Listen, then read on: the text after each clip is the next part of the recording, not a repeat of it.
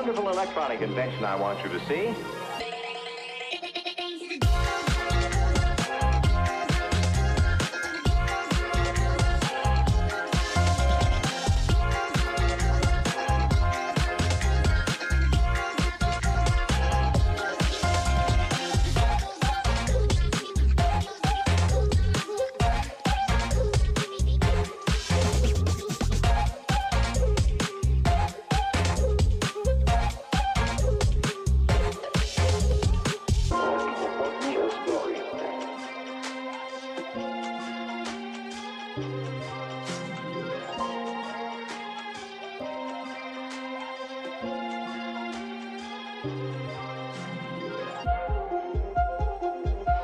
We got to the point where we can control the laws of nature by advanced electronics.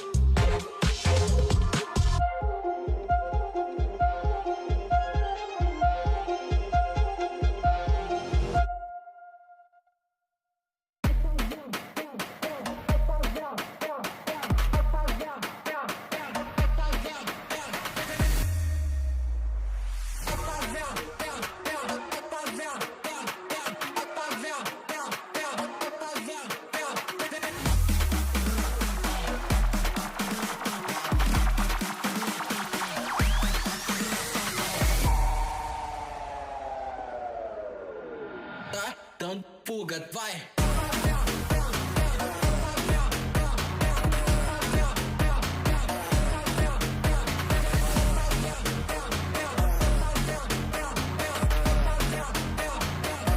Dando fuga, vai! Não tenta bater de frente, sabe que lá tá fazendo macete. Desce até o chão, ela tá doida pra colar com a gente. Fazendo macete. Ela tá doida pra colar com a gente.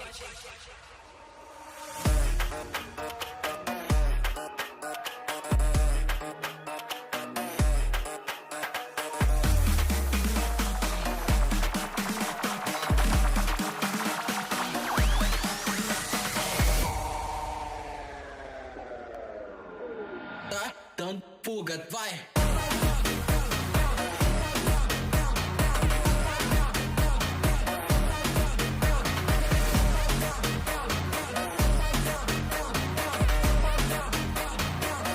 Dando fuga, vai! Não tenta bater de frente, sabe que lá tá fazendo macete. Desce até o chão, ela tá doida pra colar com a gente.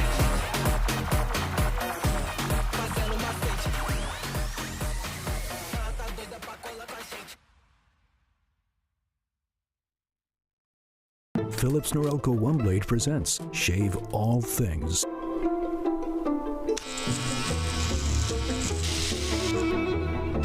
Your style made simple with Philips Norelco One Blade 360. Trim, edge, shave. Trim, edge, and shave with Philips Norelco One Blade. One tool for all you need.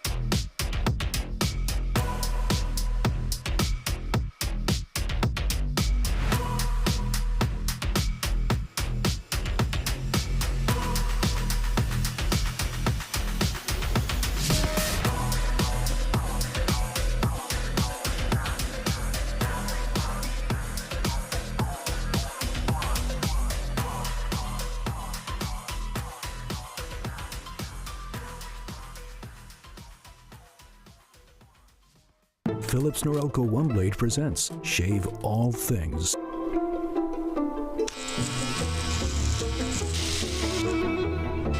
Your style made simple with Philips Norelco One Blade 360.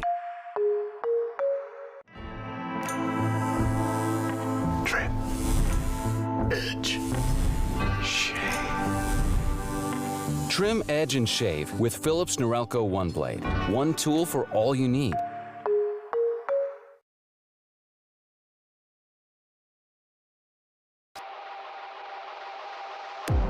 Already. Can they play spoiler? It will be dragging this one out. There's no teams that I could just point out of, to be honest with you. I would be lying if I tell you, hey, this team can beat us. I think it's just Valorant, and if we play our game, we'll be super hard to beat. Takes a moment to catch his breath, and Sad work together, but a demon for the ace up on top. Sets Willie the head. Our map pool is much better this split than it was the last split, so it feels definitely more calm than the last time we went in the grand finals against them.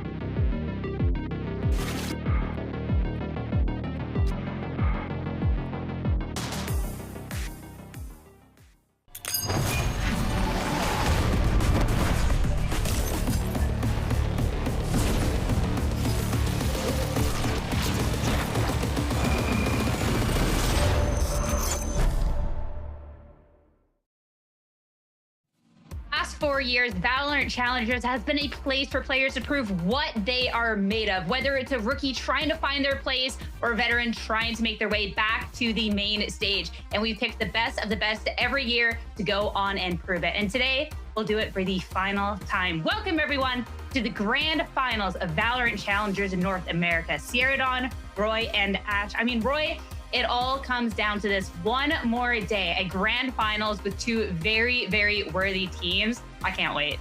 This is the final battle of the Titans, right? These are two teams that are insane. They're powerhouses. They've been built to win throughout the entire year. They've looked immaculate. Valorant, it's beautiful. VCL, it's beautiful. I'm here for the Valorant. I'm here for the experience. I'm here for the glory. I'm here to just live vicariously through these players. I am ready, guys. Let's get this.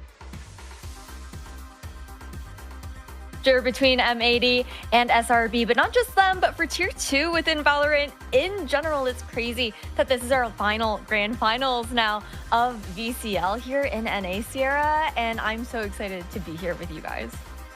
And it seems like, too, you're saying there's no better way to be closing it out rather than M80 and SRB. And I feel like this was just a matchup that was destined to be. Even looking back at the match yesterday, it's been Shopify that, they had to fight tooth and claw, get to this point. But again, Roy, it seems like a meeting that was meant to be. Sure, they had to fight their way through that lower finals, but in such a strong fashion, they seem ready for today. Yeah, and I feel like it's actually done them, they've almost been done a favor by being sent to the lower bracket. It feels like their map pool, their identity has gotten so much closer with every difficult conversation they've had. And I feel like their performance against SAD Esports was a statement, right? That they're playing above this pressure, they're playing above this stress. And we got to see so much from SRB yesterday, right? We got to see the heroics, we got to see the confidence, the synergy, the cohesion among this roster, and everything that we got to see in this series between SRB and SAD Esports was a championship winning performance. So I'm excited. I think SRB is locked in, and it's going to be a very fun match today.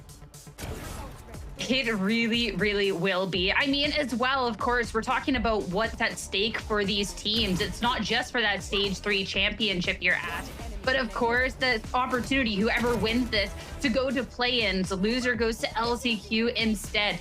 There's so much on the line. And Shopify Rebellion yesterday, with that win in the lower bracket, making their way to playoffs, secures at least LCQ for them. Again, the fashion in which it was, the lower bracket was a little bit tough at first. SRB, you look at the match versus Core. That was a rematch of stage 1. That was crazy. NRGA was on this crazy come up. And of course, taking down SAD in the fashion, this has been a beautiful run. It really has been trials and tribulations here for the side of SRB. The first time we're really seeing them in that lower bracket here within playoffs. And now you're talking about, also what it means to have made this journey, right? Sierra, both of these teams in M80 and SRB, like you mentioned, do have at minimum LCQ, but both of these teams are also hungry to just skip that stage and get straight into that play-ins at the big stage here. I say here, I just mean at the big stage of VCT Americas in LA. play, right? So a lot of pressure on both these teams. I think a lot of excitement for both of these teams here as well in this final stretch.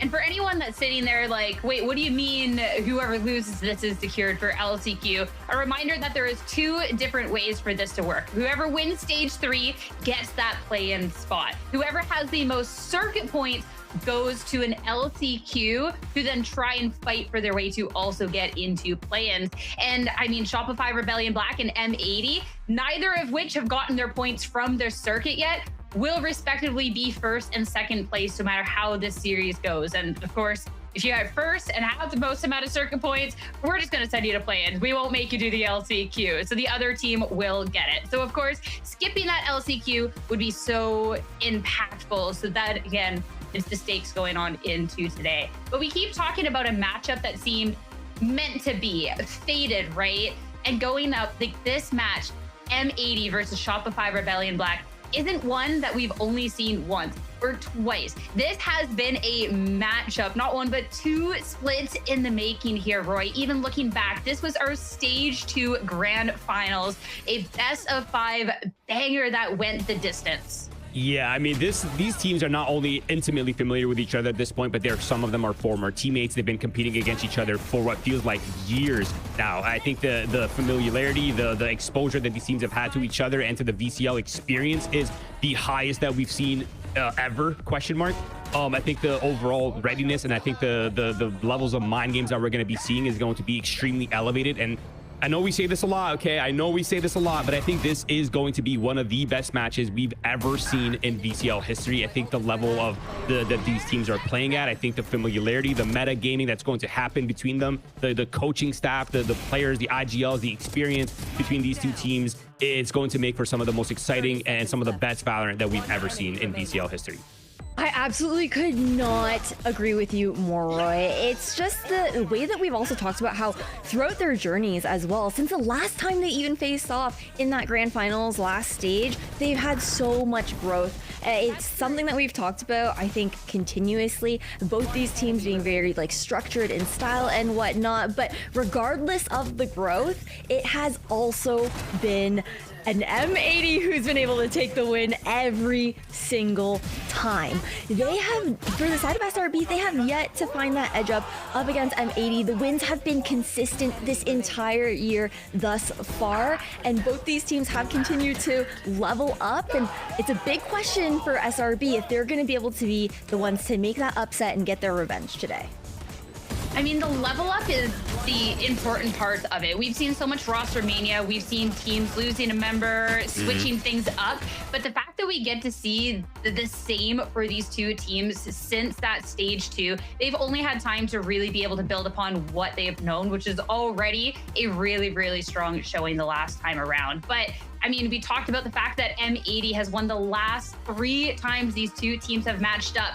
And I don't think it's a pretty hot take to say going into today, going to be the favorites. I mean, it's an M80 that yet again goes into this grand finals through that upper bracket. It's an M80 that has been undefeated here, Ash. Like, M80 have been on a tear. M80 have been on a tear, hasn't slowed down, and it's an M80 that's gotten better with time, right? I was kind of alluding to it when we were talking about, you know, how they've continuously had this edge up against SRB every single time they faced off this season, but it's also a squad that overall I think has shown so much growth. They're so hungry, and it's terrifying to think that what Roy had been talking about previously, not today, but in previous broadcasts, about how this is a squad that has been so controlled, so measured, and you see these individual pieces getting a little bit more comfortable and letting loose in key moments, and that is so important. I think that's what's going to make today's matchup just honestly crazy, because it feels like both of these teams have had those. But for M80, I think Nismo is one of the big pieces that we got to look at here for this squad, right? He has been insane with the growth that he's had as a player that has consistently been trying to also reach the next stage, right? Hit that tier 1 level. We were talking about how it's been 4 years of VCL, Sierra, and for Nismo, he's been getting second at every Ascension that he's been at. He missed Ascension last year only because he was on an academy 2020 team, guys, if you're really thinking about it. And this is his time where he's really looking to find that opportunity to hit that big stage, and he does not look like he could be in better form. Yeah, I mean, this roster, simply put, was built to be a powerhouse, and superpower they've kind of become, right? Since Split 2, they've been so clean, guys. They're on 14 wins in a row, taking down some of the best teams VCL NA has to offer. I mean, the talent on this roster is undeniable. The team chem is absolutely on point. And in terms of strategy, identity, individuals, it really does feel like this team has it all. And I think that for me, the perfect run that they're on doesn't really matter if they can't cross the finish line here against SRB, right? Coming in with the veto advantage, I mean, the fate is pretty much in their hands at this point. And I mean, it's an M80 that took stage 2, and it's an M80 that, again, you've talked so much about an M80 that's built to win. When you have a coach like Kaplan, of course, that's going to happen, which, of course, happy birthday, by the way. What better way to be celebrating than a win for your team? Get that spot in play-ins. But I mean, this team looks ready to win. The individual step up we see across the board has been incredible. And we talk so much about, you know, the Bonnie, the Nismus, etc. But we need to talk about Alvin, because Alvin has been somebody that within Challengers as well. We talk about like kind of the meaning of Challengers, and we see these individuals that have really put in the work and have really been able to stand out. And Alvin, even if it's not always a conversation that's been surrounded by him, Ash, we've seen an M80 that's leveled up and an Alvin exponentially so that has leveled up as well. I 100% agree with you. It's just, he's always been so comfortable in this Sentinel role, right? And it's been an adjustment for this M80 squad as they figured out, you know, how to let these players loose in the right moments, how to get them a little bit more comfortable to do so and have that confidence, while also, you know, maintaining the very strict protocols that M80 likes to run. And I feel like Alvin has finally struck that balance for himself. Going into playoffs here as well, I feel like this is the most consistent that we've seen him perform at such a high level as well. Like, he has been frying in the server, and overall, it's not to say that Alvin has not fried in the past, guys, but previously it felt like he would always take a little bit of a step back for this team, right? He's always a little bit more of one of those supportive players. Yes, he has those lurks. Yes, he is that crazy anchor here for M80 as well, but he was not going to be, you know, looking for a lot more of those fights, taking a lot more of those risks. And I think that we're seeing that now here in playoffs, and he has not looked better in the server. Oh, for sure. And I think Alvin's progression kind of captures the M80 spirit, right? Where they were like very structured, very like, you know, textbook Valorant. But I feel like over time, they've become a little bit more loose, and they're allowing players to have their individual expression throughout, you know, and their rigid structure, if you will. But I think that his performance has only gotten better. And I feel like even in playoffs, he's performed so well. And it's good to have players like this who can kind of, you know, play jungle Valorant, but also be, you know, play within the kind of structured system they're creating. Especially in such a dive heavy meta, right? You want these mechanical players. And I think Alvin is absolutely that for M80. And I mean, for M80, again, the journey that they took to get here was a pretty straightforward one, but a team performing at such a high level, it makes a lot of sense. But the other favorite going into this, even if that road was a little bit shaky, was Shopify Rebellion Black. Even though it's been a familiar road, Roy, it's not been one without its struggles. I mean, it has not been a smooth ride to this point, right? The roster has been so open about their internal struggles and their disagreements. The expectations, the pressure that this roster is feeling right now is absolutely palpable. With the Orc taking on risk, huge financial risk to pick up this roster, with Effie's leaving his 2x international GC winning roster and taking his chances in tier 2 with this fresh roster. Of course, with Xander and Nature, the 2 vets on the roster, them getting left out of VCT, they want to come back and they want their glory, right? They want to be back on top. And of course, with the 3 young talents, with Exa, with Satellite, with Smoke, it's the potential of the kickstart their very long and glorious future, right? They're looking for, they're hungry, they want that success. This is a great moment for them to step up and be that. And I feel like the meta did look awkward for them in Split 2, but now it seems like they've kind of found themselves. It's really all led them here to this moment. This is the perfect time for SRB to come back, even with the veto disadvantage, and take it to M80. Yeah, they really hit their stride here in the 3rd stage, those adjustments with the meta, and then finally finding their rhythm here for SRB. It's been incredible to see, I think, especially into playoffs as well, because there were, you know, there was that inconsistency of the upset there versus like SAD Esports. But then in that lower bracket run, we weren't necessarily sure how SRB were going to deal with the lower bracket, especially for some of these younger players. And you know, it wasn't really a problem. We'd heard from them in interviews that it really fueled them instead. And all of these players, are absolutely insane, guys. Like, it is crazy. Yes. Actually, Nature is okay. We keep joking about how Nature is not getting IGL taxed. Yep. He's getting like some sort of IGL bursary, or like some sort of like, I don't know how to put it, but it is actually wild how he's been performing individually. Every single one of these players, Smoke especially, I think has been a standout so far in playoffs. I mean, when we talk about Shopify Rebellion Black and the fact we've seen them in finals and, you know, they've come so close to winning, but they haven't quite.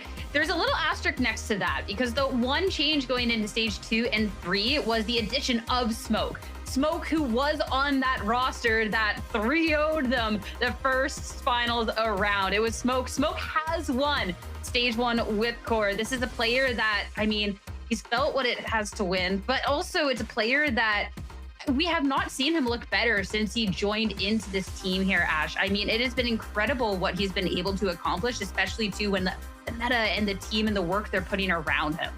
It really is, and it took a while for this squad to adjust to that tempo, how Smokes likes to work around the map. He likes to take his time because there's such a cerebral part of being the type of duelist that Smoke likes to play as, like his style. It requires so much attention to the positioning for these players, and especially when you're seeing him on the attacking side, like peeking with the op and whatnot, there just has to be so much game sense that goes into it in milliseconds, right? Where you're just making those minor calculations. But talking even about like yesterday's matchup from Smoke up against Sad, like it was insane the performance he had, guys. You look at the stats, the numbers do not lie, and they only went up as the series went on. 4 KD is so crazy. No, literally, because it's like, okay, 199 ACS, 297, 296, but then it's 2.5, jumps to 4.0 KD. Yeah. This, like, genuinely, this Opper, he's insane on the rifle too, but this Jet Chamber player has been such a beast in playoffs. Yeah. It feels like him Swiss stage into the playoff stage, completely different kind of level. And he was so, like, the biggest reason why yesterday's matchup for SRB was so dominant in the lower finals. Yeah, I mean, to put this in perspective, guys, he got 59 kills in the last BO3, which is honestly not an insane high number, but he's plus 30. The guy does not die. He can't be killed. He's so annoying to deal with. He's so good at finding opening kills. 13 and 4. He has some of the strongest, most consistent first kill, first step ratios. When there's a sniper in this man's hands, he's a force. He can't be ignored. He demands your respect. He demands for you to deal with him. And I think that level of respect that he pretty much forces these opponents to have adds that extra layer that SRB needs to kind of round out their strategy and round out their style and make them this deadly of a roster. And I mean, you've been pretty open about talking about the fact that you think that Smoke is like one of the top oppers, not just in Challengers, not just in North America, but in the world. And regardless of where his path is with Shopify Rebellion Black, no matter what happens today, it's just a when, not if, but when we'll get to see him on an international stage. Like, this kid is absolutely crazy. But of course, we'll have to see if that can be with Shopify Rebellion Black. Again, winner of today goes straight into play-ins, an opportunity to compete and find their way into champions. But a best of 5 ahead means that there will be a lot of Valorant in store. M80 here, looking at the map picks and bans, having won out and made that journey through the upper brackets. Of course, they get advantage going into this. They're not going to hesitate to put Fracture first up on the board. It's been a permaban for SRB. Nature was pretty open yesterday. If they can get more than a round, it's going to be good. Let's not judge this series by whatever happens on this first map. No, I think that's expected, right? For Fracture to be coming out first. Honestly, the way that this veto has gone does not surprise me whatsoever. I think that M80 were very particular in how they wanted this veto to go. We expected the Breeze and the Haven bans coming in there, especially with the strengths that we've seen from the SRB side, taking out what's comfortable for them. It does get a little bit more comfortable for SRB as the pool does go on, but Lotus and Fracture is a very strong start for both these teams. For the side of SRB, that Lotus has got to look good though after the Fracture that we're kind of expecting to see. Yeah, there is a big con though to picking what you think is a quote unquote guaranteed map pick, right? If somehow miraculously you lose Fracture, your mental is boomed, right? Like you're going with what you believe is the best map, and if you somehow lose on a map that is the opponent's perma pick, that, I mean, that's just you've lost the mental warfare, right? So I think there's a bit of a risk picking Fracture first. That being said, I do still believe it is firmly in M80's hands, but in the 5% chance, in the 10% chance that they drop that map, it could be absolutely deadly. And of course, moving on to Lotus, a map that has been so good for both of these rosters and also for Pearl. So for these first 3 maps that we're about to see, aside from Fracture, I mean, Lotus, Pearl, those 2 maps specifically are going to be absolute bangers, and they're going to be so important for either of these teams to pick up, especially if M80 can't grab Fracture. I feel like this veto is really interesting because calling back to the stage 2 grand finals, we actually get to see a lot of similarities, minus we just swap out the Breeze for Ascent and swap the order, right? And it was the split that was that decider for M80 where they're able to claim that grand champion title. So I'm excited to see, with the fact we are repeating a lot of these maps, I feel like that'll be a really cool indication of truly how much these 2 teams have changed and grown over this last split of Valorant. But starting with that Fracture again, that's where that last series started. And as Nature said, if they get more than 1 round, it was a 13-1 blowout last time around. But it'll be fun. It'll be a fun little way to be starting our series. But how did we think this one was going to be ending off? I mean, going into our predictions, M80 won 3 times here. Why can't they win a 4th, right? That's it's just simple math, Roy. Yeah, I mean, to use the math argument, simple math would be like, eventually, if you flip a coin so many times, it's going to land on the other side, right? Shirley, ha ha ha. Yeah, I'm going SRB because I like the way they look. I think the struggle they've gone through has, you know, given them an opportunity to grow and mesh together even better. And I'm kind of liking the way they've looked. I'm digging how tight their map pools become. Yes, it is a slight veto disadvantage. Of course, being forced to play your perma pick is never awesome. But I mean, the individual level that they're playing at right now, the individual talent, I feel like SRB's roster has been playing under pressure the entire time, whereas for M80 it's been smooth sailing, 14 wins in a row. I think now they're starting to feel maybe a pressure they haven't really dealt with so far. So I'm kind of leaning SRB right here. But of course, that being said, I mean, this could go either way. I think this is gonna be a 4, at least 5 map giga banger, as Sierra likes to say. I'm here, I'm seated, my seatbelt's on, I'm ready for this ride, guys. I 100% agree with you. I think that it's really hard. Like, guys, at home, whoever's watching, do not let these predictions fool you. We are expecting this to be such a close matchup, and it was so hard, I think, to predict either side because there's so many great storylines for both of these teams. I think both teams have players that are so hungry and that have displayed that hunger with their performances here in playoffs as well throughout stage 3. It has not been easy. Overall, I had to go with M80 though, because I think of some more of the consistency that we've seen from them throughout the split, and the growth I think has been really impressive. I also love the storyline of Caillou and Kaplan getting back on the big stage together there as well. I can't lie, guys, I cannot go against Alvin Boy for today, but regardless, man, SRB are terrifying. Smoke was crazy yesterday. Xander's been popping off like all playoffs too. You can tell like how badly they want it, and like I can't wait. SRB, they also do have a little bit of that boot camp buff, so I don't know. Things might get interesting. We'll see how things go. You do. I think where this will get especially interesting is when we talk about the growth for both of these teams. For M80, I mean, it's just more of like, again, the same path they were on. It was a winning path. They're just getting more familiar as a team than everything else, right? I love these player accounts. What's going on? But I mean, for Shopify, like their big change from stage 2 and 3 and their growth was kind of redefining the team here, Roy. And I feel like too, that I'm curious to see how much of a factor that goes in today, because this isn't going to be an exact run back to the grand finals, even if it's the same player, same map, etc. So much has changed for SRB. Yeah, I mean, so much has changed inside the server and outside the server, right? I feel like just even looking at their demeanor and their webcams, they look so much more chill. They look kind of locked in. They don't really look too stressed.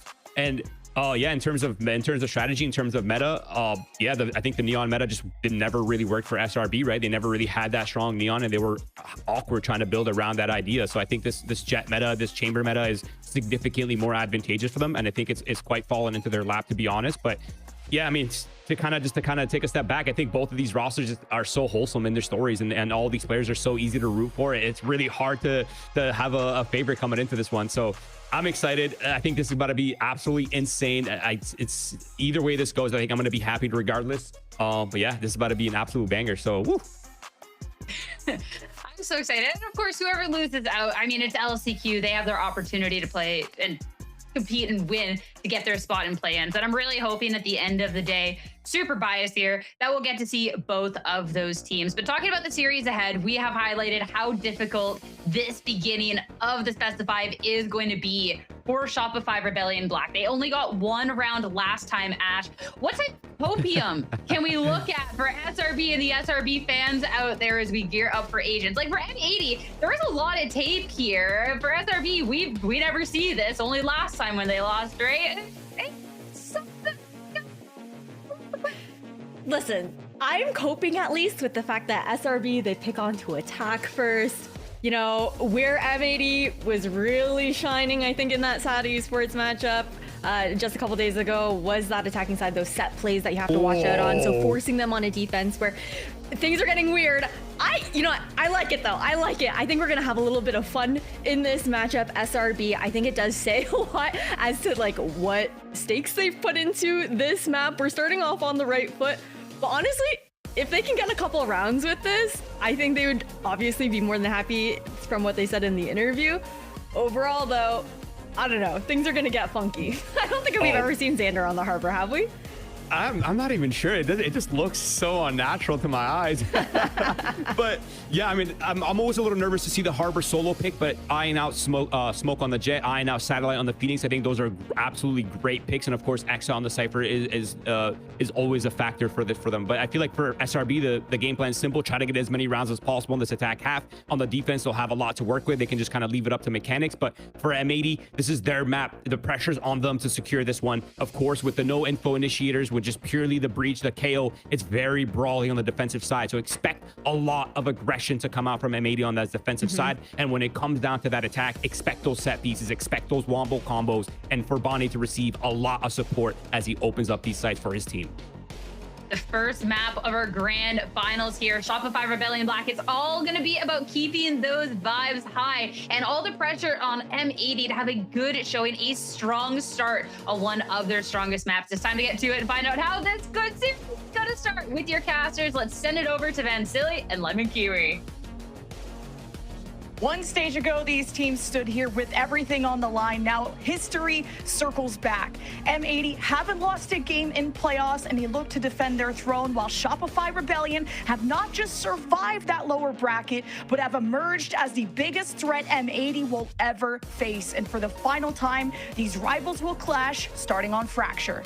There'll still be a very difficult game for SRB today. You talk about M80 that hasn't dropped series this playoffs. They've only dropped 2 maps this stage. They haven't dropped a series since March of this year. They are the unstoppable force since Caillou and Kaplan has joined this roster. But for SRB, at least with a strong showing against SAD Esports yesterday, a dominating 3-0, shows a little bit of resurgence and hope right now that we'll definitely have a giga banger, to quote Sierra, into this BO5 today.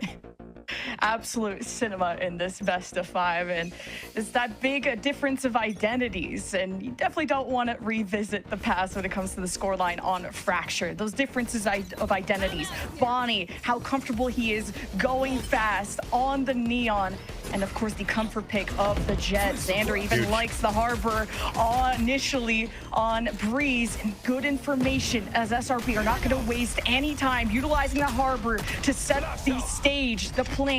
Not fully going through yet. Not really safe though, as Caillou's knocking at the door. Explosive as ever. He'll make the call to relax, and the re-swing. Bonnie with 2 as M80 looking for a flawless pistol, and they'll get it. And a great start for M80. And remember also, Within these two teams rivaling against each other, SRB have yet to win a series against M80 this stage. Yes, it is a rematch of the grand finals. Yes, the first map is also going to be on Fracture, but the difference this time around is SRB coming out with a different composition. And to what Roy was saying, it does make sense to see Smoke back here on a Jet. When they last played against each other, Smoke was playing a Cypher. Why? I don't know.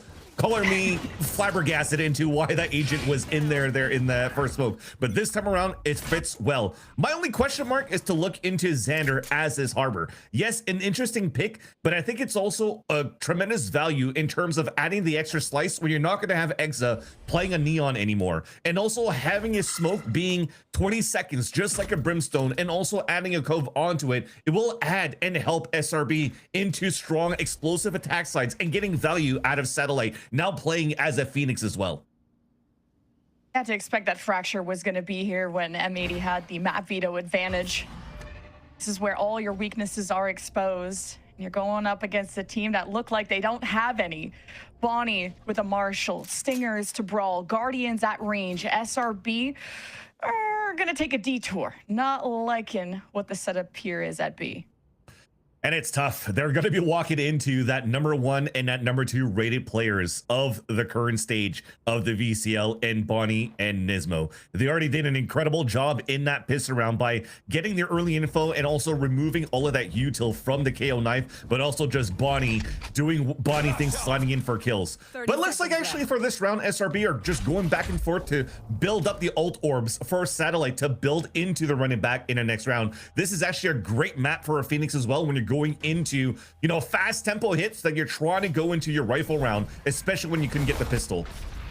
Oh, up into the corner though, 11 seconds. Push comes to shove, pedal to the metal as Caillou's already starting to spam through the smoke. SRB are just trying to get looks into the site, and they get absolutely annihilated. 2 kills though with the classics. It's not too bad, and Satellite manages to earn the run it back. So that may be a huge boon for SRB coming up. That's the thing. So what will be the exact call right now for Nature within this round? They do have the gun round, they have to run it back, and you're looking at the positioning so far. You're maybe looking to set up at least some sort of forward position for Satellite so he can have a more forward run it back and try to see what type of value and information he gets out of that. So huge important round coming up here for SRB. They talked about it here at the desk. Nature talked about it in his interview. Getting 1 round will be a great start to the day for SRB if they could win 1 round on Fracture, and hopefully it'll be this round here off the run it back. If SRB take a fight in A main, I mean, you could get Fault Line, 2 ways of getting Flash, Nismo on his best agent.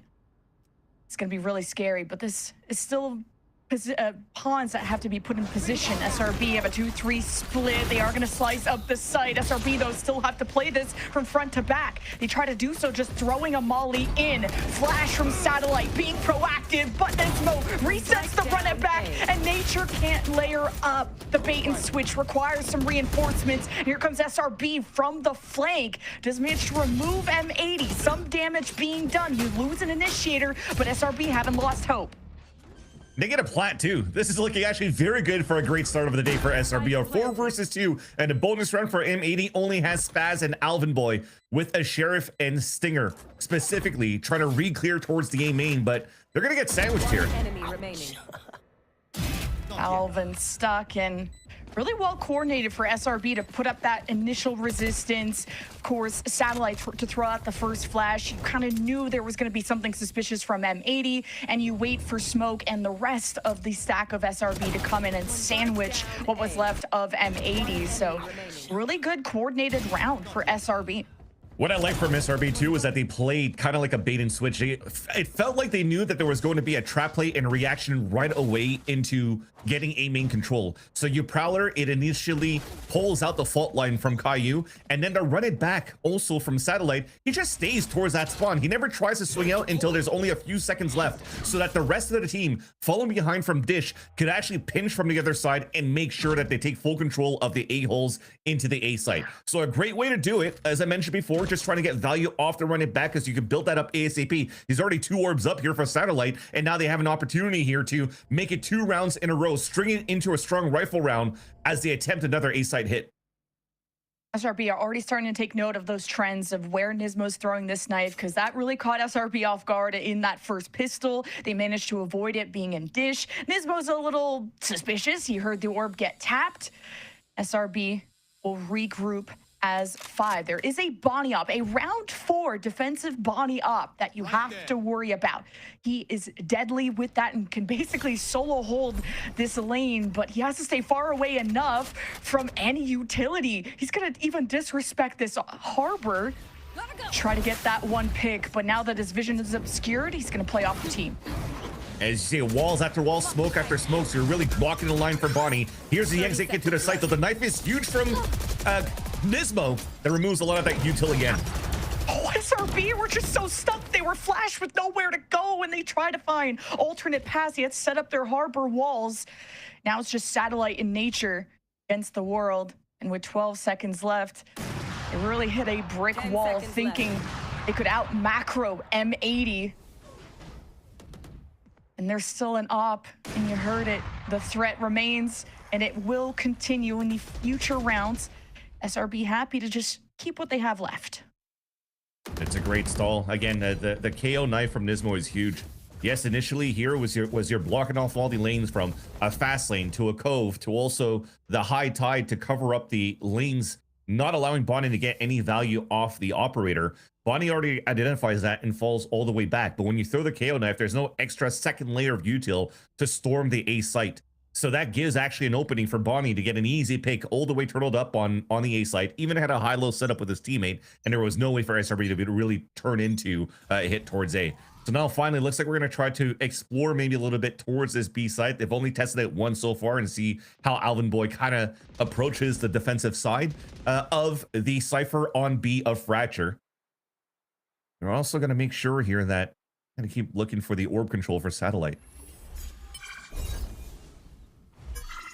Smoke with the op.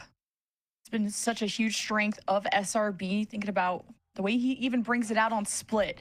Breeze, one of SRB's strongest maps. They move forward. The camera may spot it depending on the angle around this wall here from the Phoenix. Also, SRB got hit by not 1, but 2 knives from Nismo in that last round. It's not just the information, but like you said, the suppression that really dampens the momentum of SRB. The Prowler pushing Bonnie off the angle here. Of course, you don't know that's Bonnie, but the op, you still have to discover where that is, and ideally, you don't want to do so with a dead body.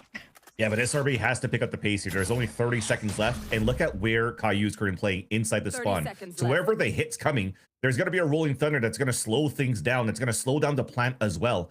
The knife already gets an indication that smoke's already at the entrance of the B main, so the hit will be coming on that side. And look at him getting ready for it right away. And I mean, you're playing so far back, so turtled, maybe to try and dodge this. Spaz or Xander, the first victim. SRB get hit by the rolling thunder, but do not give up. But man, Alvin and Spaz were just ready. What was that, a collab from Smoke with the op? But unfortunately, he doesn't have a team to rally behind. So another save has to come out from SRB. Yeah, but Bonnie's trying to chase him down. He's running, booking it, trying to remove the op from the hands of Smoke, but thankfully, it still carries over into the next round. But you saw it, the whole minute and a half, really, that ran down towards that clock. In that previous round, nothing was really happening on that side. We weren't really proactive for the side of SRB to try to figure out where the util from Alvin Boy is, to try to break some of those trips, to try to force rotates as well, to try to bait sound from the north side as well. We're actually very quiet from Exa on that north side. So again, that tremendous value that you get from the rolling thunder right after. This time we're trying to pick up the pace. SRB being a little bit more active here on the A side, but it's an op to an op for Smoke to fight against Bonnie. Flashes a lot to try and pressure these ops, and Smoke is not someone who is greedy. He will just take cover. Re-peek though, you are expecting a crunch, and SRB have been trying to disrespect that, usually with a run it back, which now may be waiting for Exa to get into position. Here is that run it back. Oh, tough one for Exa to try and execute. He really only had a sheriff. Run it back does eat the first shot of the op. Caillou removed from that angle. That's a lot of utility to protect Bonnie, and he finally falls. and SRB can advance safely, or so you think. Nismo, king of the hill, will have the safety of the smoke to hide behind. Yeah, as soon as the smoke comes down, 20 seconds delayed, like, yeah, we're not going to walk into that. We already know and identified for SRB that there was actually 3 players holding up on that A main side because of that util that was thrown in the first place by both Caillou and Nismo. Now even that hat's going to confirm where the last 2 players are at, so it's going to get Spaz ready, but still gives an opening here for a B site if you don't hold the line, but Spaz will. Spike down, defender spawn. It might be the first time in a while that SRB may not get to save at this point. Kind of a slow start for kind of the supportive cast of SRB to take space. And again, this is SRB's permaban. They are bringing out an atypical composition, so they'll have to discuss the best way to leverage that going forward. And at least the ideas has been clear how Xander is kind of approaching this like he would a Breeze, of how he's circling the site, allowing them to have a controller that they can attack with. But when you have all these angles that have initiators from M80 side, a breach and a KO that you have to fight into, it's not been easy for SRB to win in those situations. Yeah, if you're looking at the nature of the comp for SRB as well, every single one of those agents has some sort of way to block a line of sight of an operator. But I think also switching away from that Brimstone is a little bit difficult because you can't really play pulse plants lineups and you can't really play orbital strikes to clear out space. But at least you still have the Reckoning that can maybe help out to get information by audio cues, or even just holding the line with the wall staying solid so that you could actually scale into a site. This might be a great opportunity to maybe leverage that for maybe an A site take, or either a site would actually really work. But needless to say, it's hard for them to do that right now, to really set themselves in a position to really play a pulse plant. So we don't really know the value of what it takes right now for SRB into the pulse plant scenarios, because they're still having a very hard time to get into sites. If you're looking at it here from the beginning to the end, it's been all eliminations and also loss on time for the side of SRB. So they haven't really found their footing yet. Hopefully this timeout's going to open their eyes a little bit more into FE's seeing how M80 are currently being set up here on the defensive side, which is very, very passive. If you're looking at it from the last couple of rounds, it's been audio cues, trap plays, and then just go for stalls when they're actually going for the hit for SRB. SRB quietly taking a different path here. Same 4-1 split. Reckoning going to be a great tool to engage into. First pick, though, M80 are not in these aggressive forward positions where SRB can easily get a pick when it comes to the B side.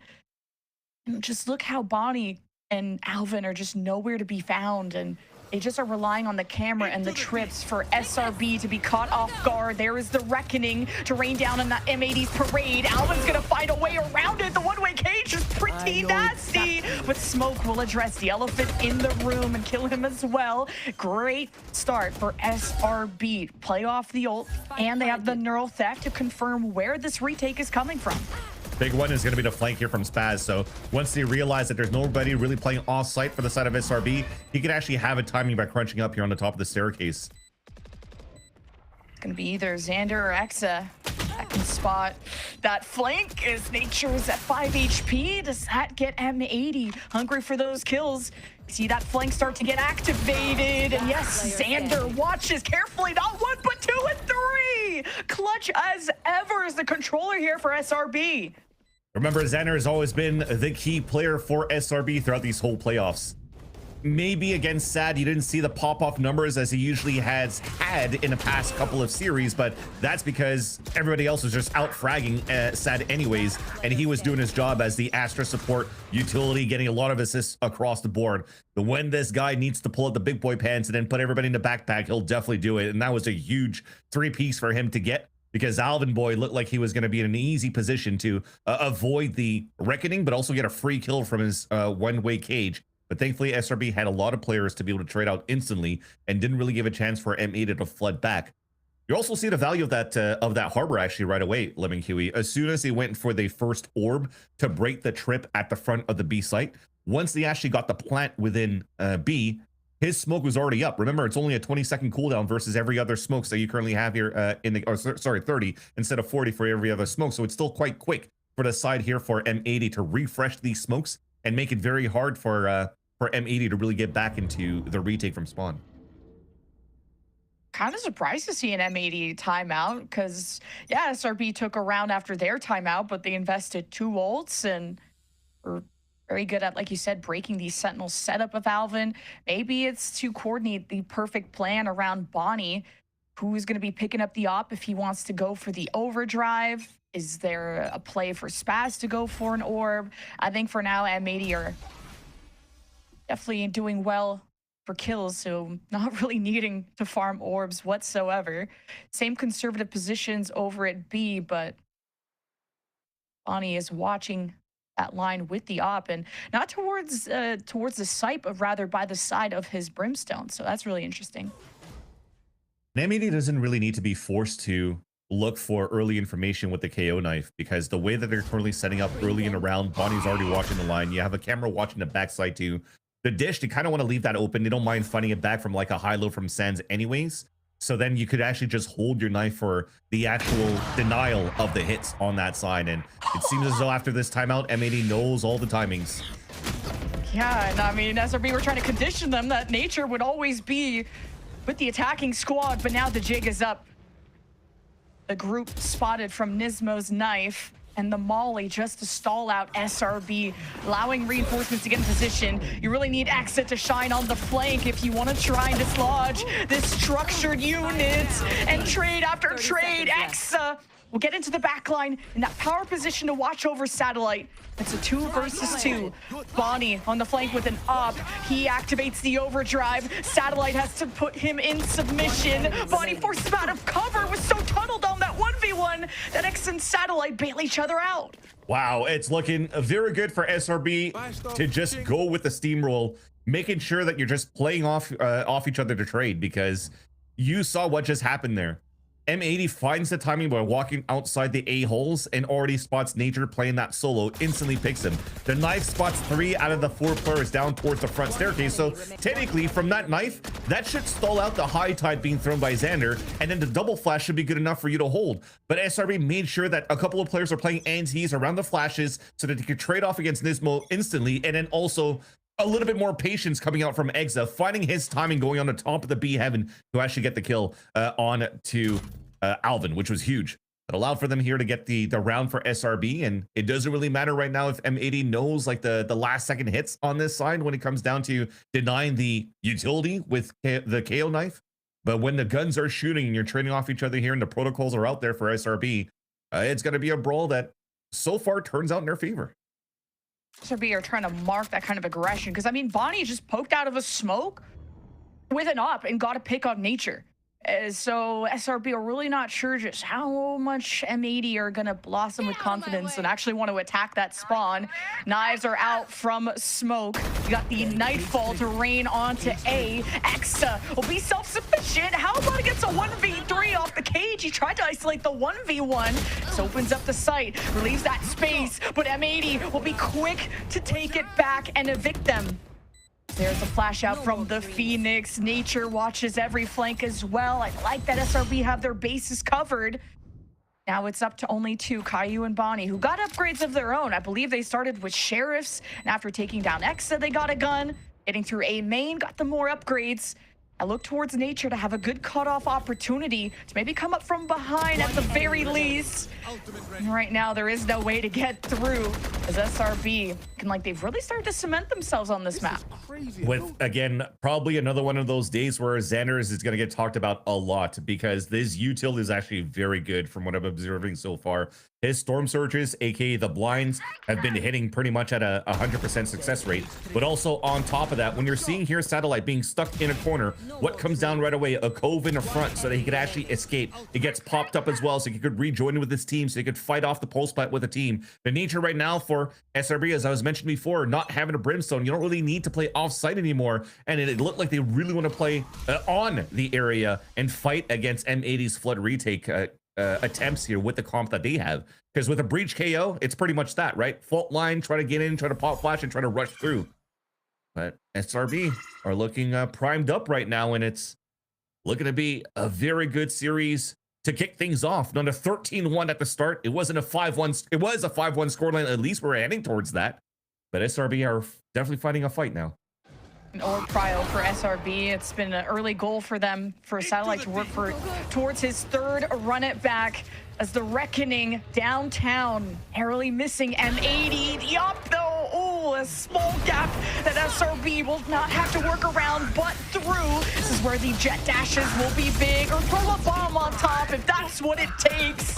And Spaz suppresses them for the moment. SRB, though, they try to cut around it. And Spaz is completely surrounded, hopes to buy time for Nismo. 2 flashes away for him and Alvin to fight back in. And SRB decide to abandon ship and outrace M80 to the other site. The thing is, he's running solo right now. Nature and Satellite, we're still trying to hold a flank on the A side. And Nature, we do have only Xander running in solo, but thankfully the pathing from Nismo is different. He was just playing on the top of heaven trying to get a spam kill.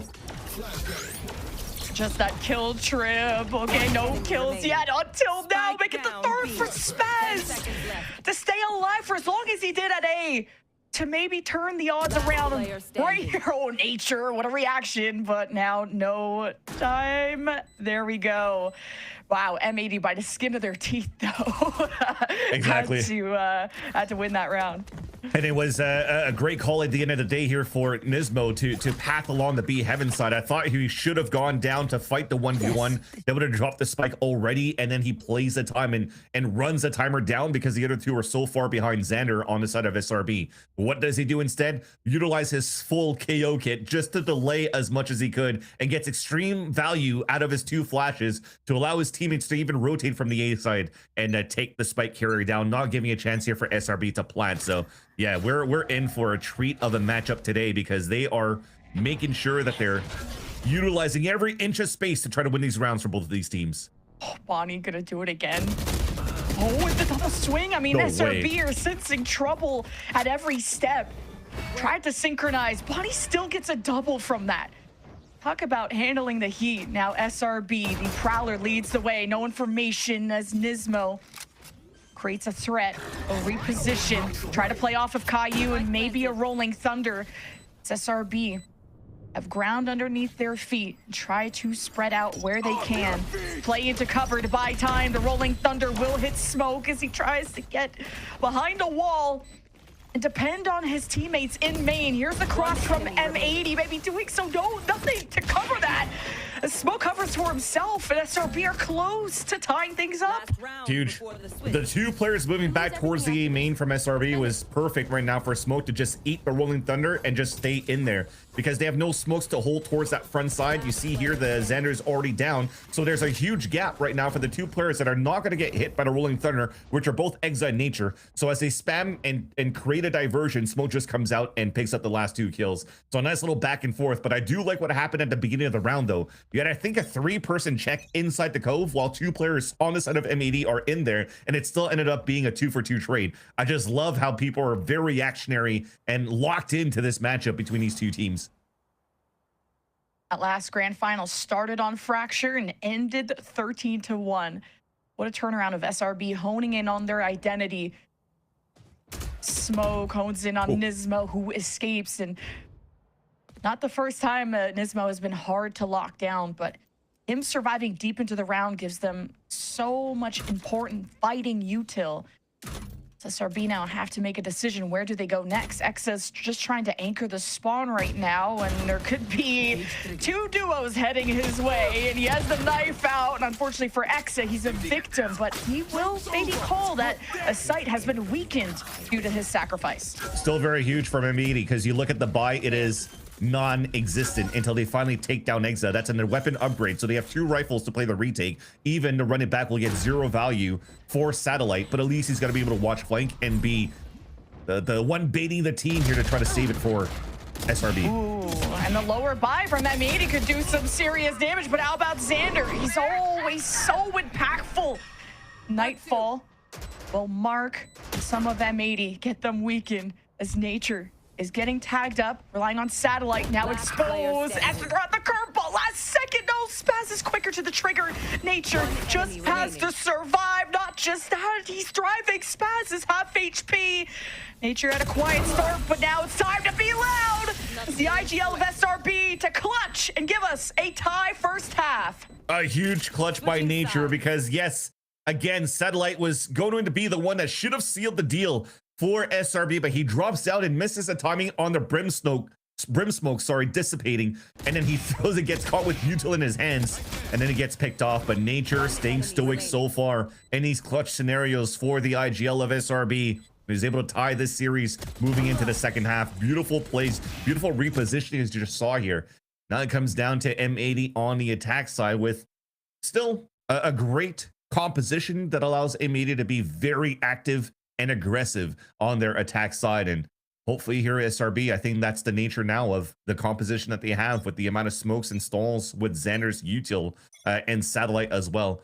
I think that will be able to thwart. We're going to see a lot of back and forth of trade utilities on both sides again, and it'll come down to the gunfights.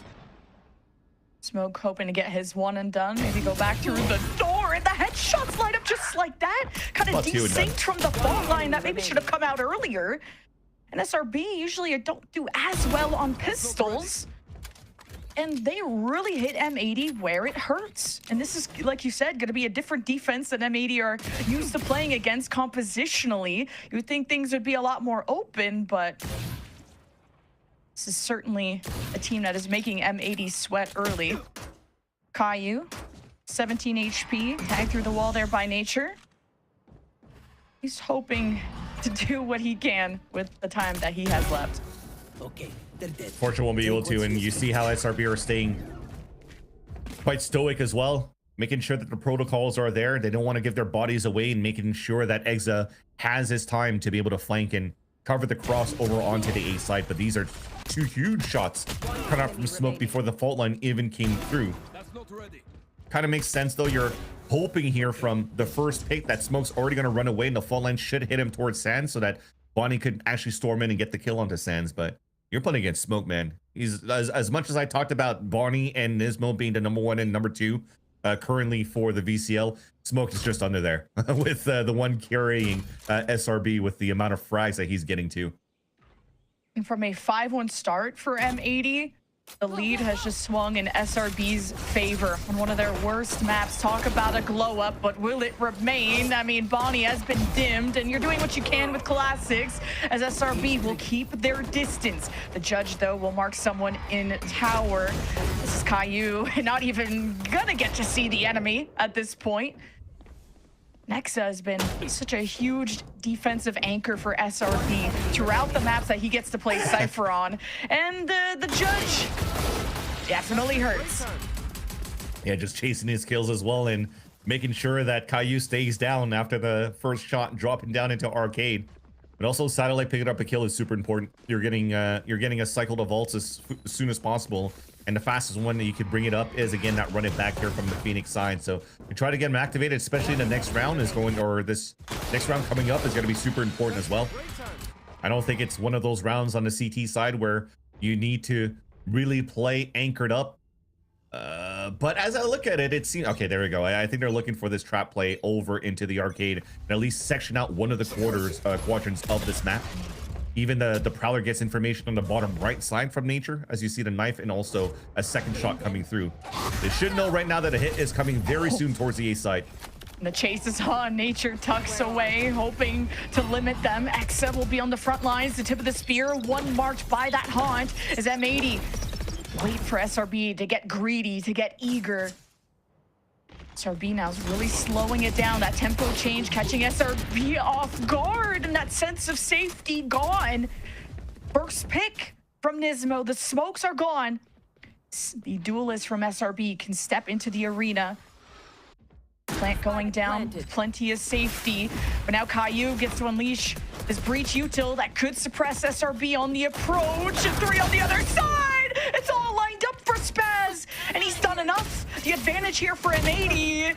And Satellite, though, has removed the ace up the sleeve. The neural theft from the defense. And M80 are nowhere to be found. SRB will convert the bonus. A huge round for SRB. I thought it was GG already when Spaz came out of the high tide and lined up 2, maybe almost 3 players at the entrance of CT. But again, sectioning out from the high tide, allowing the 2 duelists to drop down from the dish side and just converge rather towards the A side is drafted out into why, again, we're seeing Xander playing this harbor for the team. It blocks out a lot of the section across the retake here for SRB. M80 has no field of vision. If you're looking at it as well, it's going to be hard for them to flash and really go through the high tide to fight back, because you get slowed going through that too. But yeah, it's a nifty little idea. As for this round, you see that SRB are just trying to play active information ASAP and fast rotate with a 1-3-1. So it depends what happens here, and they hear the fast push from the double initiator towards the A side. Smoke just has an outlaw. He's got mobility and some cover, and I guess the shorty is pretty helpful. M80 thought they really sensed weakness there, but on the lower buy, it was going to be a Hail Mary nonetheless. But hey, how much can you conserve if you're SRB? I mean, most of these rifles and the run it back expended from Satellite in that case. Double digits for SRB on M80's map pick. This is pretty insane. Yeah, and 2 rounds in a row too from getting value off the high tide. And again, once Smoke goes down and sees all that info on that A hall side, when they actually fast rotate because they're playing all 3 players towards middle, then the high tide just slows the players going across. They have mollies and seizes to even add extra stall from the players trying to run through. They knew it was going to be aggressive no matter what from M80 because they're running an eco. It was just a nice little call here from nature, and the prep that they have right now from both Effies and Odorous to get them ready and prep for this rematch of the stage 2 grand finals and first map of Fracture that SRB is looking to convert the first time. Remember, we had an ISO, a Cypher on players that should have been playing those agents in the first place. Well, maybe Satellite on the ISO is not too bad, but the comp in itself still questionable. But SRB are definitely more prepared going into this one today. I'm still stressed for SRB of how they're trying to withhold Bonnie once he gets that speed going, and it's going to be a name of spacing. Exa, a forever anchor of the tower, and thought he was out of range from the fault line. It's just going to rely on the trips and the cages to make M80 hesitate. And so they are. They're going to wait for the high tide. Exa waits for what the camera will spot. Rolling Thunder will be pulled. Exa hit yet again as the ground beneath his feet starts to shatter. He still gets 2 for his efforts, and the rest of SRB will unite to finish off what their Sentinel has started. And it's Nismo with a plant and almost caught, but man tucks into the corner, and the wide swing, he barely dodges the up, and he pulls off the ace. Are you kidding me? Nismo does not want to lose this series. He's the player that's lost in Ascension in 2023 against the Guard, in 2024 against 2G. Failed to qualify to Ascension as well because he couldn't play with Kubert Academy, and he wants to make sure that he has some sort of chance to finally grace the BCT stage in the Americas, and he does so by pulling out one hell of a clutch against the 2 key players of SRB and Smoke and Xander, and an ace to top it off. What a round by Nismo that propulses him up the kill charts on the side here of M80, and that even calls out the timeout from Kaplan despite the win, because that was not supposed to be a round that they were supposed to win in the first place with how good SRB held that defense, how Exa somehow got 2 kills while he's hit by Rolling Thunder, and they need to clean up a little bit their side executions for M80. It's not been easy for M80 to get through that tower, and this is where you definitely have to discuss what is the Sentinel setup that we've seen so far. Where are those trips, those cages? It has been a nuisance for M80 to navigate against, and through a fault line and a Rolling Thunder, X has still got that much value. Is so impressive. Not only that, you have still an op for Smoke that he'll get to purchase again. And just thinking about that wide swing from Nismo, he could have been ended in the blink of an eye if Smoke hit that shot. And it's a question of what ifs, but that win streak is finally being halted for SRB. M80 out of timeouts. SRB early prowler, but at a distance. You see that gets Bonnie excited. He wanted to see if he could chase that fade yet again, but decides to stay focused on the site. Even an early knife from Nismo here confirms that there's no aggro line coming out from Smoke. Even Smoke's not playing an operator. They didn't really want to go into an op this round, even if he has the money for it. They just want to play the high low to fight towards the A site, and that dashes away. kind of a pseudo one-way, and SRB will hold the line for now. And already trying to predict the moves from M80, centering themselves in the map so they could be as dynamic to catch up to M80. Satellite also solo defending away from Exa. The trip's still in place, camera gone. With the cages up, SRB try to withhold. And they are stalling here. They were looking to cut noise and re-hit, but right now with the second knife, it could be false info for the side of SRB. So you're looking at it, they're still staying quite anchored up on that side just because they're still playing a 4-1. Even if it's not with the Cypher, he's still tapping his cam, or actually that's on the attack side, but there's still trips to help Satellite playing on this B side here. Null command, removing a lot of those tools from SRB. 13 seconds though, you just have to prevent the plan. Easier said than done. It's already going down, and look how aggressive M80 are taking this space. The neural theft from Alvin, I mean, the info gives you confidence. And you lay down the orbital strike as SRB disperse away from all of the action. Looking like they're abandoning this round already. It definitely looked like they were a lot more prudent for the side of SRB when they didn't have smoke here watching the line with an operator. As I mentioned before, they're playing a high-low on the side of the A site. They had players rotating across, but they didn't really have any other type of piece of util that allows for them to get the mid-round info because Nature's already playing inside the A site. You can't Prowler anywhere else. There's no camera because it gets broken, I think, at the beginning of the round too, so they don't really have ways to find active info. So you just have to gamble it on a 4-1, and you're hoping that they're still going to re-hit towards the A side. And once they try to move in, Satellite, unfortunately, couldn't get his 1, couldn't get his 2. And there's just too much to deal with once M80 gets into the site, especially with a orbital strike towards the end. So now, at least, the silver lining was that the orbital strike was used and didn't get any value out of it, but it confirmed around for M80, but still a chance now for SRB to go back into the tried and true. Smoke back with the operator, and they could go back into holding aggressive lines. From an ace to back-to-back rounds, early Prowler with Satellite trying to create even more lethality. It's kind of a dangerous position. M80 already happy with what they've been able to draw out of them. How much they still need to dismantle from SRB's side in terms of trips and maybe trying to identify if and where is the op. They found it. Right through the heart of body. Yep. That confirms where the op is, and to try and get away from it, unless you really want to shake things up using Caillou or a Nismo flash, but definitely don't want to go up B main. That was huge though, because that was a setup just to get a body there. They went for a breach flash and a KO flash, yet Smoke still dodges a bit of it and still gets a pick. That's how good Smoke has been with the operator this year.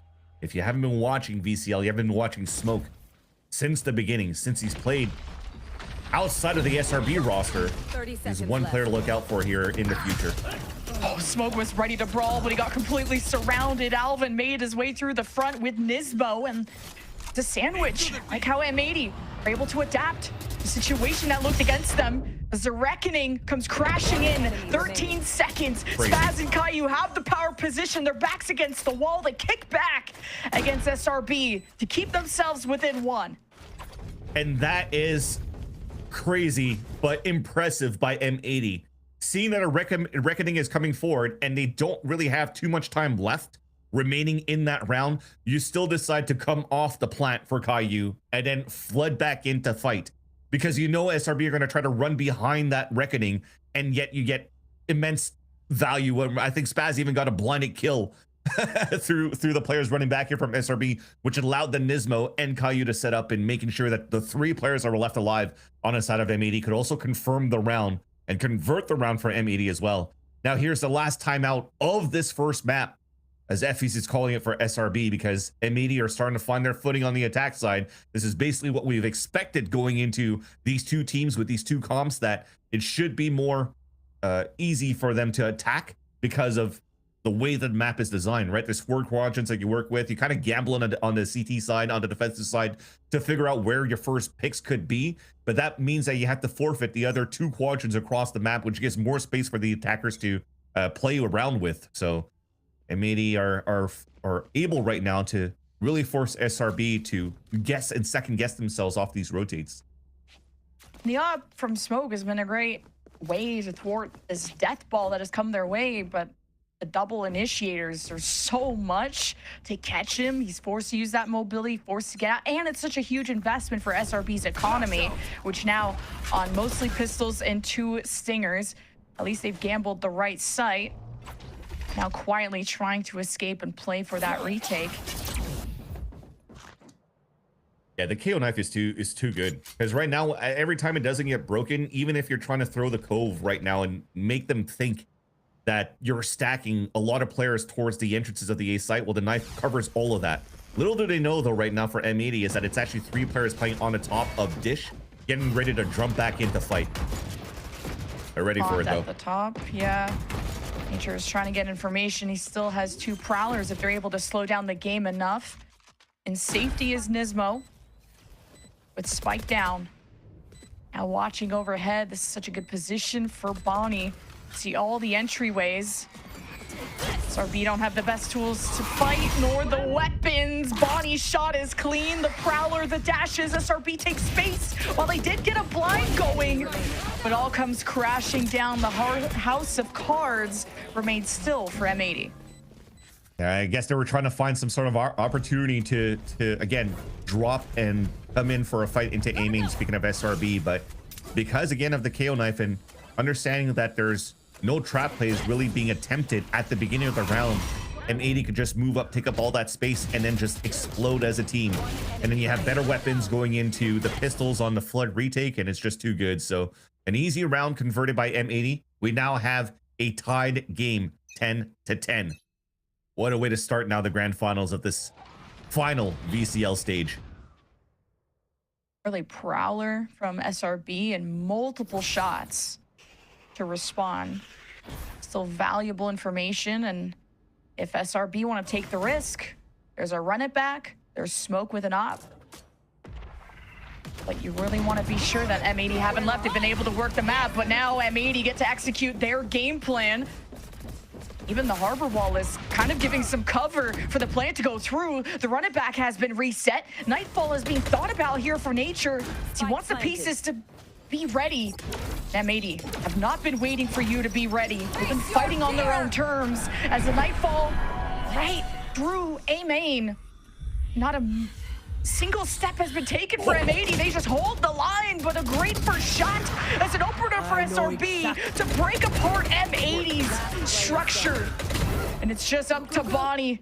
He is a machine. 1v2 slips by. That is clean. And Xander, oh my God. He adjusts even after picking up the spike. It still wins against Bonnie. SRB back in the lead. Bonnie was looking like he was going to have a highlight reel of a round in that round 21. But out comes Xander to finally, at least once again, save the round for the side of SRB. He looked like he was going to get caught with his pants down. But as soon as he kept his rifle out and was just ready for the fight against Bonnie, who unfortunately looks like he was feeling that pressure and wasn't as accurate for the first swing and the first fight there. I mean, look at that attempt. That was an important fight there for Nismo to try to win against Exile in the back, but unfortunately, as he doesn't win that fight, that hat got a lot of value and allowed here SRB to crunch in from the main.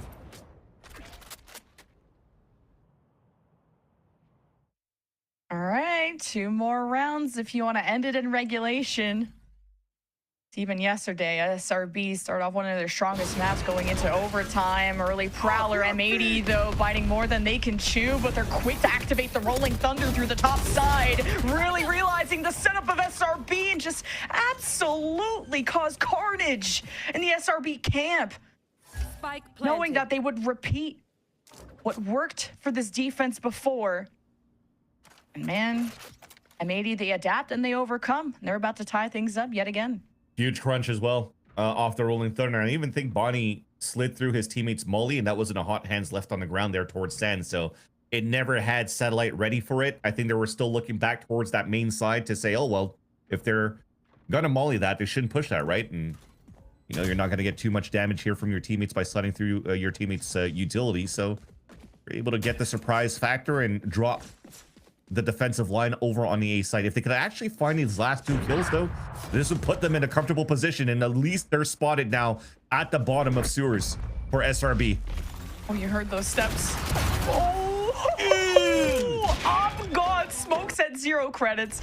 This is not good. This is not good. But hey, maybe it'll allow SRB to not have to play a slow game around this op, and Smoke can get a little more active around the map if they wanted to go for a more proactive approach. Because just throwing out this Prowler M80, the speed that they brought in that last round completely caught SRB off guard. They couldn't even react.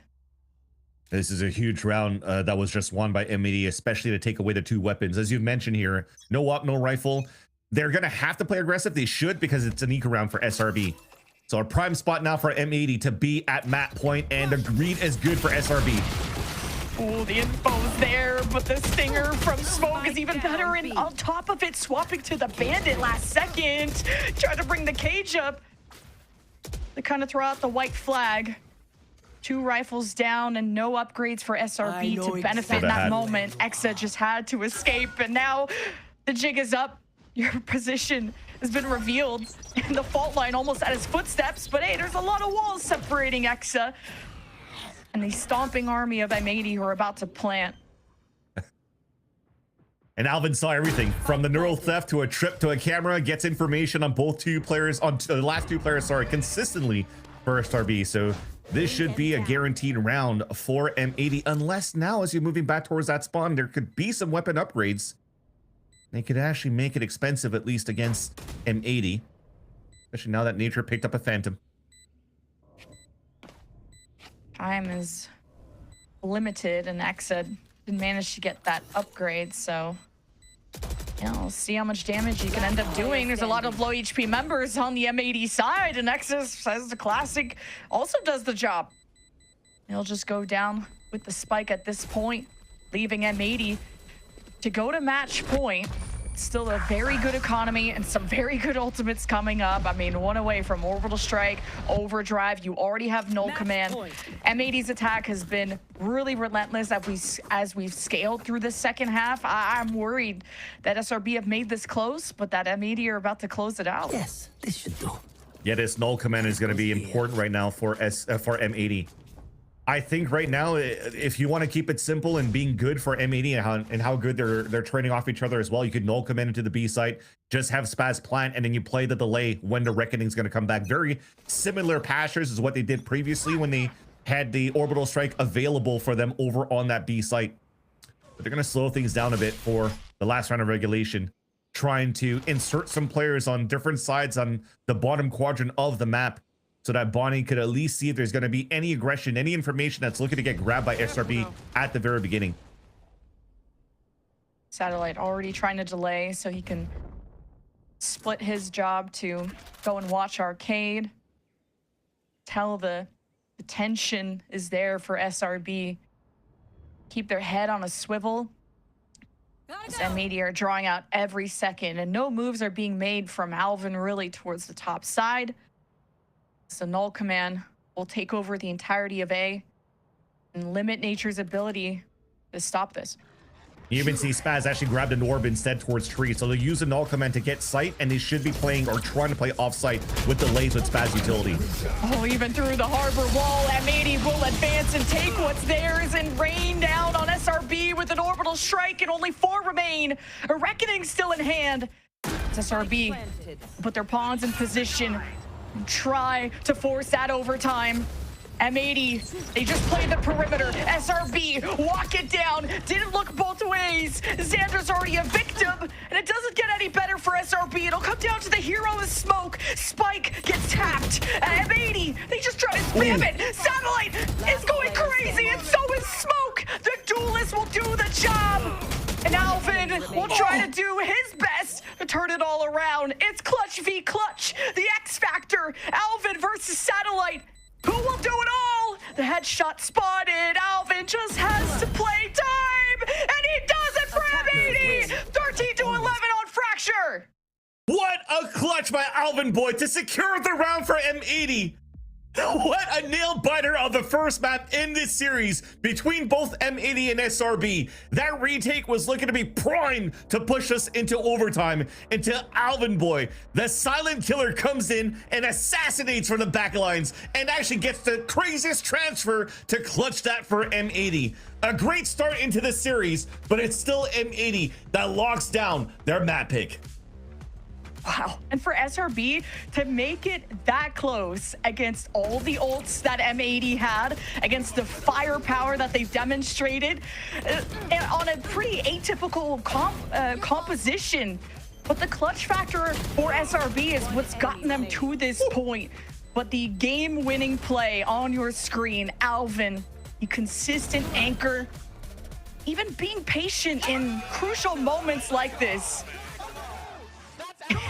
And M80 fired up after that map one. It was their map pick, but does that really inspire confidence? Would SRB really push you to that edge? That was a hectic first map, Vance. 100%. I mean, you've seen Smoke pop off yesterday when he had a lot of clutch moments. Nismo had an ace clutch on his side. We have nothing but clutches so far throughout this series, and I guess all 10 players right now, even the coaches on both sides, are really locked into this series. So if this is going to be how this series is going to look after this first map, man, I'm joining Roar right there. I'm putting my seatbelt on. I'm locked in. I'm here for this game.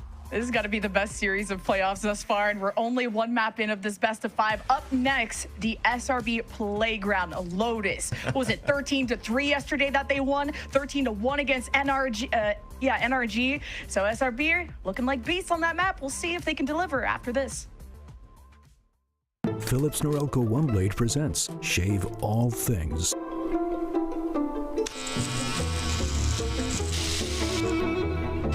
Your style made simple with Philips Norelco OneBlade 360. Trim, edge, shave. Trim, edge, and shave with Philips Norelco OneBlade. One tool for all you need.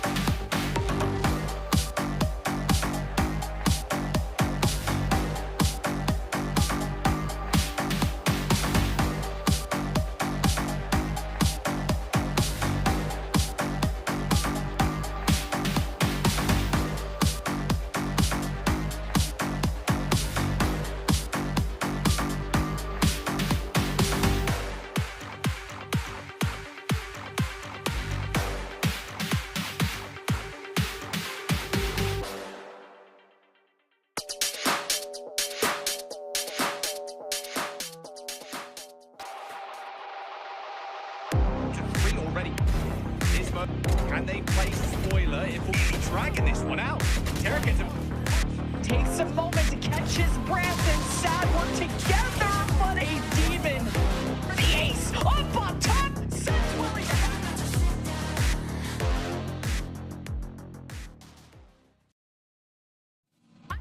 to think that Nature's interview talking about if we get more than 1 round, it'll be a good start to the day was a little bit of a red area. And as getting into the first map of Fracture, we got to see a completely different Shopify Rebellion, one that right away put M80 on that back foot. It was so close, but just not close enough. M80 will still take their map pick in the end, 13-11. I mean, Roy, you had talked about the stakes of that very first map when we started off the day. Like this for M80, it could have been a complete spiral, and it almost was. It really was, because at 5-1, you're thinking, okay, M80's got this in the bag, right? Considering how this map started. I mean, this is their golden map, right? This is their pretty much their reward for making it flawless through the upper bracket. They come into this map, they look fantastic in the first, 5-6 rounds.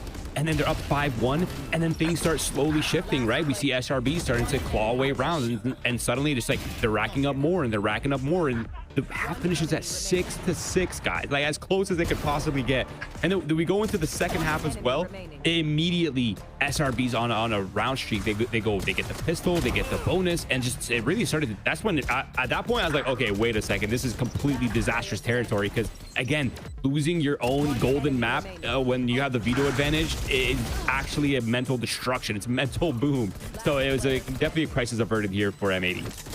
It really was. I think that it was just insane how Alvin was able to clutch this out for M80 in that 1v3 near near 1v4. Like Sierra thought it was a 1v4, guys, and I can't blame her, because it's you have to run it back, right? For Satellite going, for Satellite going on there as well. And there's just so many factors into that, and it was just played perfectly.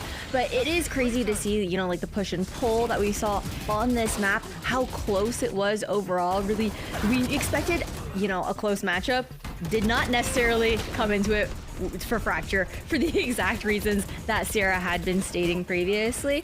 I think it was really cool to see, honestly, how SRB were making that harbor work here as well. They found the holes. The holes of what worked for SAD Esports, I think, up against M80 when they were on the attacking side, you know, really being able to pull out that utility from Nismo, from Caillou, trying to break up those defensive setups. But man, M80 clawing back into it, there were some insane moments to swing the momentum back into their direction.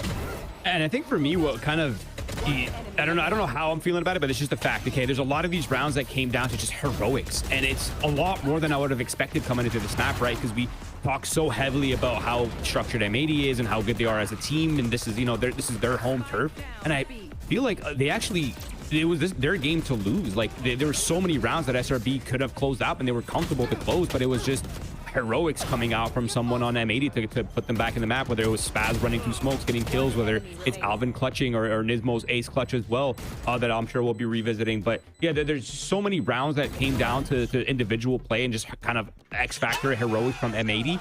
It makes me a little bit nervous, but I mean, hey, a win's a win at this point. So M80, I'm sure they're very happy with that. But I mean, yeah, this map got as close as they could possibly get in every single capacity.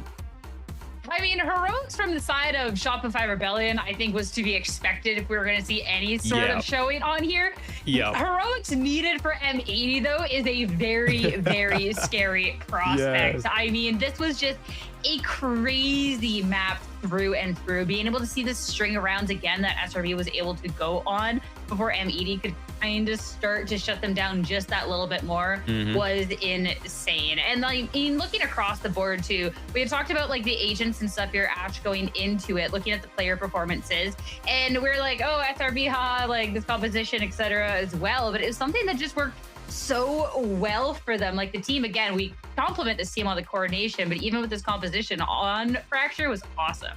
It really was. I think that we had questions, right, heading into it. It was okay, are they having fun? Are they letting loose a little bit more, or are they keeping a bit of an ace up their sleeve, right? And I feel like a lot of the questions were us shouting out, okay, Harbor being that solo controller here for Xander, not having any other controller player to work off of or utility to work off of. you have questions, right? You only have really the wall, you have the cove as well, but it doesn't always necessarily provide the coverage that you're looking for here on Fracture, especially depending on if you're trying to scale for like one area or the other. But what was really nice was actually the cove utility from Xander in those early rounds, with the fact that that's the smoke that has the fastest cooldown recharge at 30 seconds, and then you also get the shield. It made it a lot more feasible for SRB to use that, especially on the attacking side. I think to block off areas like B main, scale up, try and farm up those Phoenix orbs there for Satellite, and that led to a lot of success that they had on that first half of Fracture there as well. I think it was just like a neat thing to shout out that we didn't see this from SRB all the way until this grand finals. I mean, again, for a map that was just so close, right? When we're talking about the mental, everything else, we're talking about the heroics. There's one round really to be able to pinpoint to where M80 could maybe actually get on the right footing again. Yeah, the round 17, that round was so insane. I mean, to give some context, right? SRB was on a 4-round win streak at this point. The half finished 6-6, so they're up 10-6, okay? It's looking like the momentum is finally swinging heavily in SRB's favor. They're feeling it. They're looking good. Everything's kind of pointing to their direction. Computer, play the clip. Okay, so we're in this situation. It's a classic B crunch happening on the site right here. M80, they're looking for their first round. They have a couple ultimates to work with. They're going to grab the alt orb here shortly. Computer, computer, play the clip. There we go. Amazing, amazing. So they grab the alt orb. It's a nice call coming out from Caillou. Nice and simple, right? They get space. They're using so much utility. Look at the amount of util that they're dumping on Exa. Okay, keep in mind that the momentum that we talked about earlier. Breach all comes out. It's a classic. Oh, hail as old as time. Okay, the strat's been ran so many times. Look at the weight, look at the time. They're showing pressure, they're repositioning, and it's a full-on hit coming out from the vents. Exa gets caught in the open, gets not 1, 2 kills. Everything is pointing to the divine protection of SRB in this match, right? The trades happen on site, the brawl happens, and then Nismo gets the 3 pieces. He's trading his teammates. He's in an unwinnable situation, manages to barely get out alive, gets that 4th, and then clutches up for his team. That was such an insane clutch by him. The fact that he even managed to get out of that position, reposition into main, and get both kills against Smoke with an op as well, a rare Smoke whip. You never see that, first and foremost. And then that ends up leading into what, 4 rounds in a row for M80 after that. And then SRB only managed to get 1 round after that clutch happened. And then it was just like sweep for M80. So for me, that round was a turning point. Everyone was feeling nice. The energy was max passion for M80. And they just, the vet kind of just put the team on the back. And I mean, if they weren't feeling good after that, like the crazy Alvin glitch to be able to win the game, you got to imagine the vibes are vibing yet again for the team as we eye up this second map in the series. Again, we kind of expected Fracture to be a little bit of that wash. So even though we're talking about, you know, vibes must be high on M80 for what happened, I feel like Shopify Rebellion also has to be feeling pretty good about themselves. It was so close, but it was an expected loss. And now after looking at Lotus, this is something that Shopify Rebellion, like, they have reps like no other team on this map. And that's a great thing, but it also could be a little bit of a drawback too. This is Shopify Rebellion's best map. I don't want to take away from that whatsoever, but also when you think about it, if you have 8 reps in officials on that map, this is a lot for your opponent to go back and rewatch, especially with the last matchup being such a close overtime win up against SAD Esports. Granted though, the way that they maneuver around Lotus is unlike any other team that we see here in Challengers. It feels like their macro control of this map is just so good because of the lines that they're able to set smoke up on. Exa on those lurks there as well are just so annoying to deal with. Meanwhile, you have Xander and Nature who are constantly setting Satellite up on that raise there for as much success as possible. So I'm going to be excited to see how this ends up working out, especially with, I think, a lot of pressure being on some of those head-to-heads that we're going to see between Bonnie and Smoke, again, looking to shut down those lines for the operator. Yeah, and the only blemish on Shopify Rebellion's record on this map, their 7-1 scoreline was to M80 formerly in the same composition that they're running right now. So the mind games here, the familiarity that we've spoken about before, is definitely on the table right now between both of these teams. Of course, SRB starting on the defensive side on what is still the most attack-sided map, statistically speaking, in the pool right now. So a lot of pressure on this first half, but of course, Smoke, he's been such a standout player on this map. So look for his chamber plays, look for him to disrupt. And I'm curious to see how M80 is going to maneuver around the fact that Smoke has been almost flawless on this map. I mean, starting out this series, M80 with the closest map are able to take the win. It's time to see as we head into Lotus if they can keep that up or if this is where Shopify Rebellion Black can equalize and tie it up 1-1. Let's find out with your casters. Let's send it back over to Vansili and Lemon Kiwi. Thank you, Sierra. Yeah, if that's what SRB looked on their permaban and one of their weaker maps, imagine what they can do on Lotus. And that's what they're going to have to do if they want to respond in this series, because this is not just a brawl. This is turned into a war between both these teams. 100%. And the last time these two teams faced off against each other on this map, it was a 13-7 score for SRB, albeit a different composition as well, where we had Chamber or Smoke rather playing Whaley before and now playing Chamber. But the thing is right now, despite Shopify Rebellion Black being unstoppable on this very map, this stage here with this composition, there is a lot of tape on them. And the good thing about it for M80 is that not only do they have Kaplan, but they have Finn. And Finn has been the anti-guy that has been praised a lot by Kaplan in the past. So this will give a great opportunity for the assistant coach to bring him a great prep for M80 to play against SRB. If I could add one more thing, one thing that was really good for SAT Esports against SRB yesterday, though, where we had a crazy triple OT victory at the end of the day for SRB, was actually the attack side of SAT Esports looking very good in terms of the timings of the satchels of Vita. The way that they just bursted into a quick tempo with the race satchels really caught SRB off guard. If M80 has some sort of similar plays with Bonnie as well on this raise, they're in for a treat as well here for SRB today. And I think that fast tempo is the style of M80 they've shown just previously on Fracture. We'll see if Bonnie's going to be the type to double satchel in. And already out of the picture is Smoke. That means M80 going to step into the arena, already pedaled to the metal and almost a haircut. As Smoke, I mean, huge reason SRB were that successful against NRG was how you're able to keep track of Smoke around the map. The desk talked about the macro, but how about that nade? And Smoke still looms for his moment, and maybe some revenge to try and finally confirm that onto Spaz, who's been walking back and forth. But wait, M80 won't take this laying down. It's a 3 versus 3. SRB had the advantage. They had the 2 first picks, as Nature is weighing the decision of whether to wrap around, as Smoke will be forced to step forward because of this smoke. As Alvin and M80 have their backs against the wall. Gonna have more impact now with the Sheriffs. Now the duel across the lane favors Alvin. Nismo is traded out. 40 seconds still to decide this pistol, and the spike is dropped yet again. 4 HP and a dream is Alvin, the clutch player of M80 that won Fracture previously, and Smoke and Exa. He's ready to check it, but no HP to escape afterwards. SRB with the pistol. What a nice little stall by SRB in this pistol round 2 with the C's nade. I'm surprised Caillou actually got killed by that. Yeah, the C's put the HP so low. He was even trying to drop the spike, but dropped his pistol instead before he died. So it was hard for them to reach that, to go for a plant. There was such huge stalls coming in from SRB in the first place. That allowed here for them to win the round in the end. Great shots coming through. It basically became a team deathmatch and a game of timings. You did whatever you could for M80 with the flash from Alvin, but unfortunately just not enough. And now Smoke is looking for second round farming as this Chamber in the front lines of A. Wall drops. M80 tried to surprise them, but it's Nismo that finds himself 6 feet under, and the jump out. Nice shot though, as Alvin wins it and M80 can progress. Some slight hurdles though. There could be a cutoff opportunity for Exa. Snakebite at his feet, trying to limit M80 running him down, forcing M80 to now commit to the original game plan of A. There is a slow flank forming now for Xander. M80 have not been able to reach that rifle. I don't remember if Satellite even had a pistol or a rifle at this point. As M80 are just happy the dust is settling calmly.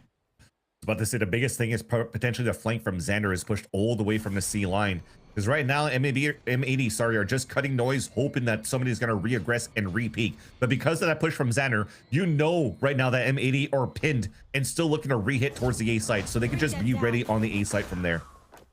Bonnie, Alvin are like one shot, and there is Xander starting to activate. Smoke holds his line as safely as he can at the top of his perch.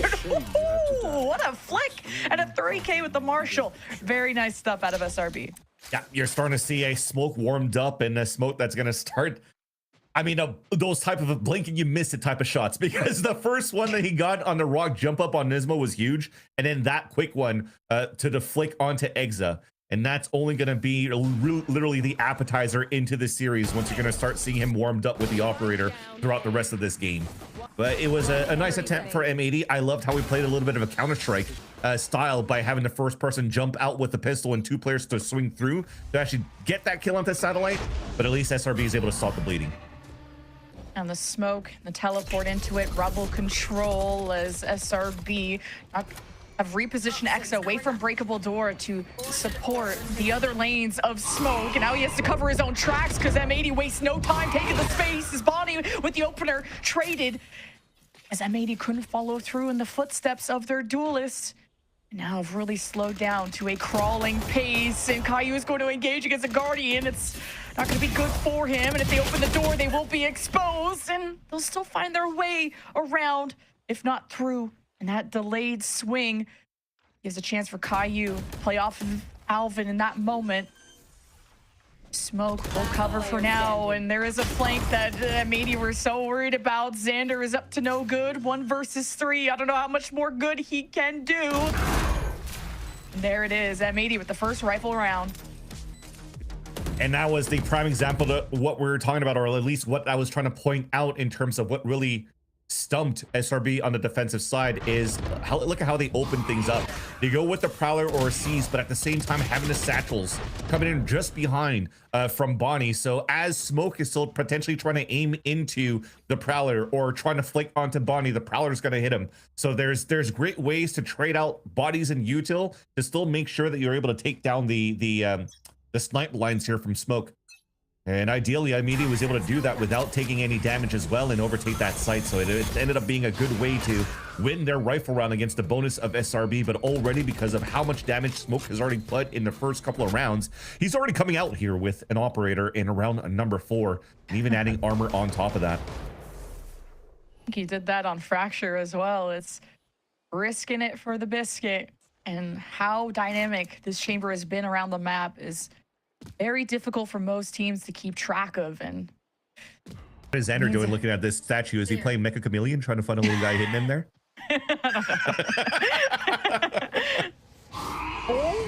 Smoke just gonna take the Prowler like a champ. Boom bot chasing him down. Now you know where the op is at a pretty minimal risk. So that's great info for M80. Toxin screen down. Info allows for them to pivot back towards the A side, but this might still be a B side finish. Look at this lurk that you currently have from Alvin Boy. So depending what they find in terms of contact interactions towards the A side, if there's so much stalls coming in from that side, they might even pivot back from the door to finish into B. So the position from Alvin is good, but also is the one from Exa in front of B main. Even to make sure that Xander doesn't go on a weird flank yet again, and M80 is ring true on every encounter, from even going up to the top rope to a cutoff opportunity for Xander. I think now conserving the op and the rifle will be the name of the game. So you can tell that SRB are switching up how they're trying to reinforce their backline, but M80 have just been shoving them, and that can be sometimes hard for SRB to deal with. And even you see how M80 weren't really challenged when they were going into the A site here as they stomped into tree. No real util to stall them out. They were losing players in the first place when they executed towards the A site. So they said, okay, well, screw it. Let's just stay towards the A site here and get the full plant. And even on top of that, when Alvin Boy is able to get that punish into that front side 1v1 against Exa, well, that confirms here that M80 could really play it safely into the A side, and they're not going to get challenged on a 4 versus 2 from the last 2 players of Smoke and Xander, knowing, of course, that Smoke should have the operator, and they're not going to retake with that. And also, as you mentioned here, Lemon Q, with the information that I get at the very beginning that Smoke was playing in the first place, it allows for them to get away from that line and really go for that hit into A. He was trying to be safe and mysterious, and the Prowler chased him down. So that element of that element revealed him, and Smoke couldn't do much to impact the round in that moment. Well, hey, we already saw from the shots that Smoke was hitting earlier that this is going to be a key component of SRB's success. If they can pull through on their map pick. Boombot exposing that breakable door as the Prowler guides them straight through A main. Second one used to access the back of A as the smokes from SRB trying to slow down the game so Smoke can do what he does best. Xander with the assist. Caillou weighing if he actually wants to go to the high ground as M80 won't be able to do so that easily. Tough angle to cut. Nismo finds a way, but X is kind of different with the Sheriff and the Steel Garden has to even up the odds. M80 invests, and it's truly paying off. Satellite 1v3, he was critical before, but now he's dead. Nice little combination play, though, from both Xander and Smoke. As you see the satchels from Bonnie, leg shot and instant mow down with the Phantoms with the 2 weapons that were saved previously from SRB. But you definitely do see the game plan so far of how M80 are entering towards these lines. Every single time it's just like a single satchel instead of a double satchel from Bonnie, just to break the crosshair placement from Smoke. So really, at the end of the day, you're looking at a duelist on the side of the attack of M80. That's probably going to be a lot of like the sacrificial lamb responsibility. So his numbers are not going to be that high. But man, is it creating an impact right now for M80 to take the attack side. Ooh, the showstopper just pushed this Viper out of the pit and Bonnie chases it down. And if anything, it could have been the game plan for M80 to play off the showstopper, but you don't have the duelist. But usually Bonnie's sacrifice is worthwhile. They'll pull through on the round. M80, as well-rounded as they can be. Nightfall, they know nature is weak. He is consumed of M80. It's like SRB owe the money. And Smoke, nowhere to be found when the party goes down. He's been holding this left part of the map for so long, but M80 have ignored it for so long. I just love the combo of you're seeing nature melting down slowly by Blue Door, and because he gets hit by the Nightfall, he's down to 1 HP and then just dies. So rare snakebite kill that we haven't seen in, at least I haven't seen in a very long time. But that allows here for M80 to, again, to thwart down the defenses of SRB. Remember, previously it was a safe round for SRB with an operator and a rifle from that they saved from the previous round. This was supposed to be a strong round for them to hold out a strong anchor, but unfortunately here it's another thwarted round, and Smoke is in another scenario where he's looking to save his rifle here. Important for him to save it so he could carry it over to the next round, and also if he's able to save, oh, never mind. No more ifs anymore. It's just nicely done by Spaz to stop that as well, and SRB, I think that might be a timeout call coming up very soon. These wide swings from M80, like they're so fearless in these duels, like whether it was Nismo and how he was able to avoid Smoke's shot in that ace, to even how Spaz handled that. And the hunt is on, and you were stressed watching Smoke in that moment. So a full wipeout there will cause SRB to take a much needed timeout to kind of adjust their defense. And they've been pretty willing to flex Exa around the map as one of the better shooters on this team, but it's been really hard to find ways to slow down M80 because you're not even safe on the A high ground. Like M80 are immediately infiltrating there with or without Bonnie. Yeah, it's an interesting look here for SRB, but I think at the end of the day, I don't feel like they're really in a bad spot in terms of how they're trying to open their defensive positions here, because right now you kind of live or die by the sword of Smoke with the operator, and it's unlucky. At some point you're going to hit shots, but sometimes you're going to miss shots as well because of how Bonnie is moving around the map too and creating space for the team. So at this point, do you still want to just figure out how the other 4 players can react and be a little bit more proactive, how they can maybe try to challenge Alvin a little bit more, so it allows for them to have a little bit more space and areas to flood into for the retakes? That could be one of the plans, because right now, I mean, you could still give that responsibility to Smoke to lock down a lane or a site by himself. He's going to be good for it, despite it being harder for him to be able to hit those shots this time around because of Bonnie's util. If SRB keep letting themselves get shoved and play against walls, I mean, Bonnie has held the showstopper now for 2 rounds, and it's almost like the threat of that is enough to force SRB to play this map completely different. And if anyone is trying to do something with given map control, it's Xander, but I think on an eco, you're just gonna play chill a bit. That's true. That's the other thing as well. I'd be down though for Smoke to try to find somebody at this point so he could get his ult into the next round and not die to spike. I think that'll be the key thing. The timeout definitely from Effie's is to figure out what they could do in this round number 8, especially now that they have this showstopper in the hands of Satellite too. Will they want to try to do their own type of trap plays and set their own tempo on the defensive side as well? Because so far it's been really M80 that's been creating that space and dictating the map rotates on their attack side. Xander with the fake TP may allow him to begin that flank, but man, you couldn't even teleport out. The finger never got snapped. Anything, it's smoke that gets snapped. The showstopper used. Oh, and Satellite is on his last legs, no longer having any to stand on. As M80 completely annihilate this round. Not flawless, but very aware of anything SRB can throw at them in desperation, including a Xander flank. I thought it had timing. M80 keep their head on a swivel, and they keep firm control of Lotus, even after the SRB timeout. Just a little bit nice too from Nismo that gets the kill as soon as the door is about to close, rather, dropping down his ex-teammate.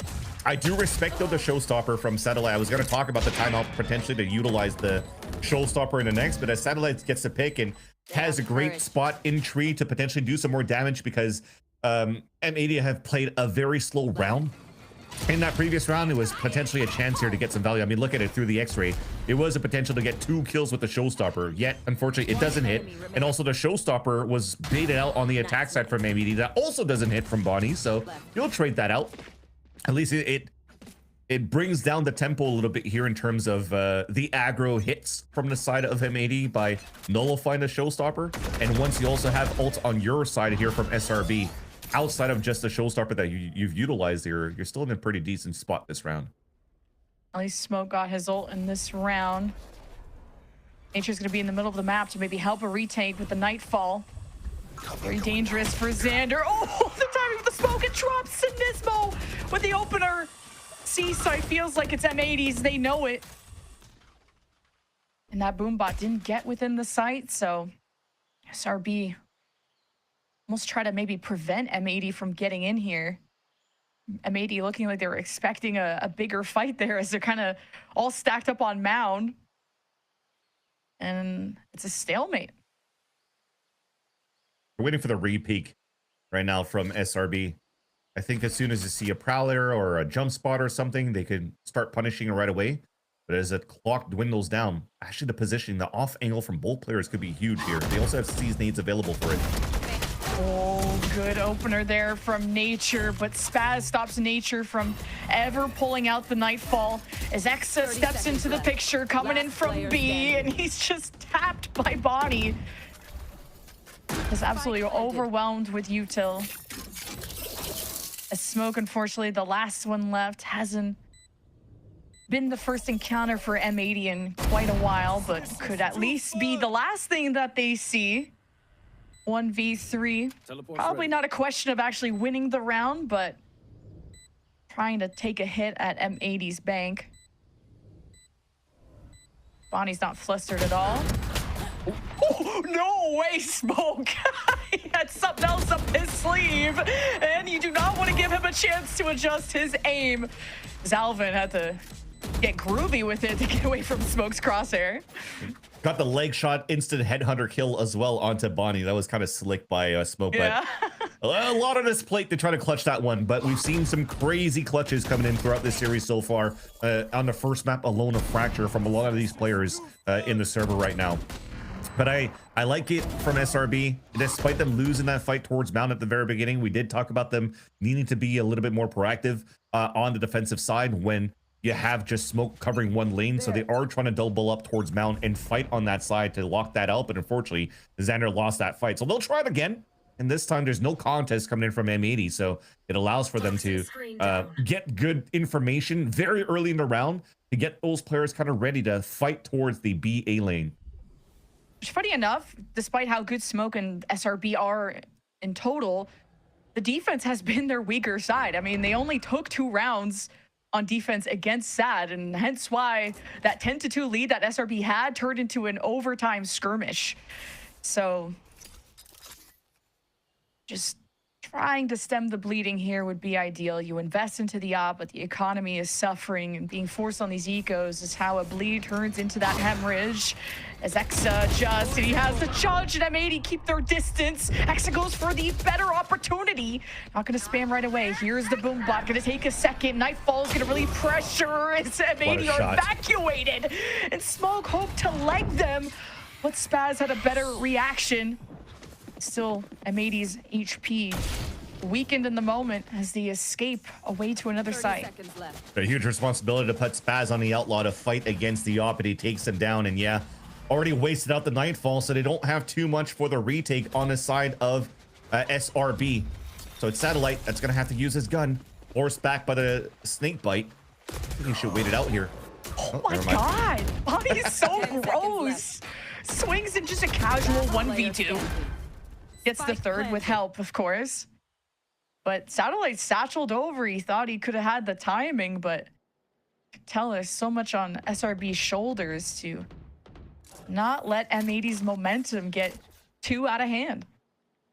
And Bonnie with the last kill that he just picked up there on the top of heaven allows for him to get the showstopper in the next round. So SRB, unfortunately, since the timeout, have yet to find a good answer on how they want to play their defense. I almost feel here that you just want to stack, maybe do something to stall for the insides. There's not too much they could do here, as they were trying to stall as much as they could from the tree side from Exa. He was still playing that solo though, right? So he's can't really hold it on that side. His snake bite's good, but then you have Paranoia and the satchel in, and there's nothing you could really do to try to stay alive and fight on that spot. But you're forcing now SRB to throw smokes to stall, but then you're still creating your own question marks because you don't know where M80 is pivoting to. You know, you get caught in your rotates. But yeah, they need to find better ways here to get those first bloods and better commitments and better fights. I don't like this pause timer. Good, because the production doesn't either. And SRB have already used a timeout. Thankfully, this is production's timeout. But and SRB are gonna want to conserve probably their second one for the second half. But a 7-round win streak that has looked very unstoppable.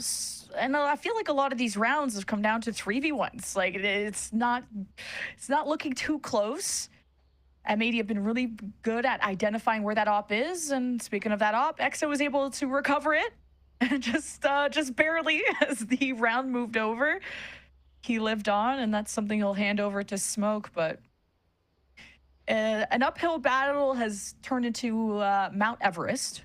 But yeah, hey, the 2 rounds that SRB had, that's kind of the best that they were able to do just yesterday. This continues to be an issue of not a good side for them, despite having a chamber. And I do agree with you that if I was Effie's, then maybe want to save my my timeout for the second half instead of trying to pick up as many rounds as I could on defense, because if you're looking at recency bias or recent results, it was a 10-2 half when they took their attack side against SAD, right? Now they're starting on defense and it looks kind of rough, so very similar pastures as to their matchup against SAD yesterday. But I think the difference right now too is that, as I mentioned before, there's a lot of tape right now that's been played towards SRB. What can you remember vividly as to how SRB likes to approach our attack side? The A side is pretty much Exa's playground, but they also like to do some back and forth bait and switches between Exa and Smoke on one TPing, the other getting space, or just getting picks and playing inserts towards that door and forcing rotates on that side. So if they're going to continue that type of play style, and M80 already read into that because they have a great anti-stratter in Finn, then you're going to need that timeout for sure to readjust how you want to re-fight your attack side. But it's going to take a lot. It's going to take a lot for sure for them to get to that point, because they still need to find ways to have a more comfortable defensive side. Unfortunately, like your playmaker and your key and star player, the X factor of your defensive side and Smoke with the op is not getting any value, but not to his fault. It's just right now M80 are doing a great job here on their execs. And reading where he most likely is, which has been very seaside heavy. And so many ults, because M80 are ult team wiping SRB more often than not. So another showstopper, which the way that M80 are so aggressive at taking space is been the weakness of SRB. They want to maintain that space. They want Smoke to have the time to look for those picks.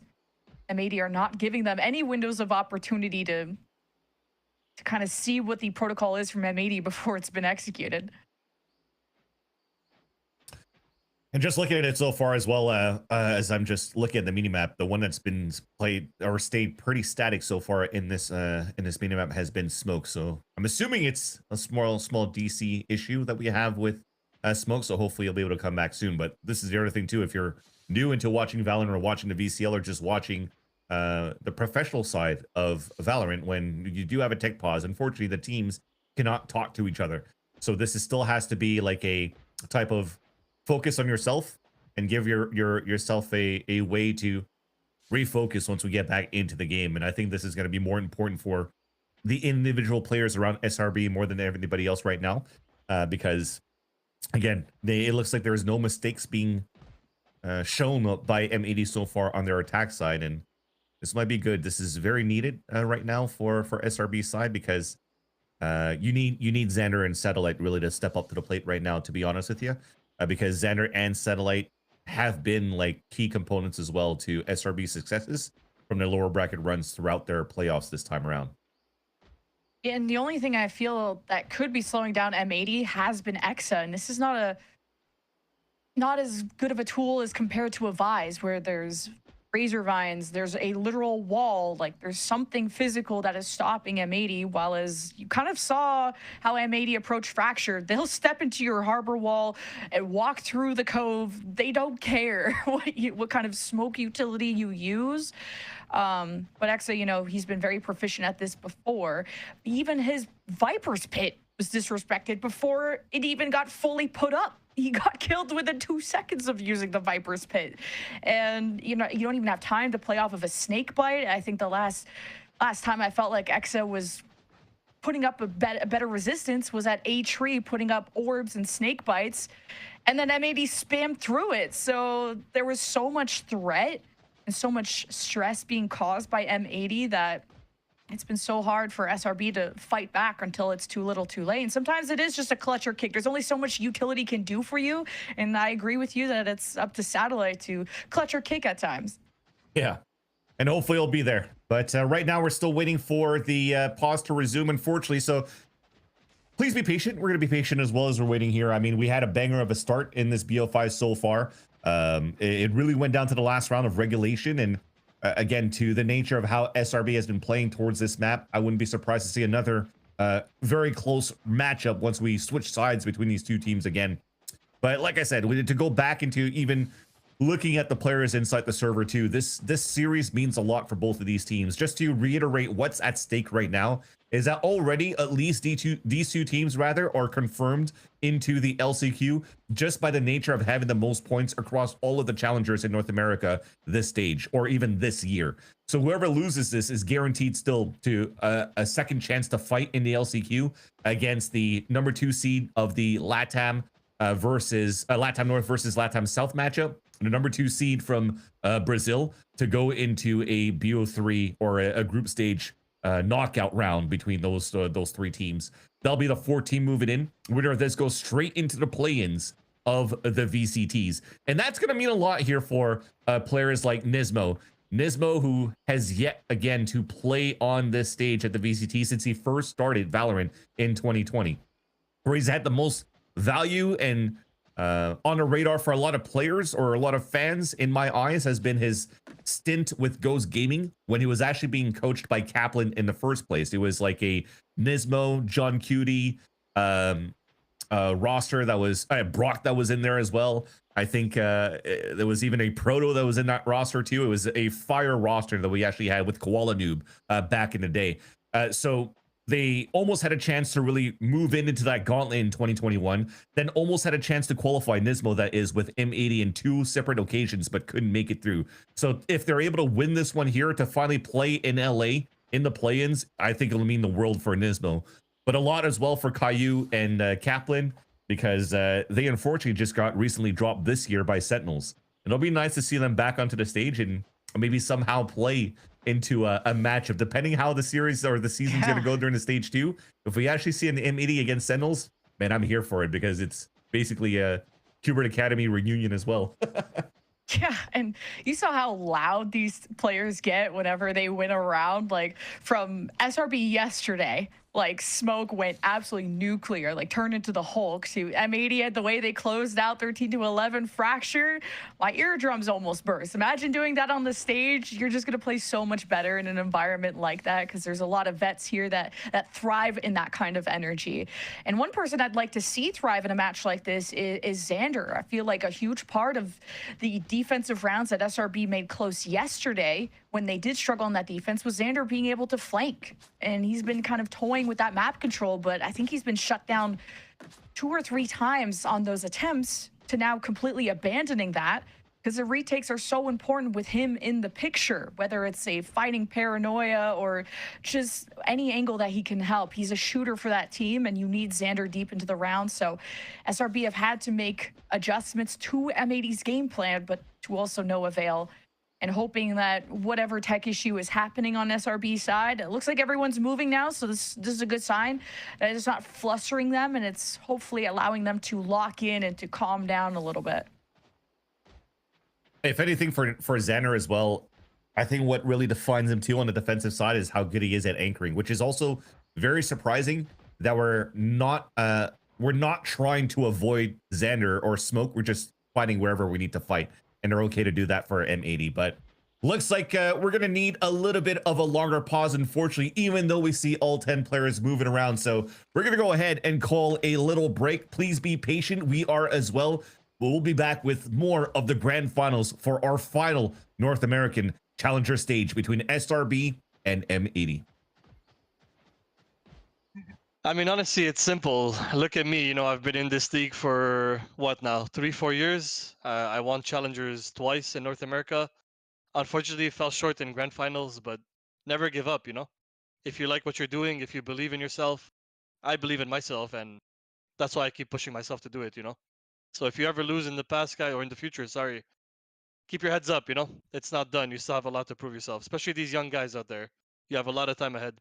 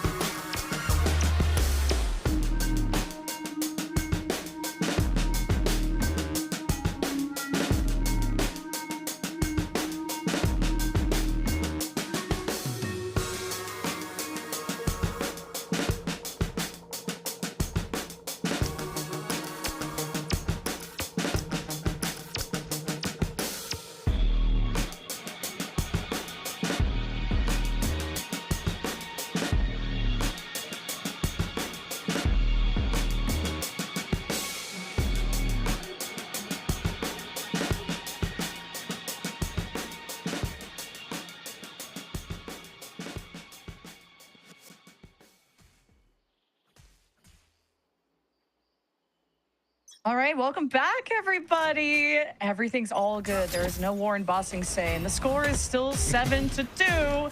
And M80, I think the vibes are going to be different, though, after all that. And it was a nice little break for everybody. And I am down for it. Let's see it. Let's see it.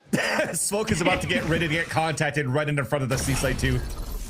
Ooh, uncharacteristic miss there, and he will fade out, but still be right around the corner. But here's Bonnie greeting some unfriendly neighbors as a showstopper also whiffs. The spike has been dropped. M80 have to address all these visitors in order to flick from Bonnie. Good trade from Exa with the pistol, and Caillou has an Odin of all things. These sheriffs, the eco from SRB, starting to be silenced. Still some low HP members on M80's side you're hoping to finish off, but it's going to be hard with the position that Nismo's at. When we talked about players wanting to play with aggression after, I wasn't expecting Bonnie holding with an outlaw in the smoke for a double swing into Waterfall, and he still lands one. That's insane. But yeah, this is a done deal. This was an eco round anyways with a saved operator from the previous round. 8-2 will be on the scoreline for M80. The money will be going back right now on the side of SRB, where we should still be able to buy an operator for smoke. Again, we talked about saving graces. Just to TLDR what happened for the last couple of rounds here, because we had a little bit of a lull in the match, was just how good M80 were able to just tempo off short satchels from Bonnie opening, but also from the team following up with it. While as for SRB, wherever they try to challenge early on different areas around the map, if they're meeting M80 face to face, they're still not winning their fights. So ideally right now for Shopify Rebellion Black, they just probably need to add a little bit more util into the fray to help them out into these fights, because M80 are just winning that pack mentality and the aggression from their side. I'd still say SRB are resilient. I have some cope. They came back from a 10-2 deficit just yesterday. In a position like this, as this goes through the smoke gets 2. No way it's just that free. The Nightfall 2 to stop anyone else that could be lingering nearby. Exa's had everything thrown his way. And M80 will scuffle through the tree side. Exa with a surprise, catches the jump by Spaz. 1 bullet away. Will keep the Viper's pit up for the spike and allow Caillou to retreat back into tree. Not gonna be easy for Smoke to attack with an op, so we'll pick up the Vandal. As they start to secure the perimeter on the outside, looking in is Bonnie, and the Odin spam through the pit. I guess will get the job done. It's a lot of kills. Not much vision to be had. As X is at 100 credits at this point. There's only 2 rounds left in the half, so yeah. That was a nice little wall bang by Caillou. I think that was just off audio cue after they heard Smoke pick up a rifle on that left side of the site. Even Bonnie was already playing in the back site no matter what. So from an Odin spray to a crossfire setup to a pulse plan that was beautiful from M80. But all of that was engaged and initiated by the Nismo of, you want to play that game? You want us to play aggro? Let me just TP behind enemy lines. He TPs across into the orb and mows 2 players through smoke. That's just crazy stuff by Nismo. And as I've said before, I feel because SRB haven't been contesting too much when they've been playing a lot of chamber on the A line, most often, at least on that half, and they're like, okay, well, they're probably aren't going to fight that way, so we could still play aggro behind the Viper wall stood up by Spaz. This time you see Util coming out on top of that, and like, okay, well, we'll still do it, and we're going to win those fights.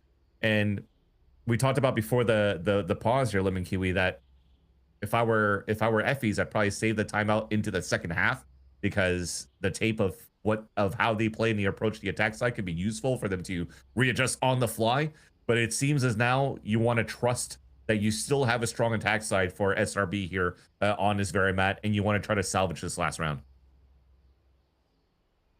SRB do have those strong attacking pistols on this map, and like I've already mentioned, they came back from a 10-2 half against Sad just yesterday, and SRB level up when they can at least get the ball rolling. But then there's also the factor of a long tech pause. Did that sort of help settle things for SRB? Are they more composed?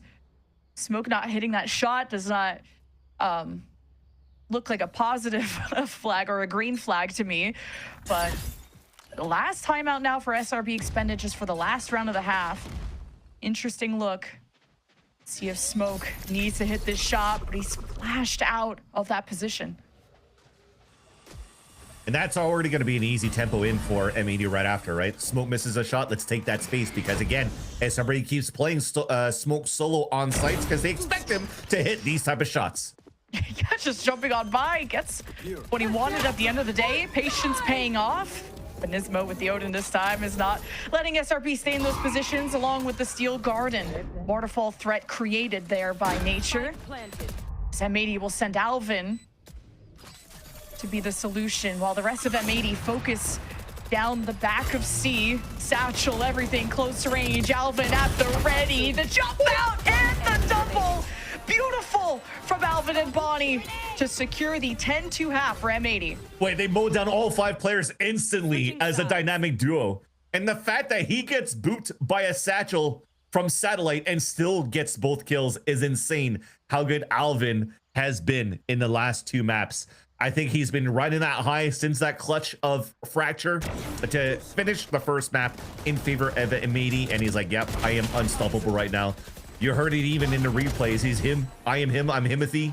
And he continues to rain terror against SRB right now. Look at him at the top of the charts, 14-3. Last time they played against each other, like I said, was a loss from M80, a 13-7 score line for SRB. Yet Alvin Boy was still on the top of the charts as this Vice player. But now they go into the second half with a 10-2 lead and still with thirsty for blood and thirsty for a dominated second map. Nature can sometimes take a hit to his stats, like even at the start of Fracture, but even he starts to flourish once SRB gets settled in and everyone's on the same page. It's a must-win pistol for SRB. You're facing a proper Sentinel of a Vise, which nothing at the front door. SRB will still investigate. Satcheling in, Satellite, tip of the spear. He has to really shine here, or SRB be facing an M80 at series point. No way. Just a quick look, quick tap from Alvin. Fades back into the shadows like he was never there. SRB hit, but not gone yet. One way is going to be very good, though, to stall towards that back of the spawn. It's going to force to rotate back from Waterfall, but SRB, I don't think really knows that there's a triple flank into the main. It's up to Nature right now on contact. Oh, never mind. Gets naded out and Smoke and the rest just try to reposition. Here's the firing squad, but this angle and Waterfall is disgusting. They just split the focus and everything. So M80 take the pistol and it's starting to be the kiss of death for this map. Tactical crotches after from Nismo just sent me. I apologize, chat, but yeah, the retake was clean. It was beautiful. Like I said, the triple flank that they had also engaged Caillou and Bonnie on that rotate. So you already had paint shells still available, or not already. You still had paint shells available from your rotate because you were getting challenged on that side. You use it to clear towards that bend while you're wall banging through the boxes. That eliminates Nature right away, and there's no chance right there for SRB to really hold that line from the water as they're stuck on the top of the site. You encroach from 4 different angles, or 3 rather, from main, from Waterfall, and from the top of heaven, and just spelled M80W all along. Gun here. And only an outlaw for Smoke in this round. I don't think SRB have pulled off any kind of lower buy wins that I can recall. They do. I think especially someone like X is one of the best when it comes to pistols. Smoke, though, just getting a pick early and just sticking near spawn. It's a great start. He's able to recall towards spawn, and Xander keeps momentum going for SRB. But man, Satellite and Xander took some pretty heavy damage to get that. A huge bandit kill, though. This is, again, just trying to get value out of the players that are cycling the outlaw this time around. So they get a pick on both extremities. Now even the Bogdan's Law, the one with the low HP, is going to be the one watching the flank and watching at the distance while the rest are trying to hit and encroach as a team. They're trying to sell this fake towards his B side first. They're going to try to re-hit towards C. But Spaz is still very good with the stinger here at this spot. 30 seconds left. And they regroup towards Waterfall. M80 caught up to the plans of SRB, hoping to pull off a thrifty, but Bonnie gets another multi-kill from 3K on the pistol to a 4K on the anti-eco. You poked the bear and you made him angry. You put him at 2 orb points away from a showstopper as well. So yeah, even if you're going to be able to win this gun round against the bonus that you have on the side of M80 versus SRB, you're still going to be fighting a very steep uphill battle because the showstopper should be ready in the next couple of rounds. And if M80 keep being able to do some good damage against SRB so far, that economy is going to stay low. And yeah, eventually it's just going to be a done deal. But actually, as you mentioned, because of that outlaw buy and bandits across the board, it still makes it for a very expensive round for SRB for their actual gun round. They could only go for a stinger buy. It's because they didn't get the plant, I think, right? So a little bit hard for them to get a foot on their round 15 for SRB. A team that's been unstoppable on this map this stage is looking to get dominated by M80 this time around. Yeah, and the script rewritten because Fracture and Lotus were also the 2 first maps of Stage 2 Grand Final. And Shopify Rebellion having that Lotus 13-7 was a huge part of forcing a Game 5 of the series, but Bonnie is unlocked. And SRB are hoping to just have a mental reset going into potentially the final map of the series. We'll see if the 4v5 Stingers can get the job done. Up close, though, is M80 starting to circle their prey, and I think SRB are going to want a different path. And still stopped. They don't care. Crossfires are there, and they can't get the plant down yet. Even one stuck by the wall as Exa is on an island and dropped.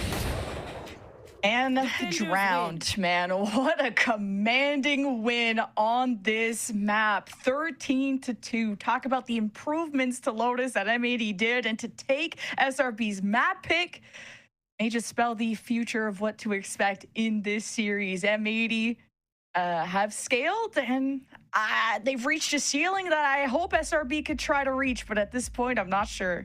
If anything, I have to give it to M80. Thank you, M80, for actually putting us back into the schedule right on time after the tech pause that we had earlier on. So M80 closes this out in an easy fashion, one-sided, turns the M upside down into a quick W, and now we're gonna wait for this third map to lock in here, Lemon Kiwi. Yeah, Pearl coming up, and that is M80's choice. Very strong results for both sides. Most recent encounters against SAD, I think 13-3 went for Shopify Rebellion, Black's favor, 13-8 for M80. Different looks, maybe a revisit of the chamber. We'll have to see what the choices will be compositionally, because SRB like to switch things up sometimes. And we'll have the desk break down all the smart points after the break. Trim, edge, shave. Trim, edge, and shave with Philips Norelco One Blade. One tool for all you need. Philips Norelco One Blade presents Shave All Things.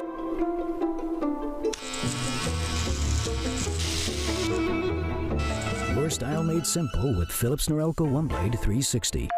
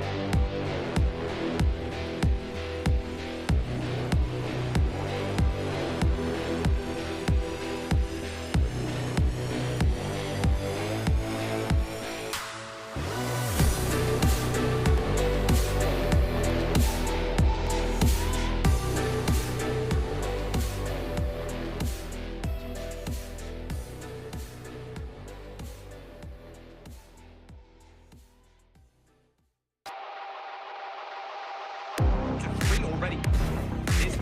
Can they play spoiler? It will be dragging this one out. Terra gets him.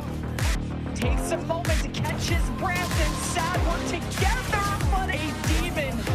The ace up on top. Sad's willing to have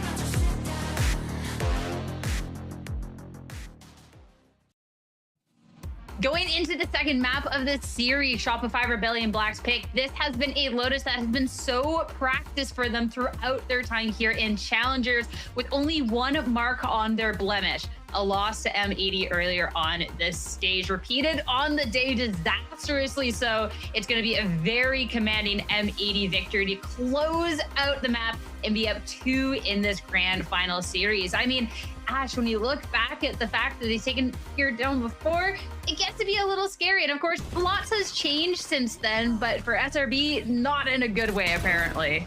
Yeah, it's tough. It is tough in that sense. I think that we were not expecting it to be a 13-2, guys. We're going to be completely for real. For sure. You know, this, again, best map for SRB like we set up. Yes, it was also the conversation of M80 was the only team to have beat them on it previously, but we were still expecting a close affair with how confident and comfortable Shopify Rebellion typically look here on Lotus. But with how things kicked off, I think M80 getting to start things off on that attacking side, they were in full control of the tempo. You had Alan Boyd consistently just honestly popping off on an attack. He's not even the one getting the openers, right? You have Bonnie opening up these rounds. He goes like 5 first bloods in that first half on the attacking side. Alvin's consistently following up in those post-plant scenarios, constantly backstabbing, holding down the fort there on site, especially with that Vice utility to make it that much more difficult and uncomfortable for SRB to go for those retakes. And it was difficult for SRB to find any sort of answer with how momentous and how mechanically, actually, I want to say for the side of M80, how well they were shooting back on the day today. It was just one of those games. Yeah, I think for me, the shooting back is honestly just the icing on the cake, because it felt like the game plan for M80 was pretty clear. Like, they just wanted to overwhelm sites, right? The lack of Vice, the lack of kind of counter utility that is available to SRB is kind of ripe for the taking. And it kind of felt like M80 just never really were scared at any point in time. They're down to swarm sites, even if there's multiple players on the site, right? And it kind of felt like that game plan was just present throughout that entire first half, where they're just like playing really fast, playing really together, like overwhelming sites with util, just dumping so much util on every part of the map they wanted to contest. I'm thinking back on one of the rounds where they went B and they threw the vines, the snakes, the viper's pit, excuse me, the snake bite, and on all this like util got dumped into baby door and just like completely overwhelmed SRB. And there's really just not giving any chances for individuals to pop off. And like, you look on the SRB side, it's looking like a bakery out here. You got 2 players that pied, and it's just like, it's not even their fault. It's just like the game plan just was so overwhelming by M80, and the togetherness, that those set plays that have been so dangerous throughout split 3, we got to see that here as well on Lotus. I mean, it's an M80 again. I don't know how many times we can praise their coordination and the A's and the masterminds behind this entire operation, combined with the killers out there that just put up so many numbers. Like, I feel like we've talked to the moon and back about them, but it's just so incredible to see over and over. But there's 2 players in particular that we really wanted to talk about from that map for Philips Norelco head-to-head. we have Bonnie and Alvin Boy. And I want to take a moment to be a little nostalgic on this one, Ash, because I think back to these two and like, think back to, you know, Burger Boys, back when these two were on Burger Boys taking down SRB, and we're like, wow, these kids are good. And look at them now, still taking down SRB and just improved so much. Like, this is crazy. Guys, Burger Boys is my Challengers Roman Empire, okay? But anyways, locking back into this head-to-head, I think, again, going back to what I was talking about over the replays, just how they started this map of Lotus, and even looking at like the timeline graphic that we had previously as well, you had, again, Bonnie being so good at being this opener for the team, goes 6-1 overall, constantly fragging out, so explosive as a player on an absolute tear. And then the round closer of Alvin in the mix, they win 10 out of 10 of those post plants. The only time they didn't get the bomb down was when it was Pistol in their eco round afterward, or Pistol and then their Pistol and then their eco round afterwards. So otherwise, every single time it was success. Like, it was impossible for you to look for the retake on the side of SRB with how much utility was just denying those choke points and making it so uncomfortable, the amount of stall that was available for them. And again, then when it comes down to those times where this team has to fight, Alvin and Bonnie were constantly popping off, being heroes here on Lotus. I have my Ash interpreter right here. It says, yeah, SRB got bodied on that first half. I mean, look, you got Bonnie that went 253 ADR, Alvin Boy 181, and between both of them, they're 7-1 on first bloods out of how many rounds? Math real quick, 15. That is insane. They opened up half the rounds just between those two players, and they only lost one. That is insane. They're putting up numbers. They're playing well under the pressure, and it's not even just individualness. It's they're playing still within the ideas of the team and still having this performance. I mean, just give it to them. Just they're here. They want it. It's gonna have to. SRB just has to dig deep for this third map. That's all I gotta say. They really do. M80 are one map away from closing out this grand finals. And for Shopify Rebellion Black, I mean, this is going to be a demon of a third map. We talked in the top of day how the last 3 times these two teams have met up, M80 have taken the win all 3 times. And Pearl has been a reoccurrence all 3 of those maps, including one of those affairs where it being a 13-0. So for Shopify Rebellion Black, they have to defeat not just M80, but their demons on this third map to stay alive. All right, guys, I've prepared my cope, okay? Let me just take a... Okay, I got my cope. All right, so last time SRB played this, they had a less than ideal composition against M80, and still, it was a 13-10, okay? Now they have a good comp. I believe they have a comp that makes sense for them. They're tuned into the frequency of the meta. They're playing the OP agents. It looked a lot better in the last showing. And then to the final cope on top of that, their last showing was so clean that they still have tricks up their sleeve that M80 can't get a pulse on. Hey, I like it. I like what you're talking about over here. But then I think now talking about Pearl for the side of M80 here, overall, you're looking at Alvin Boy, who is just popping off, Bonnie, who is just popping off on Lotus. They're going reprising same roles, but different agents this time around. Like Alvin on the chamber, if he's feeling this good on the Vice, dude, imagine him now being on an agent where he's enabled to just go for fights constantly. They're going to be looking to get Alvin on some of those lines when he's looking for those lurk opportunities. And I think that, again, it's going to be so fun to see the dynamic between Alvin and Smoke when it does come down to looking at Alvin being the one to be responsible on some of those lurking plays to shut Smoke down when he is going for something a little bit more aggressive, if it's not going to be the pack of Bonnie and Nismo leaning into that operator. And you also have all that Vice utility to deal with. It's a lot on the defense here for SRB for delay, but M80, they've got a lot of tools to break through. Yeah, Ash just hit me with the dose of reality. That's tough one to swallow. Okay, listen, SRB, I want to see this defensive side from them being extremely proactive. Okay, what worked for them yesterday likely won't work again against M80. M80's slow, they're methodical, they'll push and pull you. They're not going to walk into your util for free, so they're going to have to work for space. They're going to have to work for the reactions in the mid round. The last thing SRB needs right now on this third map after being down 2-0 is to be complacent and be very reactive, very passive on the sites. Play aggressive, regain map control when it lost, and don't let M80 push and pull you. Otherwise, you're going to get overrun. I mean, for Shopify Rebellion Black, these paths have always been rocky for them. It's one of the top teams that we have. They always take the difficult path, and they have to once more. Down 2 maps, lives on the line. It's time to see heading into Pearl if they can prolong this series or if it's going to be M80 to become our champion. Let's find out. Head to Pearl with your casters over to Van Silly and Lemon Kiwi. It's hard to argue with perfection, and M80 are 1 map away from making a perfect playoff run, aka not dropping a single game. And you think the stocks are pretty high for them when they just closed out SRB's best map, 13-2. And SRB comes out a new comp for today. I mean, they've used it yesterday against SAD Esports, and it worked well against them, but that's because SAD Esports did not have the best in terms of util to really enter an entry towards the SRB defensive lines. Now M80 starts off on the attack side. What do you have? You have a KO to nullify some of that util, but you also have Caillou with shock darts. That's going to break a lot of that Exa util. I do have to add a tiny huff of hopium here for SRB compared to Roy. I do like how Exa played yesterday, though. He had so much value with his Vice util and also especially his flash that made it very easy for SRB to fight around their defensive lines and anchor up on sites. Hopefully it'll work out this time around too, but if not, it's M80 with a perfect 15-0 record in the playoffs in terms of maps. That would be insane to close things out for the final stage of the VCL in North America for the M80 squad.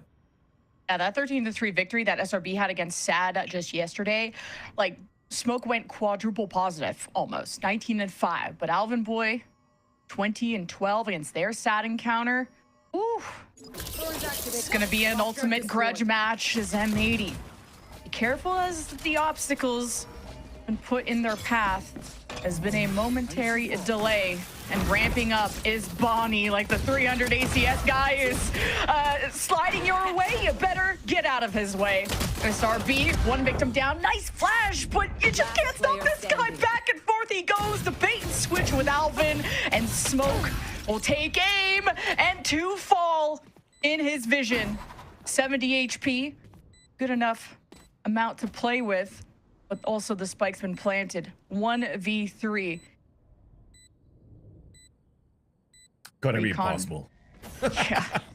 Well, you know, we need to huff more of that copium that the desk was having, and maybe a dose of reality there from Hash as M80 claim the pistol. And Bonnie, he brings that same performance from map to map to map. That's got to be worrying. Yeah.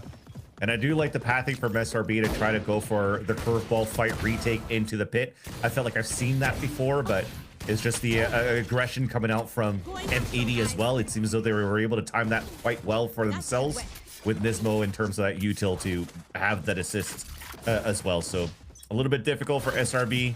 That dose of reality is also hitting here. That M80 has been strong holding him this whole series so far. And hopefully they have some fight in them. Oh. All right, knock it at the door. Satellite gets sent home. That's when SRB thought they could have had the jump. And okay, the recon of Caillou pings 3. That's enough for M80 to try and maybe hit a different site. Maybe not now that Alvin falls. Even when Bonnie got surprised maybe missing the orb there, he bought a rifle. He was ready to tango at any moment. Drone nature maybe marked on the other side. Smoke in the dugout. Xander trying to peel, and the layers of this defense get peeled back 1 by 1. M80 will take them down. Next is in a 1v3, and an injury, but nothing Caillou can't walk off. Exactly. Limping away today, but we'll be fine the next day.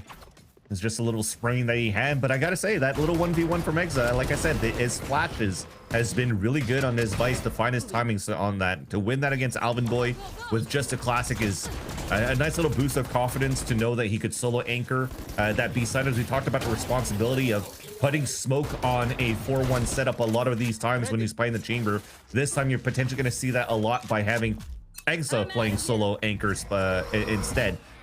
This round, though, SRB are playing double stall with both the Astra and the Vice over on the A site, where M80 are looking to collapse more into a slow round, trying to beat the wall once they discover it here towards Art.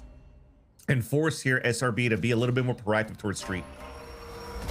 See if SRB can keep things slow, because Xander, that's the style he likes. With the Astra, he was so good at leveraging a grav well or some kind of trap, even combined with a molly from Satellite. Absolutely ruined Sad when it came to the A engagements, but M80 have stepped forth into the playground. And SRB, X marks the spot, and M80, they try to wrap around and address the issue, and it's become a circus. And Alvin, he's just got a Sheriff and maybe an upgrade. It's just looking very scary to try and grab anything, and Smoke will finish him off. And he brought an op already into round 4, just like he did before, and that was a big morale boost for SRB. Huge round there for Exa again, just finding his timing by running outside from the smoke when it was Planet here for the Garden. Look at him just run out. Lines up too. I don't think he was expecting that second lineup there onto Caillou, but he'll take it any day. And catches the third one off guard too, so a very huge impact rounds for Exa in the last 2 from Nico into their gun round, and also adding a lot of value into the money that they're going to carry over from round to round by not losing too many players in the process in that previous round. They're going to need a lot more of that as well from Exa, so they could continue to move up with a high morale. I mean, Lemon Kiwi, they talked about it here over at the interview from both Effie's and Nature yesterday, is like when the vibes are low, they're kind of out of it. They need somebody to really step up to the plate and bring the vibes up. And if Exa could start this and it builds the confidence from Smoke, maybe we'll start seeing a fight back from SRB. Nature's not just the IGL, he's also the vibe merchant. You see how loud he gets, and even if he's not even part of the round. Like, I just love how SRB will support each other to the end, and they'll have to try and pull off a reverse sweep though, so that's gonna take it's gonna be a true test of those bonds. It's SRB though, they did condition M80 to be really careful of how they grab that A orb, but after losing that fight off of the initiation of Satellite, SRB, you don't want to have any fear when facing an M80 team. Now just trying to take shelter in the possible storm coming their way, because it's Bonnie activating the speed. Smoke is feeling you're only going to get one chance at that. Bonnie, he's sick of you. The overdrive activated, kicking into gear. The drone and M80 are still taking their time to get information. A lot of respect given to this defense. And now the Sova util used to flush out Nature, and hey, it works out. He gets 2 and the spike down. This is insane. 10 seconds left. Somehow the Nismo spam is enough, but M80, it's clutch or kick. Xander and Exa around the corner. Steel Garden now just earned. And he's gonna use it. He's gonna pull the trigger. So now you have to, it's fight or flight for M80. A Spaz is smoked off the spike, and it's just gonna be held past the halfway point. Spaz is trying to line it up, and it just gets defused right in front of him. Tagged him too, but just unfortunate as he was still waiting for the stars that he recalled to come up on time so he could actually have his grab well to get the player off the spike. But a nice little hold up by Nature inside that pit, spamming 2 kills and delaying the clock even more, forcing the hand of M80. They tried so hard here to fight back onto the A site with Nismo's counter spam, but at the end of the day, it was Exa again to come in for the save with the Seal Garden and also capitalize on the last kill. And it made it a lot harder here for Spaz to try to clutch it out, and he did, unfortunately, for M80. So SRB are able to tie up this game. Money's still good though for M80. There's only Spaz that has the lowest buy with the Spectre, but M80 are looking to change things a little bit here. Maybe try to set up a line for Alvin Boy over on that B side. That buys wall from Exa may prove to be an issue. Knowing where the op is half the battle. SRB's first shot with the op hasn't netted a lot of first bloods for Smoke. That has to be consistent. So you have to play near flawless to try and stop a team like M80, who have not dropped a series in God knows how long. Yeah. Since March of this year, but have yet to drop a map this playoff, as you mentioned before. First blood for Smoke is good, though. Hey, better late than never, I gotta say. Well, he was at A, now he's at B. Wherever you demand Smoke, he will come. And M80 on the other side of this. Null command activated there from Nismo. Bit of a dance, and Nismo sing a different tune. We'll try to turn the odds of this round. Now to go to this back hallway. Smoke can't escape. And the layering of M80, how the outnumber is big. Nature tries to stand tall, and so he does. SRB take the lead. This is very good by SRB so far in terms of how they're anchoring on site. Something totally different than Lotus before. The shots are landing. The wall bangs are huge. Even there, easier for Smoke to land these shots as well. Allowing himself to move around the map a lot more freely as well, and not just chained into the chamber TP. That's a great start now for SRB on the defense, and definitely you need the call from M80. But I wanted to praise earlier on when it comes to at least getting the first map control that they're trying to do, right? Getting those lines of scrimmages around this map. I like to call the line of scrimmages of this map like the vice wall on B that you're trying to bait, or at least the front of the boxes of art, for example. And the way that they're currently taking that space on art is quite nice. They're not afraid to play by making a lot of noise, especially when it comes down to one-way smokes that are being, or pixel smokes that are being placed here. I remember Superman was the one that was really good at putting those for EG in the past, to have that little bit of a gap through the smoke to spot feet down towards the staircase. So it allows for the defensive side to really get some good punishes when the attack side are trying to play walk contact. But instead, when M80 identifies that smoke, they just jump across, make some noise, bait out the shot from smoke, and then they just fast tempo out of that one because they know that that space is already forfeited, that they could take over. But the thing is, they were a little bit slower into the mid round that previous round, which allowed the rotate from smoke over on that B side to do even more damage. Yeah, fight for this A main orb. It's a nice play from Satellite Nature before, but M80, there's some fraggers on that team. Bonnie goes in basically solo with the hero rifle and still comes out with a kill. He's not even done yet. See that SRB will just finally now place a star as the drone will assess the site, and that will be the go sign for M80, but they walk right into a nightfall and into the hands of Xander, the Odin from Nature, and their absolute demise, as this is the ironclad SRB defense on Pearl that we know and love. Alvin Boy still has a chance though, because he could isolate fights here. They're not really playing off each other for SRB, and that lurk and that flank is still far from Exa. Because right now the question marks are there for SRB. They don't know if Alvin Boy went back to pick up the spike and rotate back towards the spawn. Ooh. Just the top of his head, Nature with the fist bump. Like, you could tell how much this means for SRB to get back to the level of play that they've been practicing, to kind of shake off Lotus and to be back on their own game. It's really nice to see, especially post M80 timeout, to already crack the plan and to really enact your own. After Bonnie, again, gets a first blood, you're able to still be in the game. It's a nice little opener they had on that previous round, though. The knife got a lot of value from the KO, and they're going to try to attempt that again. That allowed the huge slide from Bonnie to get the first blood in here, and not enough counter util to come in from the side of SRB. So at least a Prowler comes out for info, and they had to step away from a radius. But what that does, it allows for you to take orb control or play an insert and rework the map and force SRB to re-clear different angles, which you're already seeing them trying to re-clear mid. And now Prowler's going to give them false info because it didn't spot anything. Alvin with an op 2, Smoke as well, both hiding away. Forward though is Satellite. If he gets that kill and escapes, would be big, and he's got Nature in the wings with an Odin. There's a suppression. Both got flashed though, so neither can hold the space. M80 happy with what they've been able to force so far. Look at how much space once again is getting forfeited, although it feels like you want to try to save the second flash for the actual hit into the A site. So they're just waiting for the smoke to dissipate and then group up and then go for the split into the A site with the second smoke. Very nice here from M80. Hunter's Fury, Bonnie dodging obstacles, Nismo gets tagged, but Xander's the one that gets buried in that encounter. And Bonnie's ramping up, but he still stays balanced and can't even stay safe behind a wall. It's 5 versus 3. M80 operating at full force. And Nature, oh, the Odin gets Bonnie low, but not low enough, and almost flawless for M80 to not let SRB get too much wind in their sails.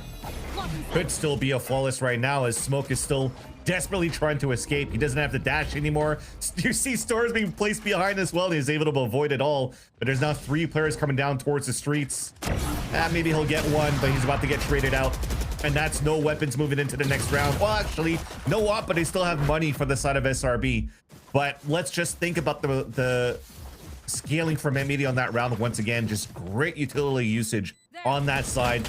Patient plays as well to cut noise and re-hit contact play down towards the street from the art side, and then just go for the full pop into the A site when all they did was small pieces of utility that just kept pushing SRB back and back and back, where they couldn't really fight into forward angles on the A side anymore after that. Very, very nice by M80.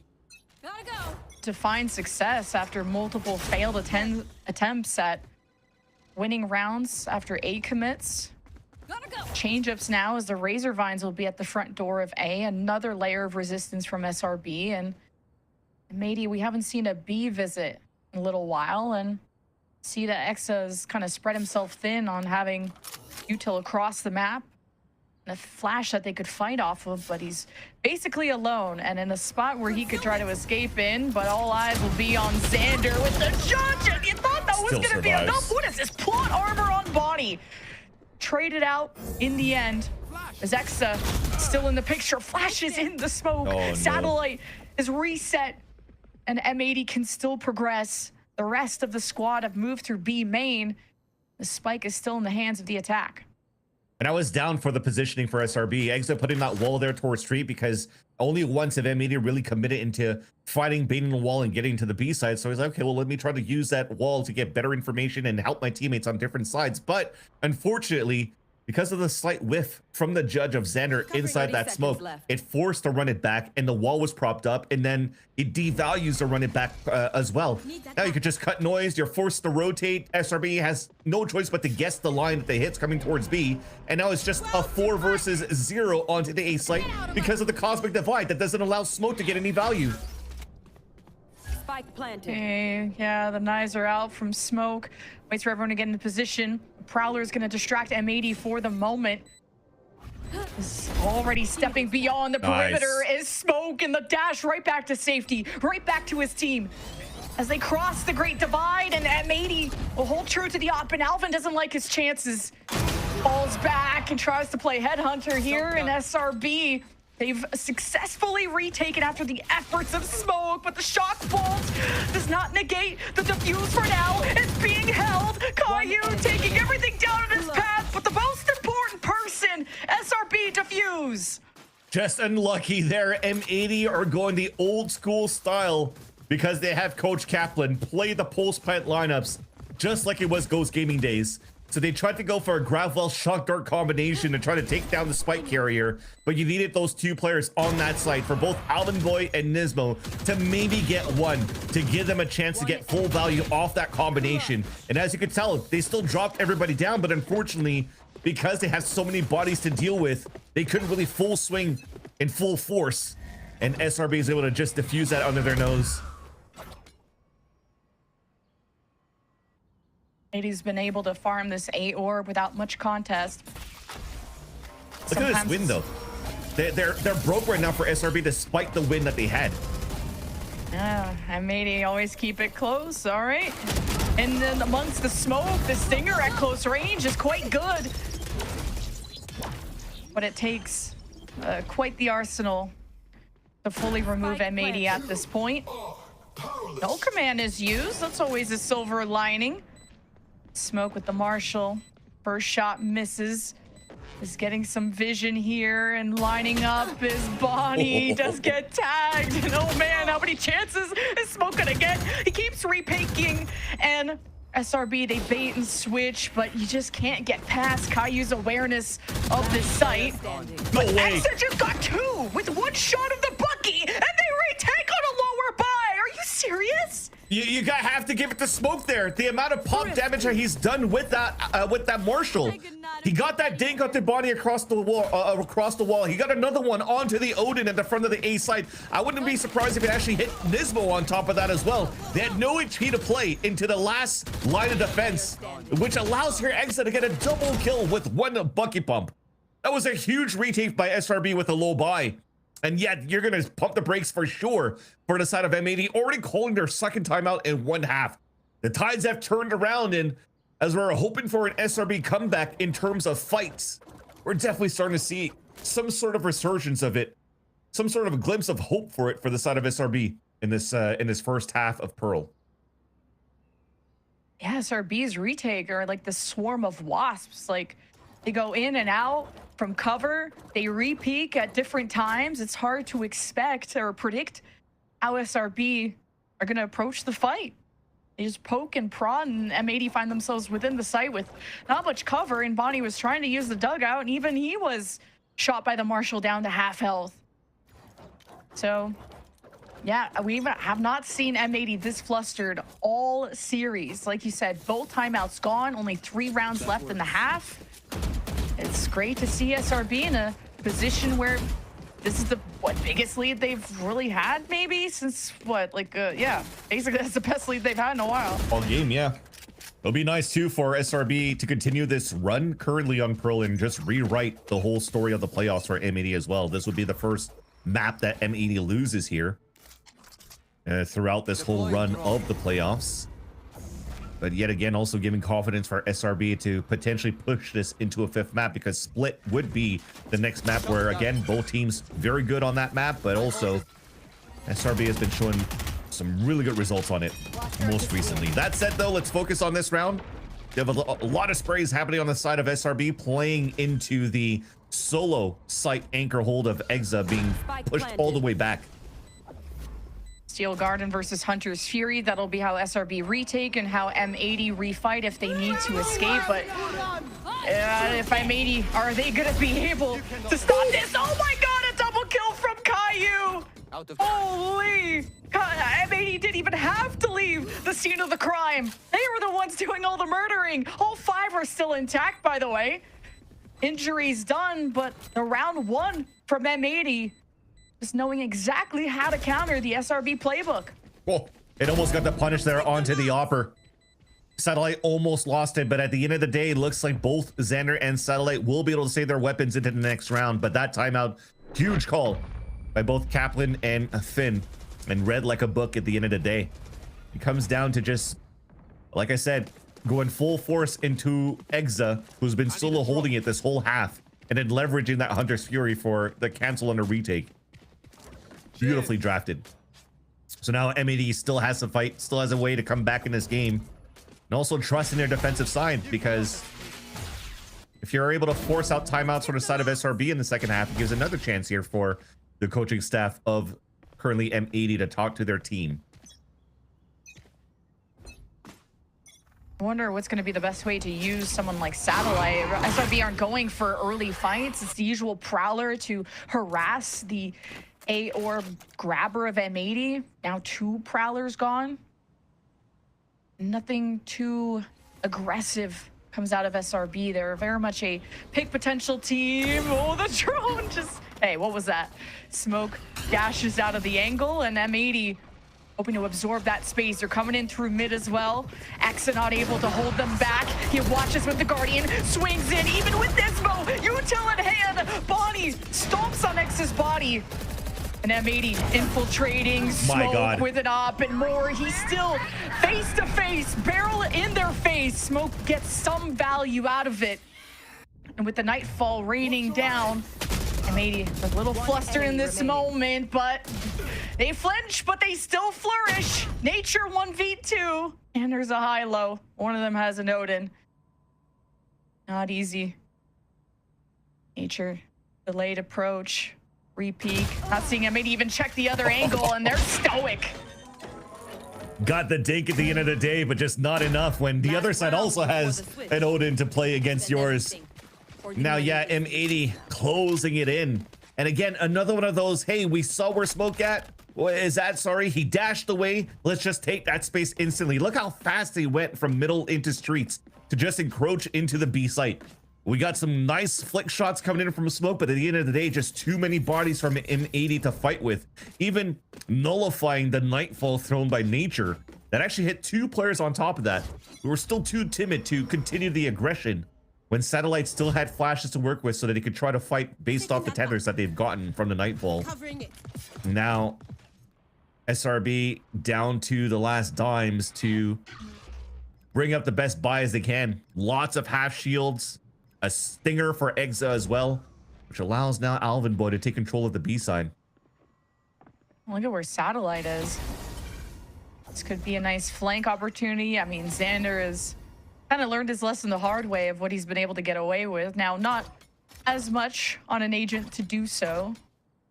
The style that SRB have been able to exploit lesser teams with. Now, Satellite, a lot on his plate. He's got Xander in the wings, and here is the lineup, and Xander still feats after Satellite falls. 3 kills into M80, and the spike dropped. Took a while. It took 12 rounds finally to see SRB being a little bit more proactive around the map instead of playing a little bit more reactively. But to be fair to them, they've been doing an excellent job anchoring up for those extremities. That forced M80 to change their style a little bit since the timeout. And as you condition that enough, M80 felt like they still had a lot of space to work with in this round number 12. And then you throw in a little bit of a Hail Mary, a bit of an unorthodox play on the defensive side, and you get tremendous value out of it. So now Smoke can just wait for the spike to get planted, and they can play the 4 versus 2 retake. Smoke. Spike planted. Gonna be patient for his best chance, and this overextension, M80, this has bit them in the butt before. Easy pickings for Smoke. Knives out. Spaz, you better watch out. It's a bird, it's a prey, it's Spaz that gets 2 with the lineup, but still SRB finishing out positive in the first half. What a nice shot coming in from Spaz, but yes, it is indeed Smoke that's going to close it out here for SRB. Lots of players so far. I mean, you've been wanting some players to step up to the plate in this series, have done so now in this third map. Smoke, Nature, Satellite finding some value towards the end as well. It's looking promising now for their attack side, which now it goes down to that storyline that Roy was huffing about. We haven't really had a chance to see SRB play too much of their attack side because of how dominant they were against SAT Esports yesterday, knocking them down with so many rounds on the defensive side first. So this is still an uncharted territory here for M80. Because as you could prep as much as you can on the defensive setups here from SRB, you don't have too much on their attack side. So they still have a chance here to close this out now on the attack. SRB, the way they support each other to make up for whatever someone else lacks, it's been great. The train will lead towards mid, and Nismo, bait and switch. Satellite steps up to the plate. Alvin on the flank, and immediately responded to by Exa. And it's an all-out brawl, a death match, a bloodbath even. As SRB clear the way, but right on their tail is Caillou. Will be heard. Should be able to confirm this on the Exa, but this guy is on a whole new level, and you got a high-low waiting for the Exa swing, and SRB line her all up 8-5, a much-needed win for SRB. 100%, and it starts off with a clean 1-2 on their attack side, and not many teams try to go for a fight here into taking streak control overall, but at the end of the day, on a pistol round, SRB got it done.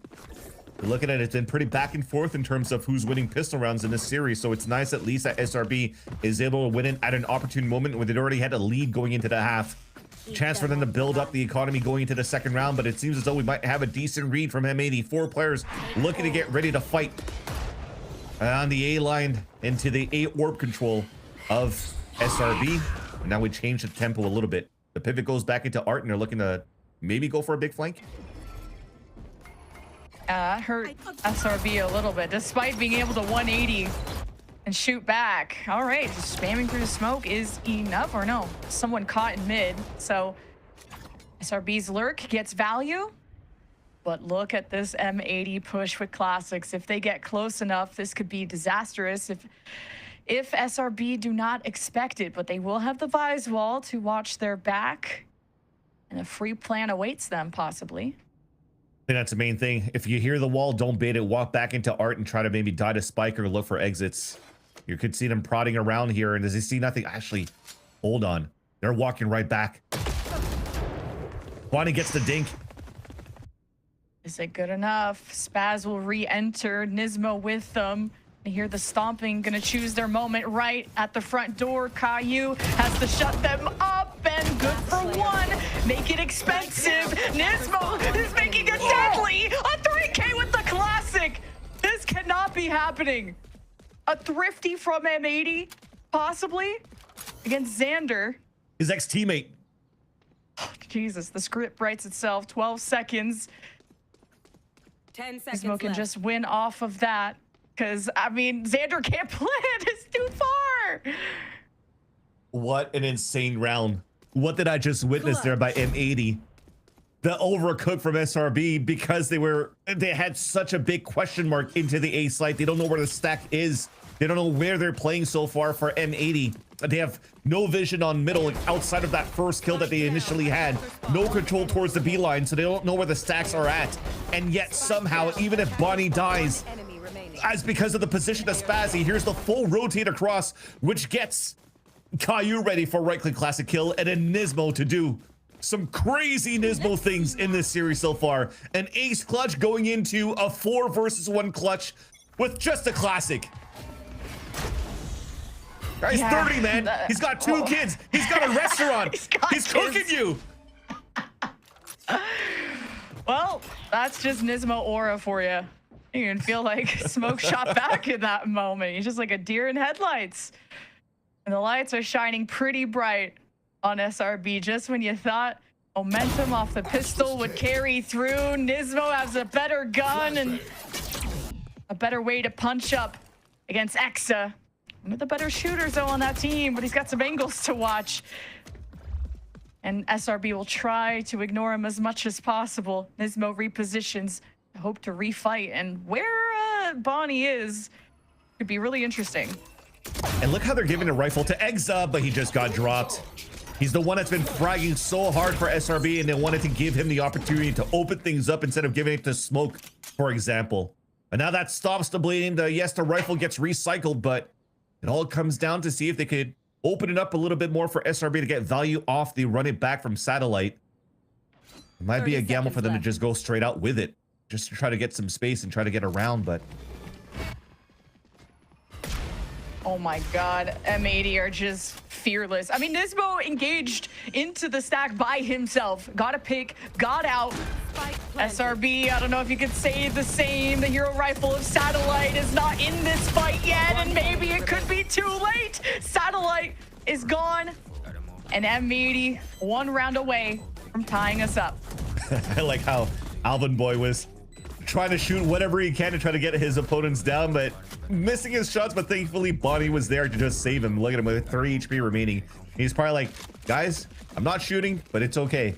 Do the job for me and let's just win this game, win the series, and get us into the play-ins. But that full classic eco that was just won by M80 is definitely going to be a pain to the sides of SRB to try to rebuild the economy back, to rebuild that momentum back, to try to secure this 3rd map. M80's map pick in this series. Now the op comes back out, but on the attack side this time around for Smoke. And he's going to try to go for a pick on middle with it. Bonnie sent solo. A really good independent Neon. He's been good at tempering his aggression too, not overheating. And when you throw Nismo in there, he's going to be set up for success if there were to be a fight there. But full control of mid is SRB with sky's the limit. You also need to find where M80 could be coming from.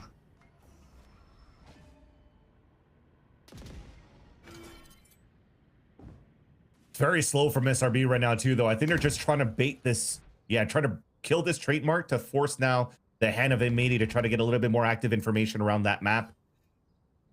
But it's going to be the jiggle peek from Nismo. It's going to be the first contact into Art if Smoke wants to try to challenge that line. Oh boy, a lot for Nismo, and he's always surviving. He's always thriving. Null command, tools removed. As Satellite becomes a weapon himself, run it back. Put Nismo to his knees. as Bonnie will be on the flank. Right behind him, though, will be Exa, and this moment has to happen. Nismo's brought back and is shot down yet again, as SRB will try to infiltrate nonetheless, and this is where pressure makes diamonds, and SRB needs some insurance. Nightfall onto M80, at least marking Alvin with an op. Sightline open, rest of SRB in safety. Nature gets cooked. No! Should be all right. This is not how Alvin wanted to deal it. Yeah, first try, but wait. As SRB peeked through main, there's some trouble. And even through the flash, Satellite dies. Insane. He ain't gonna miss that one, though. So he missed a couple of shots. I mean, it happens to the best of us, right? You're trying to shoot somebody from the back with a headhunter. You're trying to land the one shot with a headshot, and somehow at the last second, your opponent moves and you're just panicking. But then you hit the shot on to Satellite full blinded to still allow M80 to get the defuse and to tie the game. Yeah, Nismo right now is currently in final boss form.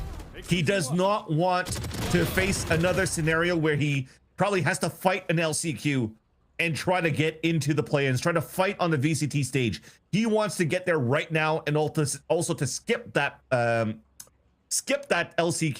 to have 2 extra weeks to work with the team to get ready for the play-ins. Because remember, the LCQ is only going to be on July 28th, 29th at the end of this month. And the play-ins are only going to happen at the end of stage 2. So you have all that time now for M80 to skip playing the LCQ, study your opponents into the stage 2 of the VCTs, and then just get ready to prep into the gauntlet of the play-ins and try to have the biggest Cinderella story of a Challengers team into champions potentially. But I'm thinking way far ahead here in the Cinderella story. We got time. SRB, they even have another timeout that we can yap after that. M80 do not have a timeout, so we'll see how they adjust to the script of SRB.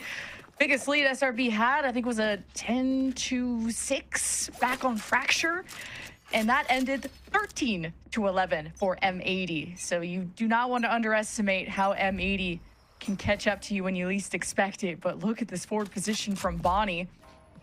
Right behind him is Nismo, and he's hiding amongst the smoke. The Prowler just misses Bonnie. A big moment for him to be the MVP, and Smoke will just do a drive-by. SRB will have to watch this sail by. Getting into the site now. Just gonna ignore the hurdle they had to jump through. The Hunter's Fury from M80 to prevent the plant from going through as M80 sit on the edge. Possibly another round victory to take the lead. As Caillou will at least claim one. Drone in, M80 have time now. The spike has been planted. 2 stingers at low HP though. Xander and Smoke be in this back hallway. It'll be very difficult to dig them out as Xander is in a pretty much one and done position, but if anyone it's done is Alvin. Numbers are equal. SRB didn't have the best buy, but they got the best chance as M80 are retaking back in, still searching for those targets. Time is running out. Xander's playing hide and seek, manages 2 kills at the HP that he had. Smoke, Exa, now swinging away, just Spaz. And now he just can't defuse, and SRB gets to laugh this one off. What a round for SRB to hold on to. With another thrifty too, and I love at least that Spaz, doesn't jump back out because Smoke with that kill will get Blade Storm. But how the hell did SRB turn that around? And I say that, but it's all thanks to Xander. That util that he used on that site, because they did such an incredible job for M80 to stall the hit on the side of SRB until Xander gets his stars back, places concuss into the streets so that his teammates can get into their nice position. And also once his next star comes up, is able to place 1 star right here at the entrance of the staircase, plays an extra bubble inside that site that the whole team could play around, and they're able to fight from the back of the halls and salvage a round for SRB. That cuts now the momentum built up by M80 for the last couple of rounds since that classic 4v1 that Nismo has just won. So getting their own thrifty right now puts SRB right back in the driver's seat. SRB's second thrifty of this map. M80 getting 1. It's really got to pull off some crazy heroics to be in this game, and SRB still got a journey ahead of them when it comes to this series, but that first step is what could turn into a sprint. SRB down the streets. And Spaz, the hero rifle on the, well, I guess there's technically two. He tries to hinder SRB a little bit, buy himself some time. This moment being chosen from Bonnie with the Bucky to slide in, and he's immediately punished. At least Spaz will put a crack into SRB's game plan, but they are coming in at multiple angles to hit M80 while they are weak. The Cosmic Divide to maybe seal Nismo's fate with a Steel Garden to remove anything. He could try to hit the lens, but the Classic is where Nismo has shined before.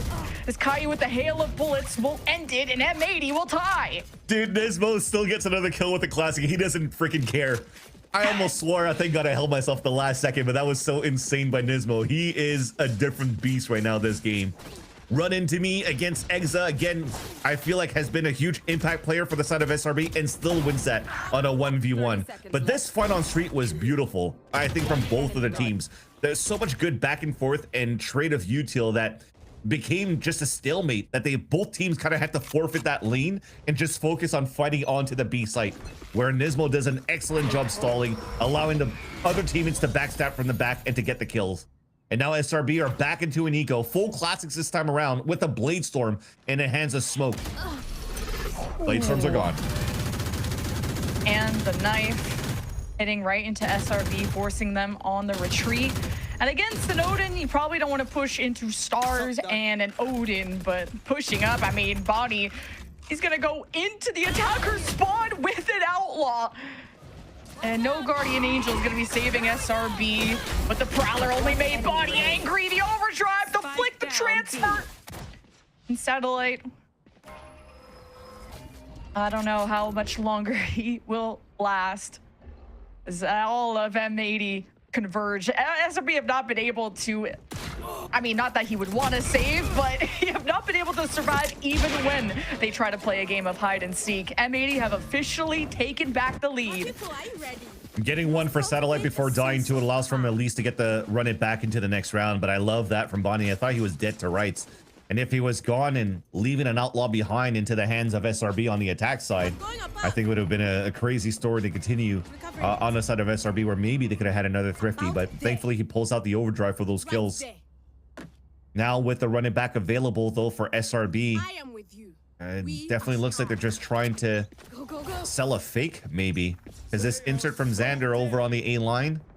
Just trying to see if M80 is going to play the aggressive hold, or the aggressive push rather, on the top of the B line. And so far they're being very patient with it. How early does this run it back get used from Satellite? They don't have a Sova that could drone and mark these positions, so SRB know they have to work for every inch of space against a team like M80. And even when Bonnie has these inserts, he is traded out pretty easily. Not as many multi-kills come out of M80 in moments that they could absolutely ruin SRB. Not liking what they see, SRB will take to exploring the map a bit more. Yeah, I mean, M80 are in a good spot right now. You could see them playing the bait and switch on the top of that B line. So if the TP comes out from Alvin, you still have Bonnie on that side. And then they double up on the extremity. Look at where the gap is. It's towards Art. So you have the two players anchored up on the A side to focus on the A orb control. And you at least control that area to allow the collapse from the B side to A. And not give some sort of exits to SRB back into A main. Oh no, the Prowler missed. Oh. It's a bit blind. Run it back. Patience. Spaz. One down. Run it back. Has to rewind. And just right in front of Spaz. Oh, that's terrible. SRB faked, but now fully committed. The A planted. Xander and Smoke working together on the front lines while Exa feels desperate enough to try and go towards the back line. See if y'all have timing against Alvin. Xander is creating danger on the front. M80 will have to address it. And here comes Exa, but escaping away. Nismo's forced into battle. Already spotted Smoke in that corner. Nismo turning around, just trying to get one at the very least. Now he's the one who's 1 HP. Spaz to save the day, to bail out Nismo, but how are you going to dislodge SRB from these positions? You just can't. 10 to 10. We're going the absolute distance. And it's Exa again with the rewrap and the flash getting full value against, I think that was Alvin Boy, if I'm not mistaken, here towards Flowers. Just very nice. I mean, that Prowler, big mistake there from Nature, but at the end of the day, they're able to still have an opener from that streets that I was mentioning before. And that also allows them to push out towards that spawn because of the collapse on that B side and losing all the players towards A. You don't really have the information of where those players are tucked in from SRB in the post plant scenario, unfortunately. So a little bit of a luck of a draw that you're going to take on the side of SRB to be able to tie up that game or tie up this map again. Yeah. And what, the 5v3 comeback? Love to see it. Now just possibly a Nightfall to work on in the future and op in the hands of Alvin. And SRB, with heads turned that direction, be real scary. Yeah, you can see here from M80, they're trying to do the same thing again, the bait and switch, but also from Nismo's position, because if that hit is coming, Nismo's just going to pop flash in the top two, so they can maybe try to collapse after the TP comes across. So this is a heavy firepower trap play being set up by M80 so far. Oh, big mark from the knife. And I mean, that alone, you may have dissuaded SRB from continuing down this B path. Bonnie could also just concuss them as soon as they get steady. Trying to cross over. Okay, just one shot into the haunt. Trouble ahead. Teleport out. Opens up the pit for Bonnie. Quick trade, though. We can't get more than one. So now Smoke makes the space. Is Alvin waits for his shot, but now it's too late. Nismo's a victim. Smoke turns and burns onto Alvin. All three defenders removed from B. Caillou and Spaz have a lot of low HP targets. It's not unwinnable. Caillou's been in this prime position before. Who's gonna look into his position? I thought SRB are gonna play safer than that, but they know not to wait. Spaz will save. Yeah, it looks like Caillou thought that he had some sort of a timing. I mean, he did some shock dart damage. The trap play was there, but this time Bonnie was a little bit antsy because it was another one of those moments where the Prowler actually didn't full clear, because you wouldn't expect somebody to play in that corner. It was not exploited or explored by SRB this whole half so far, but Bonnie was not as patient as Spaz was earlier a couple of rounds ago rather on the A side, that he instantly, yes, gets the kill onto Nature, but he gets instantly traded out because already somebody reacted, and who better to react than Smoke, right? Turns around, flicks right away, and already players are coming forward to take him down. Nice entry on top of that to follow up from Smoke right after. And it's SRB now regaining the momentum in the lead, but there's still a lot of money left here. And look at this sacrificial lamb. Not only are you fragging out for Nismo, he's buying the op for Alvin and just holds a classic. Okay, finally gets a guardian. I was gonna say, is he just gonna say, yo, you know what? I got 5 kills in the classic against rifle so far. Let me just keep playing with the classic. Yeah, why not second ace? Exactly. But Alvin boy's on a glass cannon angle. Deep stars as well from Spaz. Got to retake Cosmic Divide, so you definitely want to play safe if you're M80's defense. Alvin doesn't need to. He could easily teleport back. He hasn't really been punished, and he's looking to do exactly that against SRB. This mid area always given to SRB because M80 know how to control all the entryways that SRB like to go down. Well, that's a nice little walk up here after hearing a jump spot in middle from Alvin boy, because now he calls that there's nobody really there. As they drone towards middle, they're like, okay, well, there's confirmed nobody here. They have to be on either extremities. That will force to rotate over from Nismo, who's moving over towards that A line.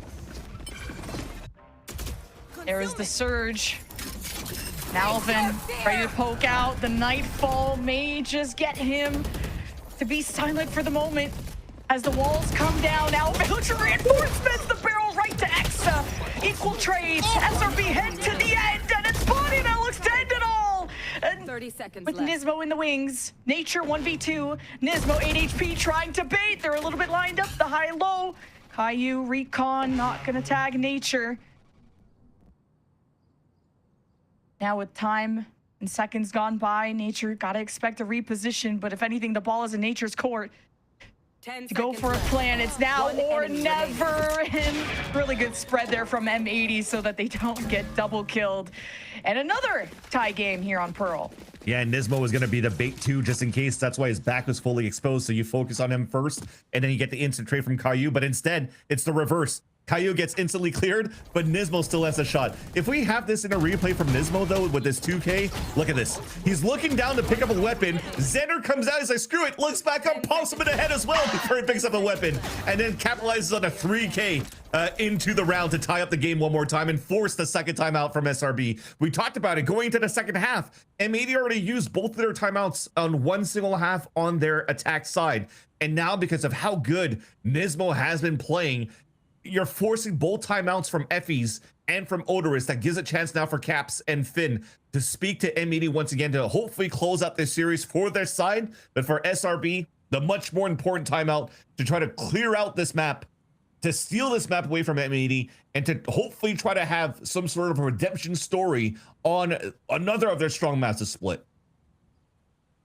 Yeah, and M80 have not been wrestled like this all series and probably for quite a while in playoffs.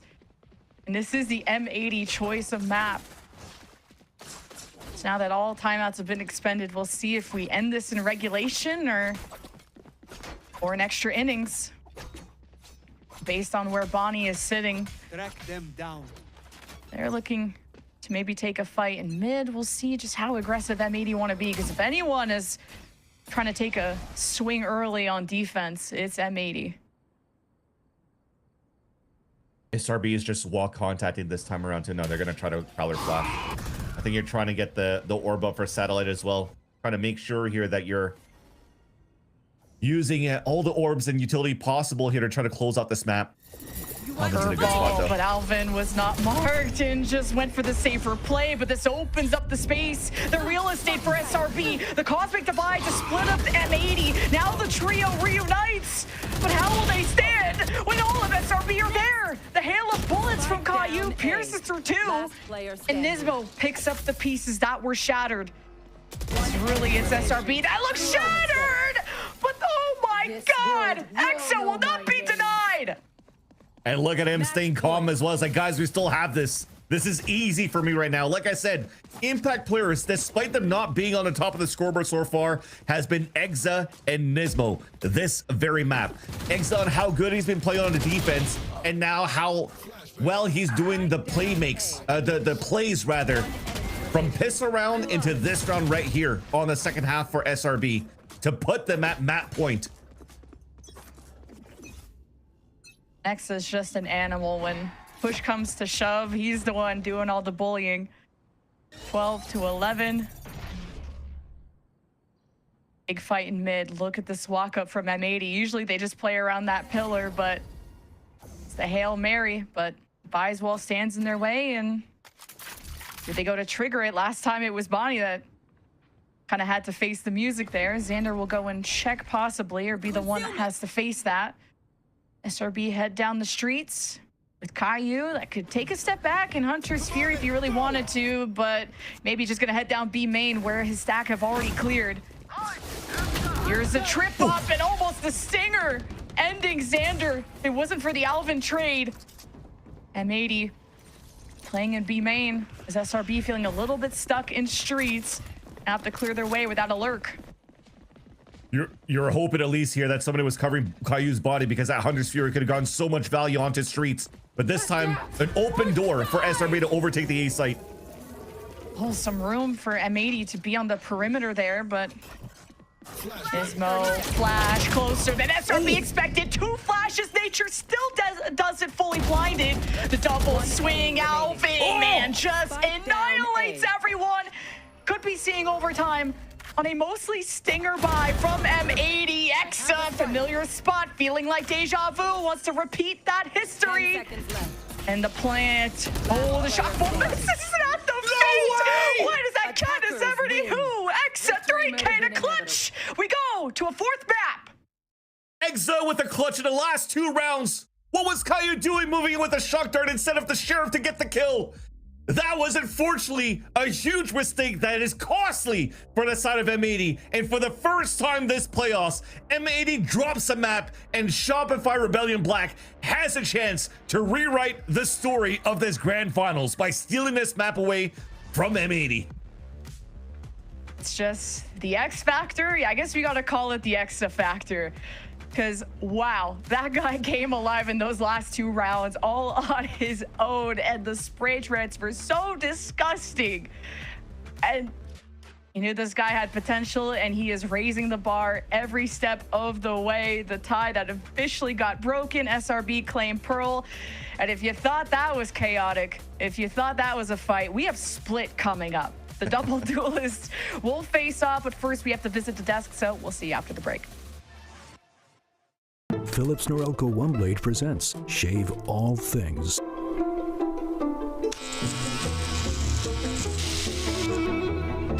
Your style made simple with Philips Norelco OneBlade 360. Trim. Edge. Shave. Trim, edge, and shave with Philips Norelco OneBlade. One tool for all you need.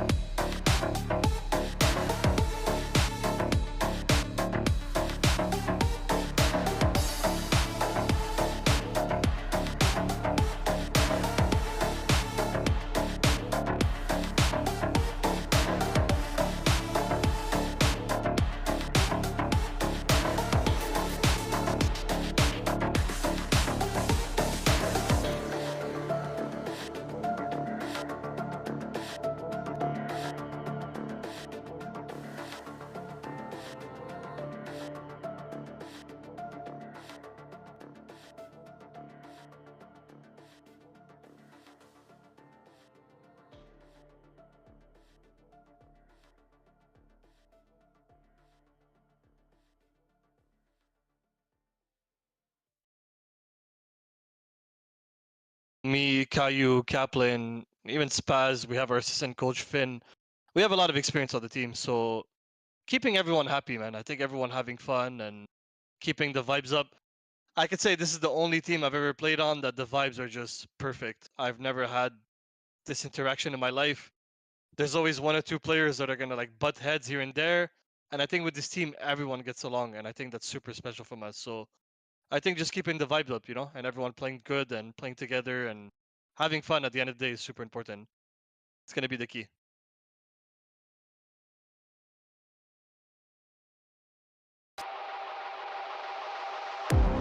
Already. Can they place spoiler? It will be dragging this one out. Terra gets him. Takes a moment to catch his breath, and Sad work together, but a demon for the ace up on top. Sad's willing to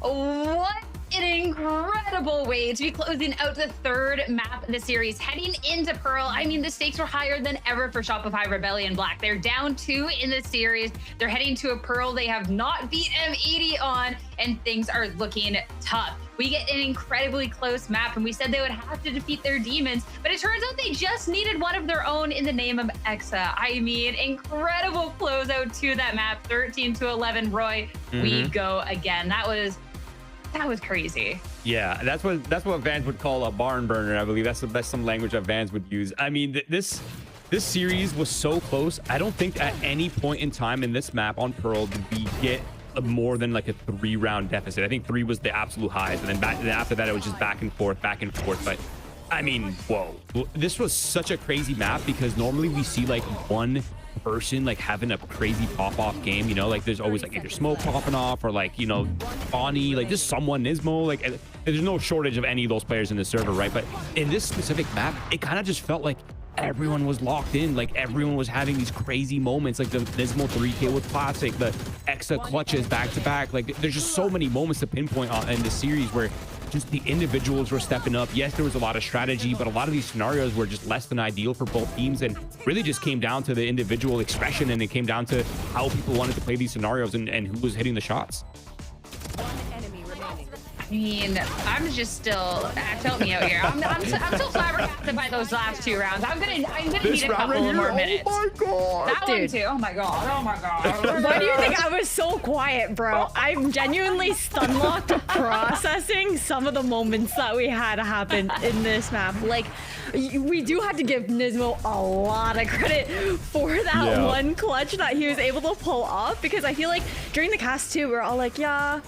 So like they're just gonna look to like, you know, die to the spike. We'll just go to the next round, and then all of a sudden Nismo's like 1v4. Like whatever. Like that's actually insane. I can't.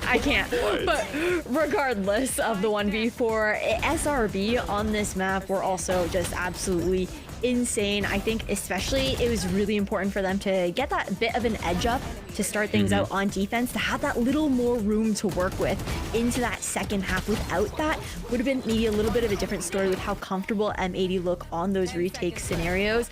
But the retake games honestly were so good from both sides. Overall though, I just honestly can't believe some of the clutch factors that we saw coming in through. Like those last 2 rounds by Exa, jaw dropped. Absolutely so many moments to talk about here on Pearl.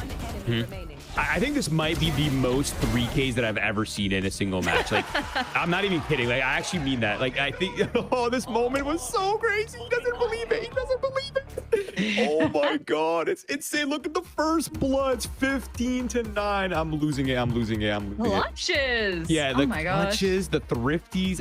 I mean, M80 obviously also got their own thrifty. I'm not sure why I didn't count them. Maybe there's some weapons that kind of denied it. But yeah, M80 had a thrifty. SRB had a thrifty. And I think that, honestly, this page that we're looking at right now is a perfect embodiment of the fact that the stress is really starting to mount, and like the pressure is really starting to mount, and we're either seeing the step ups or we're seeing people make mistakes, but it's getting sloppy. We expected that, right? With the amount of pressure on both of these rosters. We talked a lot about the narratives coming into this game, a lot about the stories of these players, of these orgs, and I mean, this map was just a beautiful just perfectly encapsulated all of that. It really did. I think like you even shouting out the numbers that were on our screens there as well, like talking about the first blood. And I think that a conversation we've had about SRB is constantly how they're able to come back from those man down disadvantages that they have, and to be able to do that up against a team like M80 that they've been grappling with all season long is just incredible in such an important map to stay alive here in the grand finals and their chances for play-ins here. But overall, taking a look at this scoreboard, it is just wild to see everyone step up into the plate like we talked about earlier at such like an even level. There's so much support from both teams just going out into the server. Like Nismo's always going to be a laser when it comes down to that KO utility, whether it's the 0 point or the flashes that are going to go through to set Bonnie up. Caillou, of course, with the recon utility there as well. But then for SRB, those flashes from Exa were also important in a lot of those fights, just being able to find some of those openers. And then you also have Nature, who has been constantly, you know, that one factor that helps get smoke on some of those deep lines where we know that he finds some of the most success. Yeah, and for me, I'm kind of just I wish I could pay. I don't know what sum of money I would pay to just be a fly in the wall in M80's comms right now, because you know, low-key, you had that map in the bag. Like, you've gotten so many first kills, you opened so many rounds successfully, and there were so many moments where you were 3v1 at the very end that you could have easily closed out. Yes, maybe you got gifted the Nismo eco round, but it felt like every round that M80 should have closed out kind of slipped through their fingers somehow. And I don't even know what the conversation is like internally right now, because it's just, what do you even say? Like, oh, hey, guys, don't worry about it, you know, it happens to the best of us. Like, Like, no, this is for play-ins. Like, this is crazy. I mean, it's so crazy because it still was a game that was within grasp. Like, it was so close. But then, I mean, again, these clips are so insane. We have to run them for like a third time. Like, Ash, these final two clutch ups from Exa. I mean, come on. Dude, genuinely jaw on the floor. It was crazy. This is also, don't forget, like right after we thought Nature was gonna hit that clutch the round prior as well, and then things were like, okay, this is getting kind of dicey now, right? You also have those disadvantages, but X is so clean. He's so calm in these moments, and he's just locked in. Like even after they win the map, he's not even celebrating like too hard. He stands up. He's like, we did it. But you can like tell the focus in this moment, dude. That was, it was troll. It was so troll. Yeah, I had to say on podcast. You have to call a spade a spade. You have to call a spade a spade. That should have been overtime for M80. That could have been an opportunity to close things out in 3, and M80 fumbled. Yeah, and in both of those clips as well, you can see X's HB. He's red. 15 HP in the first clip, 6 HP in the second clip, like down to the absolute wire, divinely protected. SRB brings it back. I mean, this could be the turning point for SRB. Maybe I'm jumping the gun. I don't really know, but this could be, if they can run away with this 4th map, then like pressure is really felt by M80, and I think that's when things get really interesting on that 5th map. But again, still a long ways to go for SRB. Yes, this is a great start to things. I'm sure X's heroics will pay off significantly, but wow, I mean, that was an insane map. I mean, Pearl was just one of those hurdles to get through. And I mean, we got a couple of more, but looking at Split, Ash, even if this was a match we saw in their grand finals last time that went M80's way, I feel like out of all maps, Split is the perfect example on how Shopify have changed going into this split, how they've incorporated Smoke more, how they've built around him. I feel like this split has been completely different. It is completely different from when we last saw it, and it's been so good for Shopify. So managing to take that win on Pearl and then taking that momentum, like there's a world this goes to 5, and I mean, even a series. 100%. I think for Split, like having Smoke just on the jet here for SRB is such a big difference compared to the Neon that we saw him on in the last stage for the last time we saw these two teams face off against each other, and he's been lights out thus far in playoffs. Definitely a huge threat, especially with SRB being able to have the momentum from the last map going from Pearl into this map of Split. Granted, it's also a little bit of a different look that we've seen for M80 since the last time these two teams faced off here as well. And I think that overall, it's going to be a very exciting matchup because of the style. Like SRB on attack, they're so slow, they're so controlled, versus an M80 that has a much more explosive mannerism of gameplay and tempo here on this map. Yeah, and for me, there's only so many times that you can shut down Smoke before he comes back up. It's so rare to not see him bounce back in these series. He's almost never negative in this way on first kill, first blood. So I think for SRB, the fact that they're not really winning off these opening kills is such a weird place to be, because right now if Smoke wakes up, he's going to be a problem. If they're able to find success in the beginnings of these rounds and the way they're clutching up and the way they're stepping up to the plate right now for SRB, I think it's kind of spelling danger for M80. But again, to recap, this is a good map for both of these teams. They've looked comfortable. They've had some solid, decisive wins. This map is going to be an absolute battle. And of course, for SRB, this explosive comp, keep your eyes on it. It's fast, it's set, and then when it comes down to the postmans, they're extremely disruptive. I mean, for M80, they had the opportunity to maybe close out on Pearl, but now a 4th map in the series and a Shopify Rebellion Black revitalized. It's time to see if Shopify can keep this series going once again and take us into an all-decisive 5th, or if M80 can stop it. Now, let's find out with your casters. Lab back over to Lemon Kiwi and Van Siller. Thank you, Sierra. Yes, Shopify Rebellion Black were able to make the gods bleed. The first game dropped by M80 all of playoffs, but Vans, no one's made this team drop a series since March, so job's not done. Job's definitely not done, but at least the bricks are being laid up there. And yeah, Shopify Rebellion Black are looking to maybe get that upset. After the way that X has been clutching the last 2 rounds of Pearl, you saw how they all stood up. They were hyped up. And you know what it means when you have a hyped up SRB, especially on a map like this. There's a chance here that Smoke and Xander are going to be the unstoppable forces once we get into the defensive side of SRB. So M80, they're not guaranteed this spot into the play-ins yet, despite a dominating second map 13-2. SRB are back for a fight. I mean, SRB fought on this map just yesterday, 13-6 over SAD, the second map.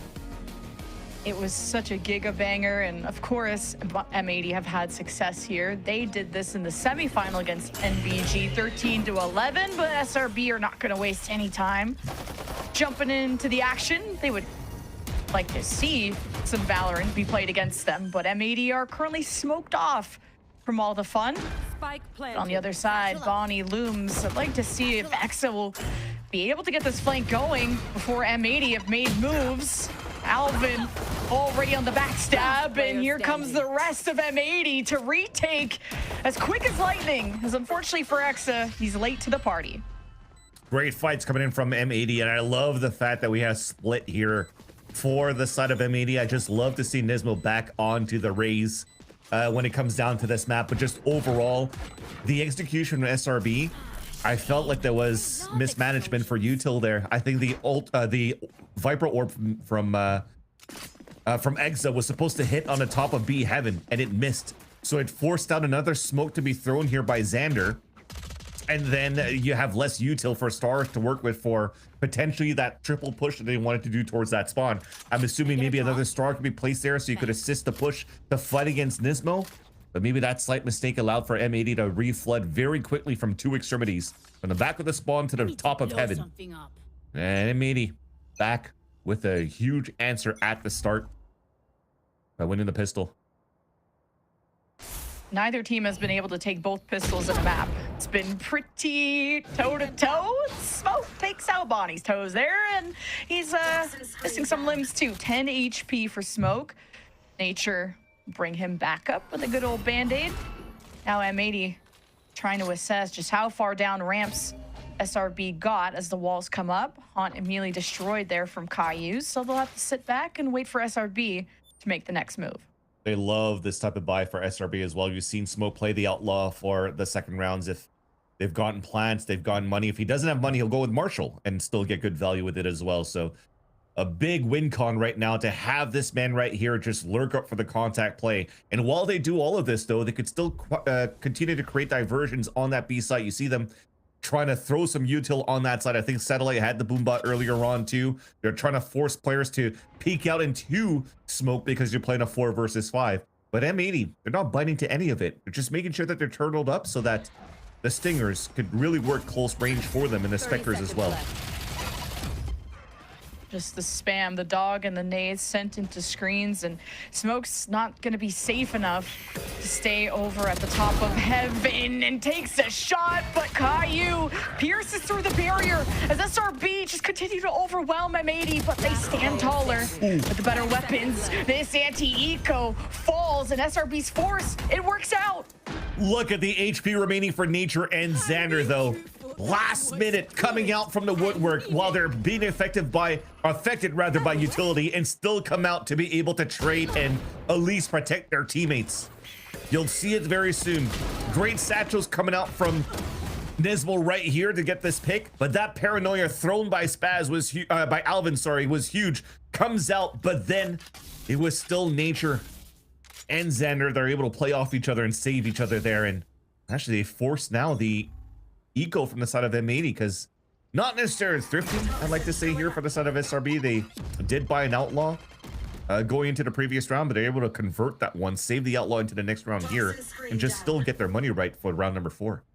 You know who's a goat with the classic? It's Nismo, who's played what, all 3 different roles now. He played Omen, a controller. He's now played a duelist, the KO. Like, he's flexed to anything this M80 team needs, and hold off an ace. If it goes to Ascent, he's going to play a Deadlock, which is Ascenti. So yeah, he's all over the map right now. The Swiss Army knife for M80 in this series. But they definitely don't want to let that 5th map happen by also dropping down Exa early. At least it was just a Sheriff. Okay, but that's a lapse, and hey, Nature will make do. But around the corner is M80's retake. Bonnie with a pistol that he stole from EXO. Hope it shoots just as well as he did last map, and not too bad. High ground, watching over. Safe angles from SRB. They're trying to reposition off the orb, and Xander to take a second. M80 window to engage. Nature will watch his back. The duo goes to the left, and even while the flash is up, Bonnie has now secured the second kill with a Sheriff. Xander v Bonnie, the Spectre upgrade, and Bonnie is the hero of M80. This is going to be the type of game we're about to witness in this fourth map. Look at Bonnie making sure that Xander stays down as well. Maybe trying to find the outlaw going to the next round. There it is. And that is such a huge answer back by M80 with pistols. Not clean corners has been the boon, or not the boon actually, the pain to the side of SRB in that previous round. Allowed therefore such a nice bait and switch off that retake at the end for M80. You would think here after they took down Exa only had a pistol, right? So it should still be around for SRB, but they still make magic happen. Yeah, thanks Exa for giving them the game-winning pistol. Save now for SRB, but both these teams have gone back and forth, and look at that. The lower by team opens up with the first blood. Seekers from Nature, really close range as well, chasing down M80, identifying Caillou within the site. He's exposed, he's exploited, and Spaz checked at the door. SRB are about to take a thrifty unless Alvin and Nismo can pull a rabbit out of their hat. As the spike gets dropped, Nature may just be as well. Ring around the rosy. The nade, catches Nature clean at the end of the day for M80. Not this time around there for a thrifty to thrifty. It was stopped there by Alvin Boy as he comes out from screens and has a nice little spray transfer on the two players that are playing slightly off the angled, and I thought it was a perfect position that they had for SRB to try to trade off each other, but just unfortunately couldn't land those shots. Caillou doing God's work. That was a big kill to have against Smoke too, because keeping him alive by picking up a weapon upgrade on top of that maybe would have seen another 30 round out from SRB. We are in for a treat for this round, for this map number 4. After that plant, it is going to be a buy for SRB, a healthy one at that. Bunny also upgrades from the Outlaw into the Operator to cover down middle. For now, oh my God. You didn't even get to look at mid yet, and Smoke's already been tagged up. Nature's there with the heal as usual. Sally could send a boom bot, a nade. They've been really good with that util, but M80's success has been off of retakes. How much they've been good at giving SRB space. Spawny watches with the op. Nade and boom bot available, just the elbow. Nature close flash, slide past it. Nature adjusts, and Spaz gets his revenge, and a double kill with the Nismo showstopper. The third and male. Return to sender as SRB back in spawn. EXO 1v4. Yeah, and Exa doing Exa things. That's part of the game plan for SRB. He's just chilling towards the A ramp. He's hoping to be the one closing the line here if they're able to take mid control for the side of SRB and finish up on the A side, depending what happens in terms of contacts towards that top of vents. That said, though, Bonnie going straight into the screw it, I don't care if you're trying to run me down, I'll break your ankles with an overdrive slide. And that was just good enough to allow Nismo to even trade out with the showstopper right after. So to see that M80, a different look from the type of defenses that we've seen from SRB throughout the series, where, like I said, whenever Smoke misses a shot or something like that and he's forced to fall back, they're just trying to give that space away and try to play more as a team to retake. This time for M80 in this map, they're coming back with a vengeance here where they're just fighting and they're not letting up the space. I'm trying to make them think for SRB that they're able to take that space, but nope. M80's still putting some more stop signs. One enemy remaining. I'm sure as you're crossing, there's just a nuclear bomb in your path, just casually there from Nismo, who's 7-2. And I feel like SRB, they really are pressing the issue well with util. The way that Nature goes in there with flash, doesn't let Smoke sacrifice go unwarranted and even threw a flash. Like, Nature had to do a pretty crazy flick to stop Bonnie, which, speaking of which, is able to get the op recovered after that. So an early SRB timeout, figure out how they will deal with that op. Yeah, I mean, they've done a pretty decent job a couple of rounds ago when we were looking at the fast tempo aggression for the side of SRB. They really caught Bonnie off guard, who was trying to outlaw or snipe down towards the A ramp and just instantly get bodied. So they could continue with that type of style to really try to get some early space. But right now, in terms of SRB, they mentioned it at the desk for Ash on how SRB kind of plays the attack side. It's a little bit more timid in terms of them wanting to default a little bit more because they want to boombot, trying to find info, trying to find where the operator could be, and then work in tandem on a 1-3-1 and finish up somewhere on splits. That might change after this timeout. As you're seeing how aggressive M80 continues to play, SRB might still want to try to fight fire with fire. Flash just enough to get Bonnie off the angle, but no smokes will stand in the way, and Nature falls, and that's such a core part of how SRB takes space, as they'll work their way around and not through. Spaz will be removed from the picture for now with the smoke and the re-peek, and SRB are not kind of putting on the pressure enough. There's too many gaps for SRB to fill, and M80's fortress remains intact. And Exa, very familiar clutch or kick scenario in a 1v3.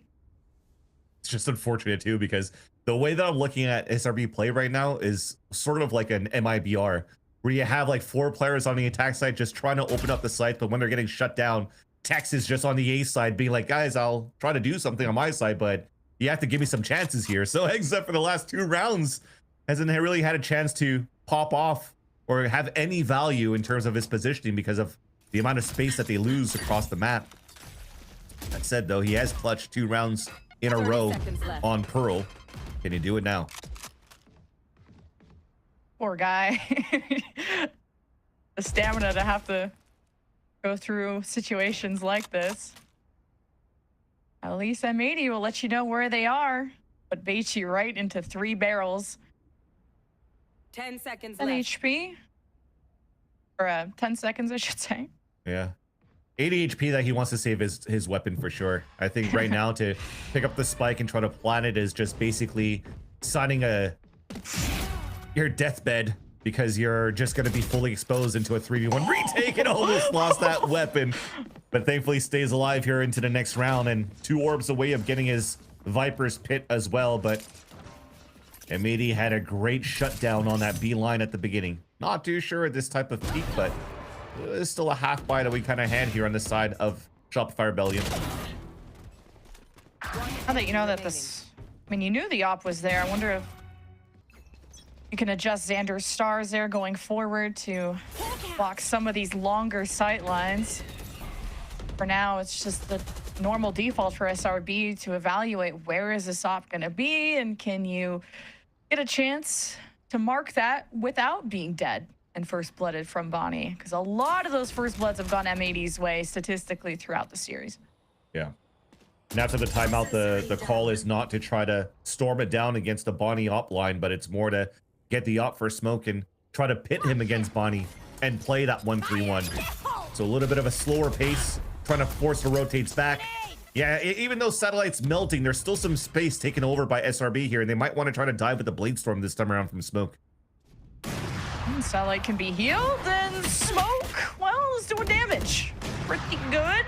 Bonnie, oh, there's an op at the back corner. Smoke has to kind of look at one lane at a time, really rely on Nature to bail him out. Cosmic Divide to split up M80 to also have this op up in a corner. Backs against the wall. M80 are buried. Trying to do a jump spot to look back into Mail, just to try to see if the hit is going to come at the 1 minute mark. What's going to happen after the showstopper was being utilized here by Satellite. Because after that, you jump peek to see, okay, well, if they've given up Mail, we can call it out so the people towards the A side for M80 could be ready to hold the defensive line. But as he goes for a peek, well, it's still smoke with the op. Well, that's going to be... You're not going to do that ever again for M80 at that point. You're going to make sure you're going to have to use util. If not, have to play a little bit more scared, should I say, for lack of a better word, just to give them that space. If you've already given that up from a showstopper. Just that early bird too from Nature got M80 nervous towards the right side, trying to play some mental warfare. So you look to converge into mid again. And with the star plays that be main, you have Seekers, you could really proc a good fight. Yeah, I agree with you. Right now, for what SRB is trying to do is to continuously condition that flash over on that right side. But the difference is where do you place Smoke? Is he looking towards middle, B main, A main, just to try to get an opening? So that's the question marks now that you're setting for M80 to try to fight back on that side. And you see Smoke still inching his way up. Alvin Boy senses something. As a sixth sense, it's tingling. Oh, and he's Now it's in being cover checked. too. Good read. And oh, the immediate disrespect on the Smoke, the paranoia. Alvin just barely getting to that back wall, the back doorway. The Seekers hunt down M80. The information is there. Alvin traded. Smoke in these close range situations with the op, he still shines. Spaz, okay, regains some footing against Exa, but won't be able to regain health. Smoke keeps the op. They want to keep the round as well. Smoke, well, or won't miss that again. Like I said, man, this guy is starting to look unstoppable with the operator. When you give him that chance here, the fourth map to warm up, those are the shots that he's going to take and land. Especially when he dives in on that one and eats a paranoia and stays out in the open. And as soon as the smoke dissipates and that he's not hit by the paranoia anymore, he still instantly gets the pick on the top of heaven at Rafters. It's just some insane stuff that we've seen from Smoke on this map as well, on the attack side. And like I said, when it comes down to him on the attack side getting value, just wait until you start seeing Xander on the defensive side once you switch halves here. So this timeout super important for M80 so they could maximize the amount of rounds they could have on a defensive line here. Because if not, the hits onto the extremities could be totally shut down round after round by both Smoke and Xander. And reinforce that post plant with the Viper's Pit there from Exa. Caillou needs to survive long enough for the Nightfall to give them a fighting chance in the chaos that is that ultimate. But the way that SRB just explode onto the site, and even with an op at close range, like, it doesn't seem like a hindrance at all to someone like Smoke, who I think has only gotten better and better as the series has gone on, even through their biggest challenger of M80. They're doing their best, but took some ultimate investments from SRB to get those back-to-back rounds. Big Seekers again from Nature. Welcome to my world. The pit is in mid this time, and that's a path that SRB have really liked to take to get into B as well. Interesting one too, that you're using this on a Thrifty for M80 rather. So this timeout is to draft out something and maybe to leverage all of these ults. So maybe even a Nightfall for the Flood retake. The Stingers could be super important as well. And as you're creating one ways, you're creating question marks. Now you're forcing the hand of SRB to execute towards the A site. So Nature, in my eyes, should stay alive here if they want to try to leverage that Nightfall for the retake. Same protocols for SRB, no matter what weapons are on the other side, especially with the amount of Thrifties we've already had this game, and we're only 9 rounds in. SRB now trailing. Wow, 2 ultimates now invested, flying in. It's a bird, it's a plane, it's no kills though for M80. SRB stay stoic, they stay steady as the pillars are in place. And Caillou, not enough bullets in the chamber, not enough damage. As a flawless comes out for SRB. And look at the amount of dinks that we're getting on the pistols too, and all of those lineups that they had going into the Flood retake, from Nightfall to Snakebite to Paint Shells. Unfortunately, nothing really connecting, and nobody from SRB in a post plant running into that type of utility combo that doesn't allow for M80 to get the best value in terms of their Thrifty to try to steal the round away from Shopfire Belly and Black. But it's a nice attempt. Still allows for you to get a full rifle round in this round here to make up for the lack of ultimates that you have in this round as you've used it in the previous one. Nice little attempt of a Hail Mary, but SRB is able to stop that, stuff that out. Oh, the Prowler to maybe bait for Nismo. He's one away from the showstopper, and only so much the anchors of the A site can do. Xander with an op. You don't see him hold that every day, and he's got 3 walking down his path. So red carpet has been laid. M80 won't be able to take control of screens, not with Alvin being chased down by a dog and a Viper's Pit in screens. Difficult retake ahead of M80. Now the nade thrown from Nismo to try and flush out the rats from their pit. Nature has no way to fight through this, maybe trying to catch them crossing in and doesn't want to peek, and until the moment is right, he's out of his shelter and out into the war, and SRB have tied us up. There's a very nice hold there by Nature towards the back of map. I just felt here that they were missing a little bit of synergy on trying to fight back into the pit. Because with Alvin Boy staying alive towards that back of the screens, he still has a paranoia that would fully hit towards the elbow. That would actually blind 3 players that are trying to fight back on that side. And they still have their 2 duelists alive with paint shells too to try to flush the opponents outside of the pit. But instead they decide to walk back into the main line where they can leverage, yes, their defensive orb, but there's no more util out of that to try to fight back into the site. It's just a little bit unfortunate here that I didn't really find ways to counter the pit, and now SRB is able to tie the game. I'm just trying to get that early and quick information. So much pressure, so much from Nature's back pocket thrown into screens. Even the boom bot as well. SRB with a quick plant. But M80 approaching towards screens. Now you can just kind of let the smoke outlaw do all the talking. An overdrive Bonnie, he's eager, they're ready. The Nismo showstopper right into Nature. Didn't even see that coming. M80 are on the high ground as well as smoke is smoked off. And the defuse is going through. It takes SRB finally coalescing against the eco to end it once and for all. But man, that did look threatening. It did look at some point they were able to steal that themselves again. It's been one of those games here where it really comes down to the wire for both of these teams. It doesn't matter what weapons you're bringing into the fray for round after round. But SRB has definitely found some sort of solution here since their timeout call from Effie's. Now putting 5 rounds in a row since the round number 7, and M80 are looking to get something out of this last round and hopefully bringing it to a 6-6 scoreline. But SRB, they're doing a great job just simplifying things for lack of talking about the real macro around the map. It's 5-man hits that they're able to take, or just play the 1-3-1s, and it still works out in their favor. And that just means that they're winning their gunfights when it comes down to it.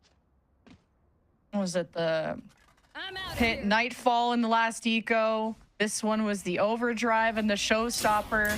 I know we're getting towards the end of the first half, but wonder if saving it for this round would have been nice as well. But SRB walking down mid with the op, as fearless as ever. I think Spaz has been really good at playing this catwalk side. Okay, here comes Satellite, hoping to get the showstopper deeper than ever, and he dies to the verticality he gained from his ultimate. SRB still be quick to take the space. Sanders in garage. One stands in their way, and it's Alvin within the site, and only Caillou to pick up the pieces in a 1v3. See how this half ends. Xander and Nature in cover. 3 different places for Caillou to try and duel against. Flash just to shake things up against Caillou. Haunt not going to be shot, not going to spot anyone. And easy pickings for smoke. And now M80 on the back foot going into the second half again. We talked about the looks of the attack side for both of these teams. A little bit more meticulous around for SRB, but for the side of M80, it's dive, dive, dive. So can you be ready for this time around? I mean, you have a good composition in my eyes by having Xander on this Astra. You could actually stall a lot and play around your smokes on the defensive side. And I think it might be a good opportunity, at least for M80, to focus on hitting where Xander would be in this pistol round, because you have a lot less stars to work with. You could definitely see it from the buy. 3 stars and only a frenzy for Xander, no armor. Yet M80 are looking to just play 2-1-2 maybe at this point. Just trying to prod around to see where SRB is currently setting up. M80 had the first pistol, and then we had some shenanigans of SRB forcing with an outlaw, and then a counter thrifty from M80. So the weirdest start to split that we had as Exa catches a stray. This is a good fight though for M80 right now. Yeah, the shorty. Oh yeah, never mind. I was gonna say could maybe do some damage, but at least what's good right now for M80 is that they're actually forcing the cycles of the smokes, right? If it's not from the Viper Orb, they forced up the star already. That means less stars to work towards this B site. So if you're starting to see here that Spaz is getting challenged by nature, it gives a chance right now for M80 to focus over on that B site where there's again less util to work with. But the more they wait, look at this rotate over from SRB this time around too. Smoke is there to help. And that could be dangerous if M80 decides to walk into the B site now, which they are. And just the threat of Alvin and Garage means that SRB cannot take safety. They are out in the open. And this is where the spotlight can get quite bright. And the sheriffs, they hurt pretty bad. And nature got 2 birds, got 3 stones. So 1v3, and he's not even gonna get to fight back at 25 HP. Good response on the pistol, and M80 will keep themselves within 1. I love how he smiles into that one and just mumbled a damn it because he had all 3 flash, but unfortunately all right clicks were just creating silhouettes around the 3 heads that was just lining in front of him. And again, as much as we mentioned where it could have been dangerous walking into the B site for M80 because of the 3-player crossfire setup from SRB, was already there on the defense. It's good here that M80 were still strong on shooting in terms of entering for the sheriffs that they had. So now we have no shenanigans on the side of SRB, no outlaws into the second round because no plants, no nothing, no real damage came out on the defensive side. They're just going for a full classic round and gambling here on mid control. Which may work out. M80 threw an early haunt at ramp, and SRB know they've given them that whole side of the map for free. The gamble on this mid crunch. Exa has to stay patient here. He looked really eager last round to make some hero plays. Could be showing up now to trade, and he does at least leg 1. M80 now kind of flustered from the encounter are just gonna abandon ship and follow through on the Spaz game plan. And after noticing 4 players fighting up on mid, they're like, okay, well, best we got is a 3 versus 1 on any sites. Spaz might get caught. Still, Aliso was able to take down Smoke.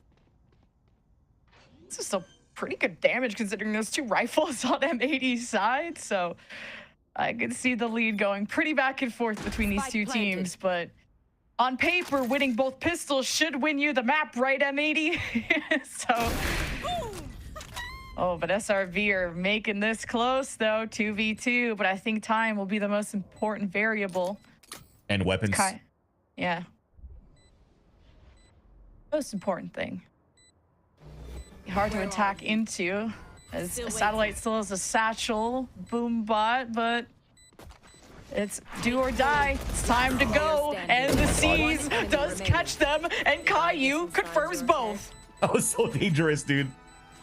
Xander laser beamed Alvin, but thankfully Caillou this time around, the Seas got some great value, forced the HP down of his second opponent, and is able to just easily clean up the second kill.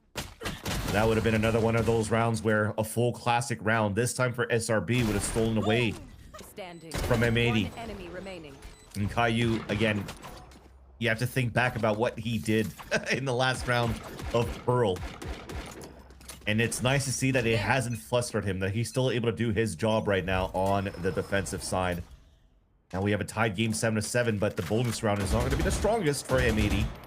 This round 15.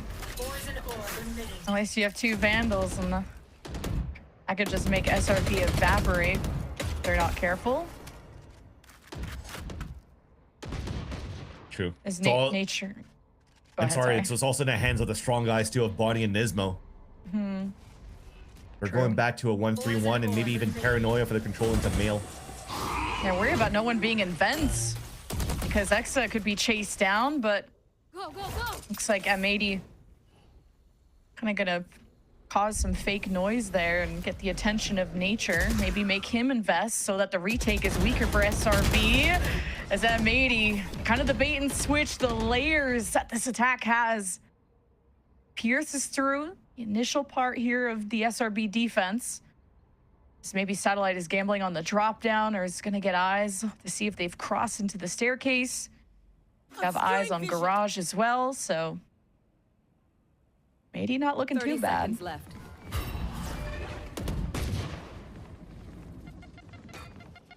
See if Satellite will be spotted. The nade will force him down, and he still gets a kill, but A-Body trades.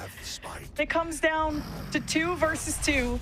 Nalvin getting an upgrade. The Stingers in mid, and the timing of Nature. Yeah, just shoots Spaz in the back. Unlucky for M80. So we'll see if a Guardian Angel watches over Alvin. He has no paranoia, and he's got a smoke. Another flash remains for Nature. Smoke with full mobility.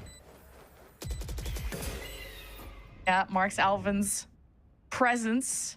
Slow walk. Oh, smoke heard to the right. Dash, headshot. Alvin, reposition. Nice angle on the high ground. Nature! Oh my God, gets his brain shattered. What a clutch from Alvin. He TP's out in the open on top of rafters when he thought for Nature that he TP'd towards the back of the site without throwing paranoia because he didn't even have it, and somehow still manages to break the ankle of Nature. The sidestep was huge, but also the position. You talked about the splash from Nature marking the spot, but he played it out towards that pillar. So even if it hits him, the flash is trying to go deep to try to clear towards the back of the B site. So for both players of SRB, they thought that he was still playing tucked in towards the back, where he just stayed stoic at the bottom of the staircase of default. And for another time, Alvin is able to clutch a big round for M80. For them to convert their bonus, to get back in the lead, as both fight over the steering wheel of this map. And the M80 death ball, we have not seen them really run it down, and rips the Stinger. I mean, the paranoia hitting Nature, just barely seeing the neon sprint by. But trades as the lower buy is still finding value here from SRB. Stingers, a Bucky, Exa. He has been crazy with the Bucky before. I still think about the double kill on Pearl, and I still think about how he just wins every time. We're tied. Oh man, that is so frustrating actually to look at it from the point of view of M80. Because they knew something was happening towards this site. This orb was up for a certain reason. The star was up on that side. And all they had to do was wait an extra second for the smoke to dissipate so they could really clear towards hell. But instead, just before it dissipates, Caillou drops into there, gets instantly buckied, and gifts a Vandal to Exa, who's able to mop up 2 other kills with it as players are swinging through his own snake bite. That unsettling. We're back into a tight game between these two teams.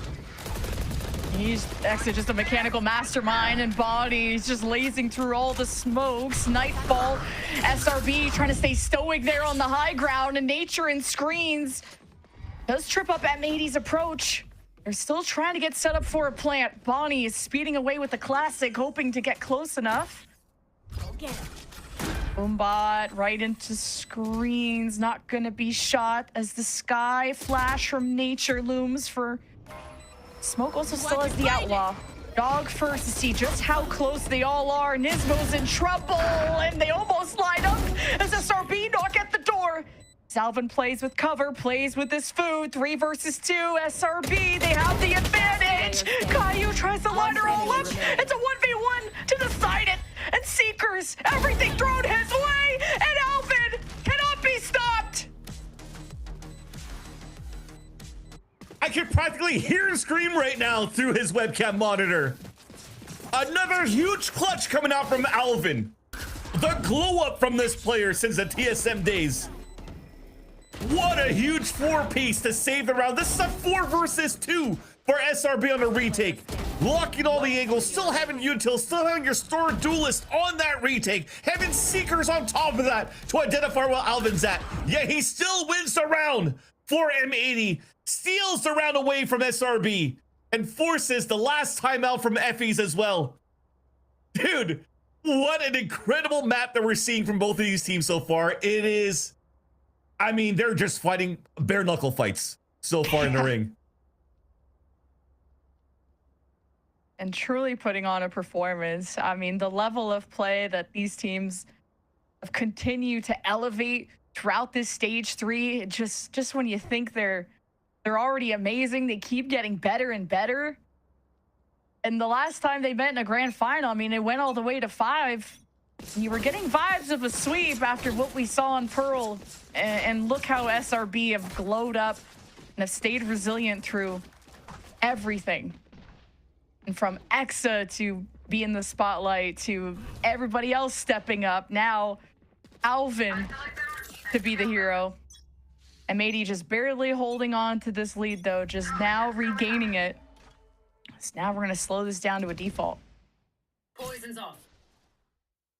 Yeah, especially after a timeout from SRB. Gotta go.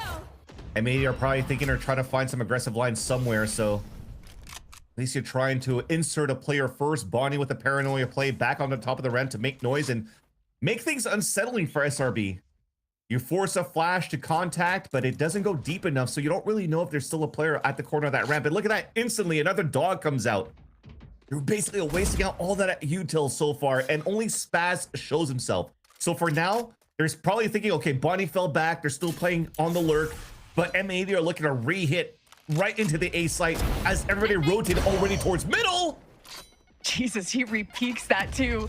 M80 are still gonna force the issue. The shorty has to come out. SRB rotating into heaven. They'll have angles. They'll have the better line of sight. Spike planted. As Smoke still lives on in this round somehow. No paranoia. Showstopper halted. Great play from Alvin. Nismo's 10 HP. He'll have to take a seat. And SRB just can't get any vision. Who's even on the site? As time ticks away, SRB just cutting all noise. Now the shots being heard and screens. Exa swings in and just the blink of an eye floors and absolutely wipes M80, leaving Spaz to maybe get lucky here. But the defuse was already halfway. And just like that, the lead is gone. It's so hard right now to try to still entry a site, even if you've broken their ankles when Smoke is still alive. So gets a nice pick with the Outlaw and does enough to stall here M80 on the hit. And all they needed to do here on the side for SRB was just wait for the second flash to come up here from Nature. And as it does so, they're able to still flood into the site because they have player's advantage because of the first bloods that Smoke and Nature were able to get. Despite M80 having the nice protocol of forcing out to rotate away. Back into an eco for the attack side.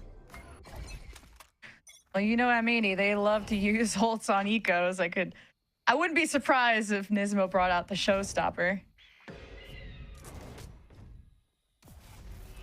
Especially if they're able to get an early pick here with these sheriffs. So right now, showstopper to create space, upgrade some weapons if they can on top of that, get a pit after a Spaz plant to potentially get more weapons inside the pit to play the delay. That could be a game plan dressed up by M80, depending on what type of kills they get through the contact and how many players still stay alive. That paranoia. Ooh. Satellite just barely gets out. Showstopper from Nismo claims one. Quick shot from Smoke. Blades out. Puts himself into a duel against the entirety. And how is Nature just shooting down the spike carrier? And Smoke shows up, takes verticality. And just like that, I mean, how SRB maneuver around these sites is so incredible to see. And the lead swings back in their favor. If somehow SRB is going to be able to win this fourth map and to push this into Ascent, I can't wait to get back to the desk to listen to Roy just fully talk about and gassing up Smoke. Because by all means, you're allowed to do that because Smoke is owning the defensive line. We talked about it going to the second half. I said it was going to be Smoke and Xander so far, but it's definitely been Nature and Smoke on the defensive half that's been doing God's work to keep SRB in this fight.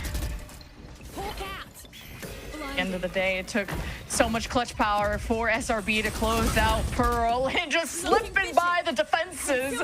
Body, he's as slippery as ever, and he's not slowing down anytime soon. But Xander will hit the reinforcements. The backline's being tested. Bonnie is on a rampage, and M80 looking to secure the round off of a Viper's pit. Not the best pit, though. It doesn't go deep enough as well. Thankfully, they still have a Viper Orb on that side, but it has to come down to the big fight. Actually, look at it. Looks like it. Smoke wants to save his operator into the next round. I was going to say there was a chance potentially here just because of that. So much space was given from the lack of a pit on the side here. A Spaz.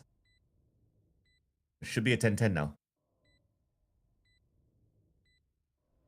Yeah, I mean, even Pearl was as close. I mean, it was 8-8, then 10-10, then 11-11, and until it boiled over into back-to-back Exa clutches to give them Pearl. Speaking of Exa, okay, he even kills Bonnie there, and he's hard to lock down enough, making it very expensive for M80's side, despite getting the round win. So, gotta be careful. Yeah, it is huge, actually, because Nature looked like he was at 0 credits, but because Smoke saved his operator, still has enough to buy a rifle with 1,000 credits that they carry over into the next round by saving. It's nice here that Exa and his teammate here over for Satellite were fighting for exits, and they did an incredible job there. Look at what the buy is going to look like for M80 this time around, too, at a 10-10 scoreline. You have a Stinger only for Spaz and a Bulldog for Alvin. You probably want to try to start breaking ankles with an Omen TP somewhere into their spawn or the back of the B site for a very fast hit into B. Bonnie's becoming more consistent, too, with his entries. Slipping away. Xander hoping to hide away, find his moment to strike when the iron is hot. But if anything, Bonnie's the one heating up, and Spaz layers on. Exa will remove one, but I think the job's done. Spike planted. Smoke in Nature, full util from the sky, but the op looking like it's gonna get saved, and the round is over just like that. And it's not necessarily around here that Nature really wants to commit into looking for exits. He was hoping here that somebody from M80 might try to hunt him down, so he at least isolates a 1v1 for the fight. But this rifle is going to be super important to carry into the next round with Smoke, because this will be another one of those mixed by shenanigans that could make magic once again for this time the side of SRB. But for M80, ended up being a very fast hit, very nice for Bonnie to stay within his fast lane and also the Xander smoke. So he has a mini ISO ult to fight in and still win that against Xander.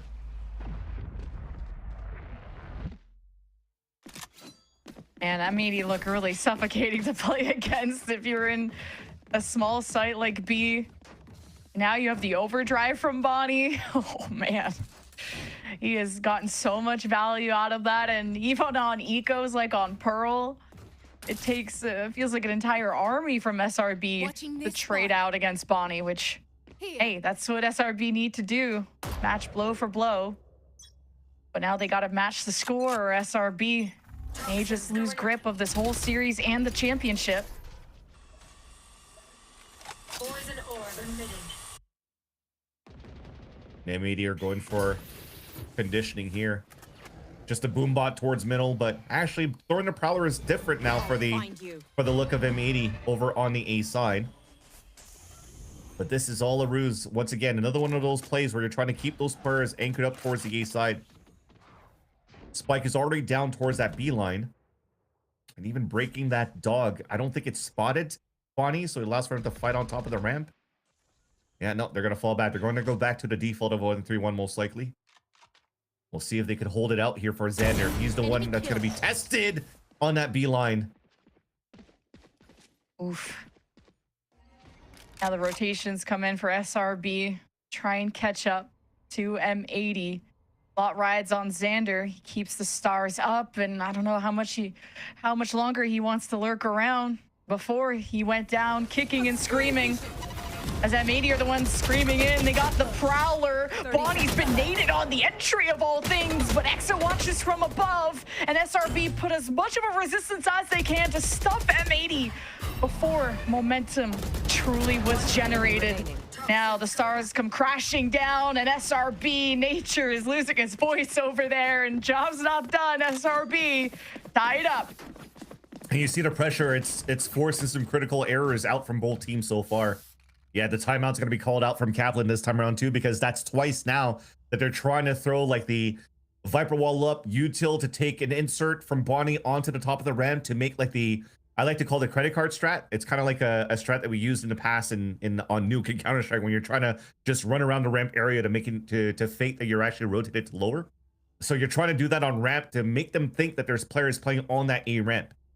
Yet instead, as they start falling back and walking back towards that B site, Spaz somehow decides to walk across when his wall's down to instantly get picked off by smoke. So that was a small mistake coming through where the whole idea of that fake was already gone. You've already wasted so much util with a Prowler and a Haunt in the first place to take over that fake over on the A side that doesn't give you too much on B. And also that pick from Smoke, realizing that it was a fake no matter what, already allowed Satellite to be over on B to get that pick. So you got to clean that up a little bit more, or just throw that strategy out in the bin for M80. Just think of a different approach here on fighting that line. And as you see them, as you see them moving back towards this A side here, Lemon Q, I think it's Kaplan saying, guys, this is what we're going to try to draft up here, and this is how we kind of do it. Yeah, and Smoke's going to draft up a different strat for himself because he's been very screens heavy, sometimes even within the site with the op. Now he swaps over to B to anchor that solo, and SRB, I think they've been able to predict the game. Showstopper available for Satellite. Bonnie just gonna brute force his way right into X's face. Coverage though from Xander to try and relieve that pressure. So now there's a Satellite Showstopper to even put fear into the eyes of M80, and that gets no value. So massive for M80. So preemptive as well, though. You don't have a stall for the Showstopper inside the A side anymore, and also the op is all the way towards B. This is a big window right now for M80 to take over this round and get series points. Xander, he isolates himself in with the Cosmic Divide, and M80, they do not care at all. It's nice to see the Nightfall and the desperation that came out from SRB to stop it, but this is M80 now getting to match point, series point. SRB will have one final shot coming up. At least they don't have to worry about buying an op again. And Seekers will be the name of the game here for Nature. Like I said, the pressure right now is creating forced errors. This time it's Shopify Rebellion. Just because of an overdrive, global Q being called by Bonnie on the top of Mail, and Exa hears the footsteps and even mollies himself. He's like, I might need some help around here. It forces out not only the Showstopper from Satellite on the top of B Heaven, but also the dog from Nature to clear out towards Vents. And then they realize, oh wait, there's actually nobody playing towards middle. Nobody pushing up towards Vent for control. What really do we have to try to stall towards the A side hit? And as they go for the Nightfall into a spot where Smoke likes to opt from the elbow or from screens, it doesn't spot anybody. They overtake that site. So now M80 are one round away of being able to secure a spot into the play-ins, directly skipping the LCQ to play against the top teams of the VCT Americas and try to qualify to Shanghai at champs at the end of the year. It's the end all be all. Nismo Showstopper available versus the Seekers of Nature. Uncontested op from Smoke. Sits at B yet again. M80 are at a standstill.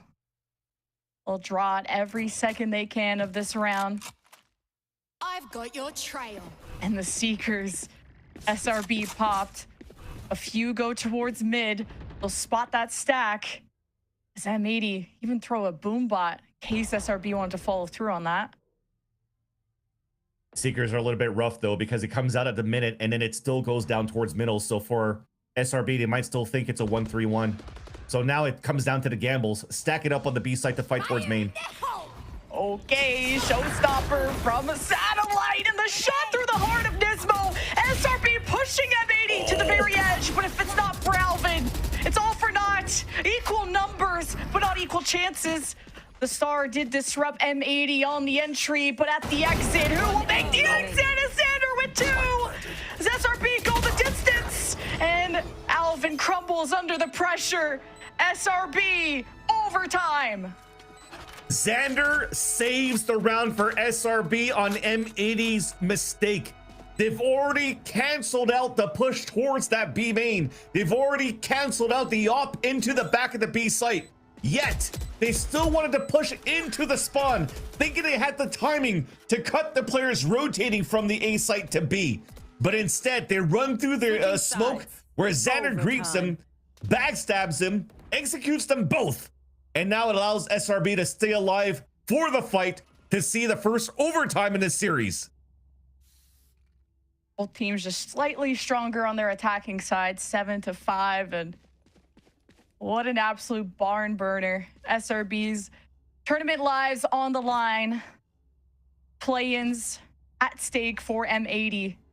After how much that org has invested into these players, after how long they've fought to be on a VCT stage or to return to it. It's a Bonnie op versus no op from Smoke. Glass Cannon Bonnie. Watching the B line. Shadows traveling. It's a pretty large stack from SRB.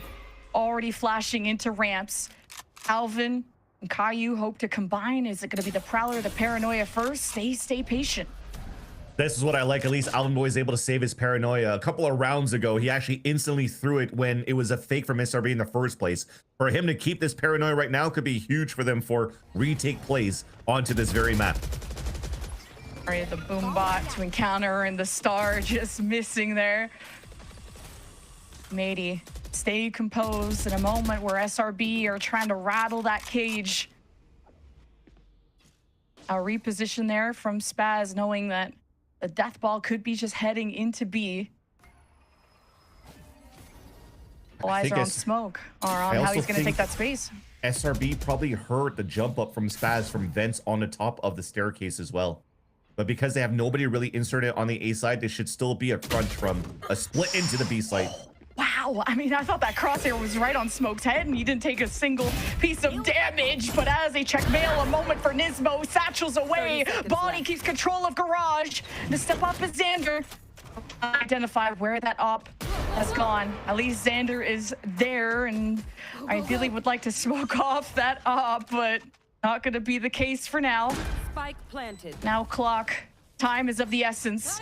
SRB to kick off this overtime as they try to stay as safe as they can. M80 brute force their way. SRB with a crossfire, one in the back corner. It's Smoke. His teammates. M80 cutting all noise. And now the spam through the smoke. Alvin has drawn blood. And now the spike gets tapped and Smoke exposes his position.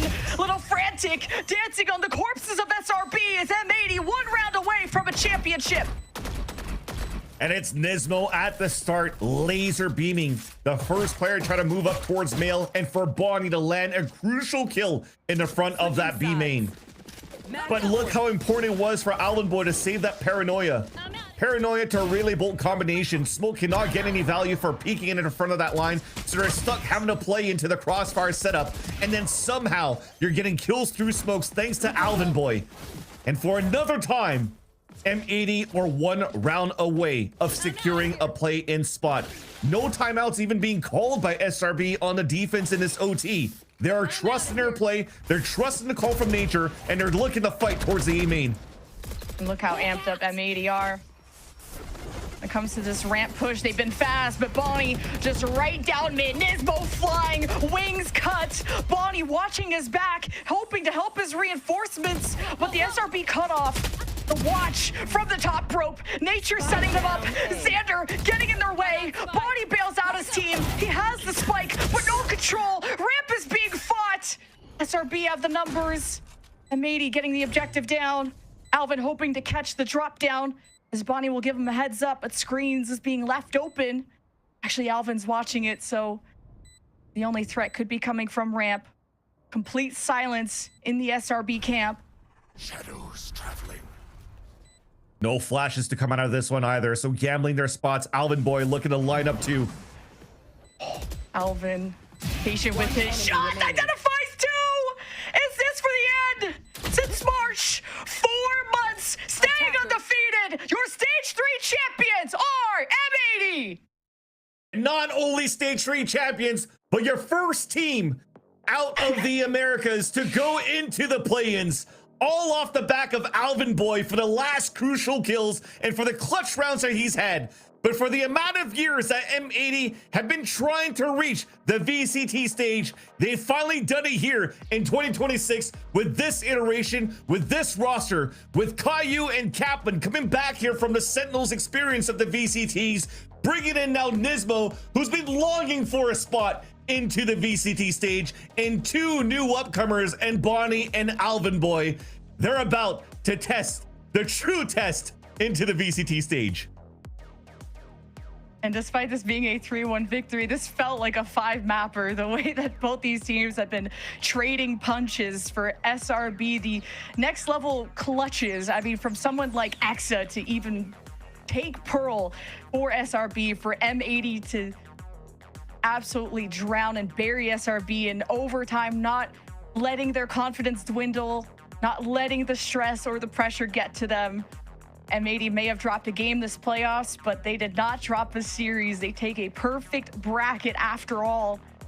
And we could not be more proud of how this team has performed, and how it'll be nice to see how they represent North America in play-ins. Yeah, right now for SRB, it's close, but no cigar.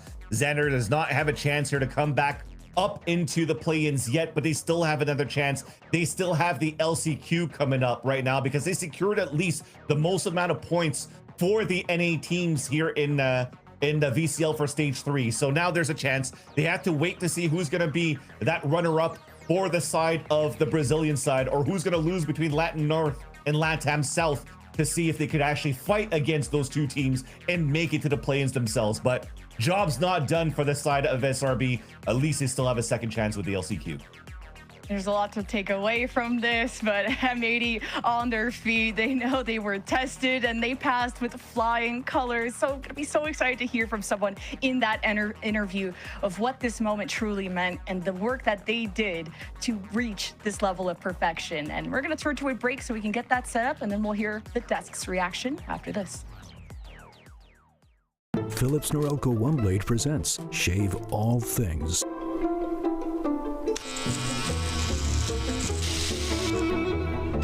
Your style made simple with Philips Norelco OneBlade 360. Trim, edge, shave. Trim, edge, and shave with Philips Norelco OneBlade. One tool for all you need.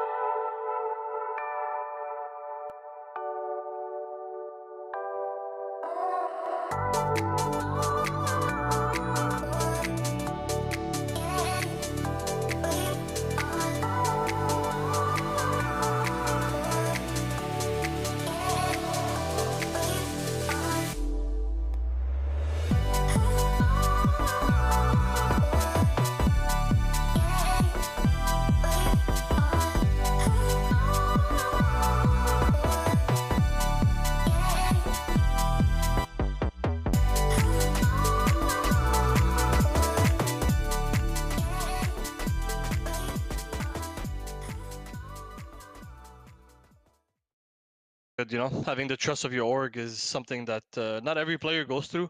I think I'm really lucky to be on that side of it.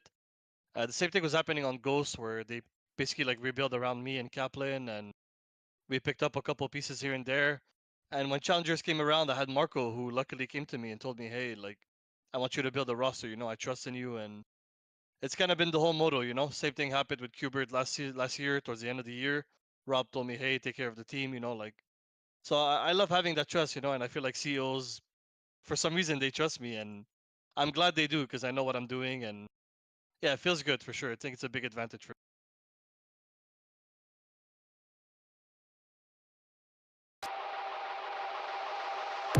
Three already. Can they play spoiler? It will be dragging this one out. Terracins Takes a moment to catch his breath, and Sad work together, but a demon. The ace up on top. Sad's willing to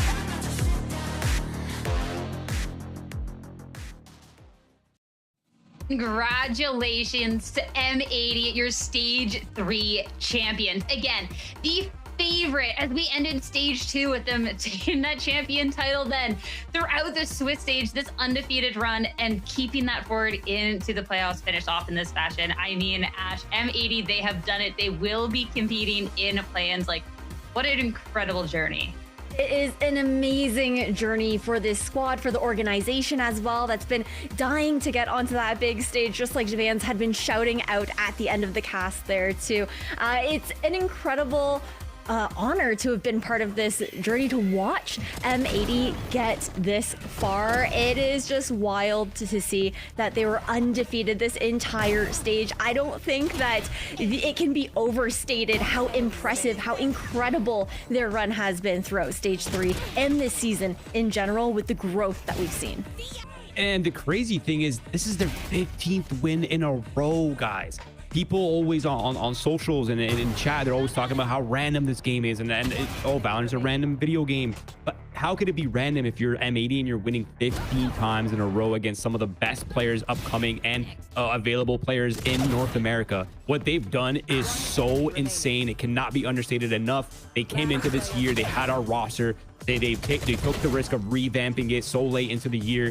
It paid off in second split. They looked a little bit choppy, but still managed to close out their games. Yes, it looked a little bit, you know, challenging at times, but they still were able to close out split 2. But their run in split 3 has been immaculate, guys. They've looked phenomenal.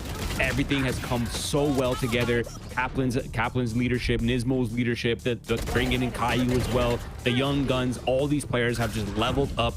We were fans of them before. We're even bigger fans of them now, and what they've done right here is so inspiring. Wow, a very deserved win right here for M80. I mean, and I have to say, like, big congratulations to Shopify for making it to this point. I mean, the fact that we almost went into a map number 5 is incredible. And again, like, a huge testament to the growth coming out from both of these teams, right? I feel like we've really got to see them push each other to the limits here on this final map here, Ash, which is just incredible. When we talk about these teams being a cut above, to be able to see them go toe to toe in a series like this is crazy. And I think really push the players to their max as well. It really did. It really was one of these series that pushed their players to their limits. That is for certain. I think we saw some of the mind games here on Split. We saw like a lot of the conditioning plays from both these teams. But overall, I think that taking a look at this timeline, there's the streakiness of this map as well. There's so much momentum, I think, in these two games, especially when we're talking about an SRB that, even though they lose this series, I think coming back from that match on Pro, being able to win it out, it's a squad where we know that this is a team that struggled a little bit previously when it comes down to their mental as a squad, right? Being able to pull themselves up when things aren't going quite right. And we did see them capable of doing that today. And even though they aren't able to take the W, they absolutely did go the distance, and especially a huge kudos after how that Lotus went to be able to bounce back.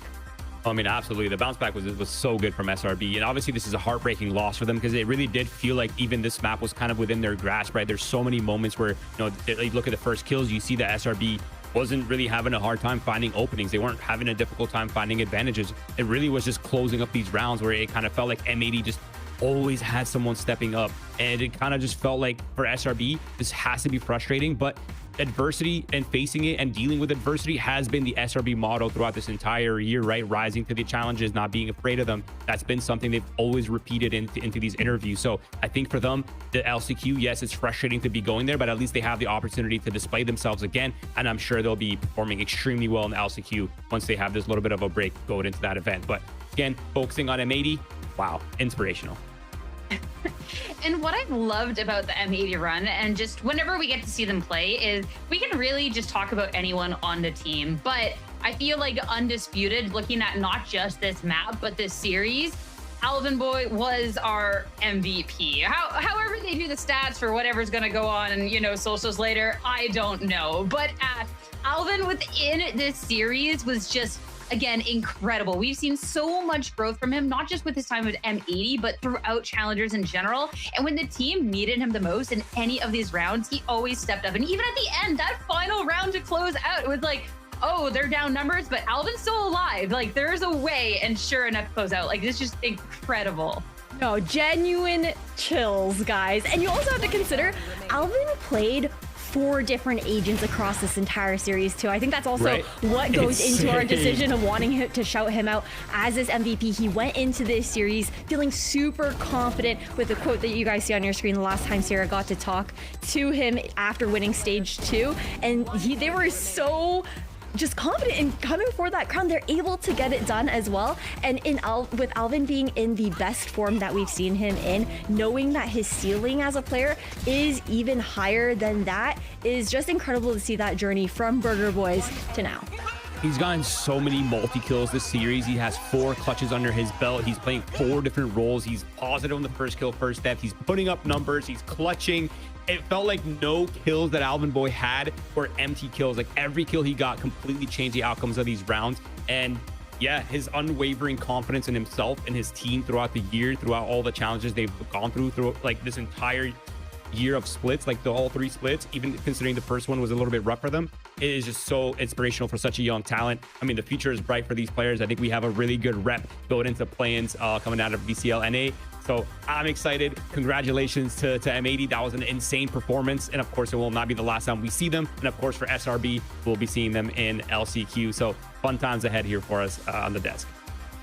Man, this M80 competing at play-ins, I'm already so incredibly excited for it. Like, I feel like anytime that we get to see one of our challenger teams go on and compete up against these teams and really show what they're worth, it's just like the most exciting time. And the fact that we've changed from Ascension to now this play-in, to the opportunity to even push for more, I think is incredible. I mean, this is a team here, Ash, that is led by leadership who have been there, done that, right? We've gotten to see players with so much legacy and veterancy. We get to see these rookies that aren't even rookies anymore, like the wealth of experience and how much they've grown. Like, this is a team that I feel really can contend, and I'm so excited to see how it's all going to pay off. Yeah, I really don't think we could have a better team representing our region heading into play-ins for VCT Americas other than M80. And overall, you're talking about, you know, the new players stepping in, players that are now, you know, been there, want to go back and do it again and do have that opportunity to do so. But then also Nismo getting to join Kaplan on that big stage as well. It's going to be so exciting to see them go toe-to-toe up against our region's best teams here in Valorant. I don't know about you guys, but I'm feeling like a proud father. Like, I just feel like I'm like a proud dad. Like, just watching all these kids play through this year, their growth. I mean, even not even just for M80, but even a lot of the players that we've got to witness in VCL, right? Like a lot of the underdog players, a lot of the people that rose to the challenge, the spotlight, it was kind of all been there. Of course, now all eyes are on M80, and like just growth within this team specifically, the mindset they've come into, how wholesome everyone is on the team. Like, I literally could not think of a more deserving roster. The amount of work they put in, the amount of self-belief they've had, their problem solving, their culture is just, it's all so top notch. It's purely professional, and I think it'll carry them a very, very long way for sure.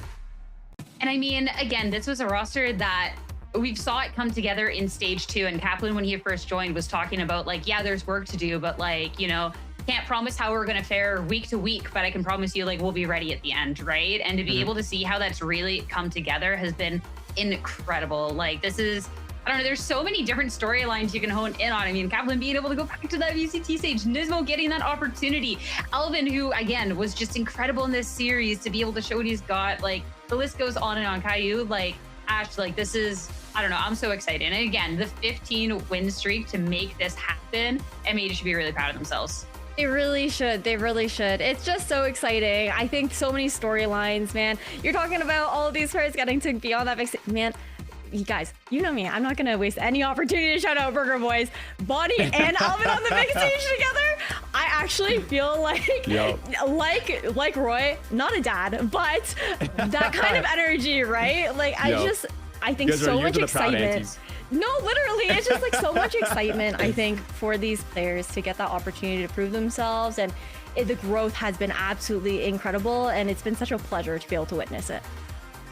I mean, I feel like that's, again, what Challengers is about, right? Of course, we're looking for the best of the best to send up to compete, but to be able to just see the growth and like that future of Valorant, right? We have gotten to see talent come through Challengers to be able to push up into those big leagues before. We talked about even within this year, a couple of the rookies that we know will be on those international stages one day, whether it is a part of a team that we saw competing here together or whether that is a journey that they get to go on separately is all up to them. But again, for M80, being able to take on this journey together is incredible. Our final look at our bracket as we're getting close to wrap up our day. Our interview just around the corner, don't you worry. But again, like this has just been a playoffs bracket that has just been so satisfying to watch through. We've gotten to see the upsets, we've gotten to see the content, we've gotten to see the best of the players here, Roy. Like it has been an awesome way to be ending off Valorant Challengers. Oh, absolutely. And a part of me really is praying that this is not like the graveyard of dreams for a lot of these players, right? Because I think next year is looking so bright with the open circuit. So, and we're kind of getting the first look at a lot of these upcoming players, right? A lot of this young talent, the next generation of Valorant. We kind of got to see that throughout the stage. We've got to see that throughout this entire year. And again, I'm really praying that we see a lot of these kids just persist despite the results this year, including, you know, all in SAD Esports, you know, NBG and NRG Academy. There's just so much talent available. And I'm really, really, really hoping that we get to see a lot of these players next year in the open circuit and competing on teams, competing among VCT teams to see how they fare against some of the best of the best. I'm sure we will as well. I mean, there's always, you know, here in Challengers, we got to see the roster mania, the shuffle, right? Like it's been so much chaos throughout all of it, but definitely feel like here for a lot of these players, we'll get to see them sooner rather than later. Like it's been so much fun to watch, and I can't wait to see where, I don't know, again, the proud Antimo, I can't wait to see where some of these kids end up. Yeah, I know. It's going to be so exciting to see, but we can't get too far ahead of ourselves just at this point. But regardless, all of their futures are so bright. But the near future with that LCQ and plans looming over their heads, there's a lot of hard work to still keep putting into the game. But for now, huge congratulations to both these squads and especially M80 for getting that crown again. And for M80, thank you all so much for your patience. Our Phillips Norelco interview is ready, and we have 2 stars on the line. We have Kaplan and Nismo. First off, I have to say, happy birthday. That is awesome. That pretty good birthday, I have to say. Love to hear that. I mean, big congratulations to you two, M80, the entire team. And Nismo, I want to start with you because we got to see this little video before we started with the segment talking about the trust that's been placed in you, to trust to work with Kaplan, to trust to be building these rosters and to keep getting that trust and see it rewarded. I would love if you could speak more, being able to just have like the 3-time Challengers champion title, and now you're going to play in, to talk about like how much that trust has meant to you. Big shout out to Marco. I think it's been a couple years he's been supporting me in the tier 2 scene. He kind of is the type of owner who just gives me the keys and says, hey, you know, you can run the show. Obviously things changed for the good when we picked up Kaplan, and starting from there, it's something that I always do. You know, I take decisions with the team, and Kaplan was there giving us advice. Obviously everyone was giving each other advice. It's never nepotism. It's never just me doing my thing. You know, I always do it as a team. So it means a lot, obviously, because I think every roster I played for, especially in Challengers, I mean, not only Challengers, but even in Ghost with Kaplan, we always had a competitive team. We always had a very strong team, no matter the iteration of the roster. I mean, to be able to see you two together again after all this time, I think was just like one of the most incredible things, right? And Kaplan, I mean, you are, I know it's been 2 stages, but you are one of the newer additions to all of this. Like, how has it been being able to work with Nismo throughout this, get the 2 championship titles, and now go to play-ins, like everything you two have accomplished in such a short amount of time here with M80? It's incredible. I've had some of the most fun I've had coaching in the last 3-4 months since joining this team, and it absolutely is heavily because of Marky of Nismo. I felt right at home, like it took me right back to Ghost. It's a real testament how wonderful this time and Ghost feels to me, how much impact he has on a team. Like, it's such a tight-knit team. There's so much humor. There's so much love for the game. There's so much heart. There's so much fun. And like, it more than anything, of course, everyone contributes, but Nismo is king at just like, bro, you're just the heart of the team, and it's awesome to work with. Of course. I mean, that's Mr. M80 right there. That's incredible. Oh, yeah. Oh, yeah. I mean, we got to talk a little bit about that series. And Nismo, I mean, we've seen you guys toe off up against Shopify Rebellion a couple of times now. We got this grand finals, 2 of the map 13s, 11th. We get the overtime. Like, talk to me about how you and the team are able to close out in such an incredibly tight series. I mean, it's pretty simple. We've been there multiple times, you know. I think we're undefeated right now, 16 times. I think a couple of them were tight games, and we've been in this position where we have pressure, so we were good at dealing with that. And to be honest with you, we knew the games were tight only because of ourselves. We were dropping the ball on some of these rounds that we shouldn't lose, and I think that was the only reason why we went in some of these overtimes. But overall, everyone had good composure. Alvin just had the game under control. Everyone had everything under control. Caillou, even Kaplan came in with some clutch pauses, and yeah, it was super smooth. It was super nice. Alvin Boyd truly just incredible. We've been singing his praises on the desk. And Kaplan, when you first joined the team, you had talked about, you know, we can't promise what we're going to do week after week, right? But at the end, like, we'll be ready. Now there's play-ins, like, you guys will be competing up against, like, these different teams. Like, is the team ready? You feel like after this stage, like, you guys are ready? Yeah, absolutely. Like, to be honest, I think this series might be the most stressed I've ever been for a series. I mean, once the game's going, I love it, but like night before, kind of stuff like that, it's intense. You know, Marky is more familiar than I am of like these moments where your whole year's on the line and there's this huge jump into the next tier of play if you win it. That's the craziest, that's the highest pressure things can get. I feel like having made it through that hurdle and experiencing that and going, okay, we know how that feels. We know we can work through it and win. I feel like we already made it through the biggest one. Like going to LA and just having fun playing together, I think sky's the limit, and we know it now. I love to hear that. And I got one more question for each of you, because I want you guys to go be able to celebrate the win and your birthday, right? First off, Kaplan, I mean, you spoke about how hungry you were to get back to that VCT stage. Like, what does this mean to you to actually be there? Like, that's play-ins. Like, there's that opportunity for champions with this team. Yeah, it means the world. As long as you have a Valorant team that have passion, that know how to be a tight-knit team and that work hard and, of course, have some talent, like, you really can win anything. I've already experienced that firsthand. Not only is that stage where I belong, and of course I know it, but it's where this whole team belongs. And I've known that since very early into coaching them. The first couple weeks were the hardest because I was like, man, like, we should just be there. Like, this team would own. And so to get there as a group, like, I have a lot of confidence in what we can do, and you know, we need to prove that there's really nothing special about Tier 1. This is just teams working hard playing the game, and we're another one of them, and we got everything it takes to go all the way to China to win the whole thing. I mean, you have believers over here, don't worry. And Nismo, last but not least, like, through Challengers, we have gotten to see you through these different iterations of M80, through these different teams. Like, I feel like you have been like the poster for like the resiliency, right? Like, we've gotten to see this M80 team. We've gotten to see you come so close before, right? There's been the conversations of like, you should be on that stage as well. You should be on that VCT stage. And especially what we've gotten to see through these last 2 stages, you've had so much growth and you finally have overcome that hurdle. You get to go to LA, you're playing on that stage. Like, what does that mean to be able to do? I mean, honestly, for me, it's something I think I always deserve to be. Just playing on stage. I think I've proved it when I was playing on Ghost and we came in and played in Tier 1. We had a very strong team. We had a very strong core. We brought that core to Challengers. We had an impact. And now here we are back with Kaplan, kind of building another team. And it means a lot for me, obviously, but it's not really a shock, you know? For me, it's... If it was the same system in the last couple of years, I would have been on Tier 1, I guess. But since there was the whole Ascension thing and M80 is cursed in the Grand Finals, finally we could escape that now. So we're in a good spot, and I'm excited to be on stage for sure. We're excited for you too as well. Congratulations, both of you, on the win. Thank you so much for chatting. And Thank you. Enjoy the night and enjoy the birthday. Thank you so much. Thank you so much. Appreciate it. Thank you. Over to the desk. Thank you so much. Over to the desk.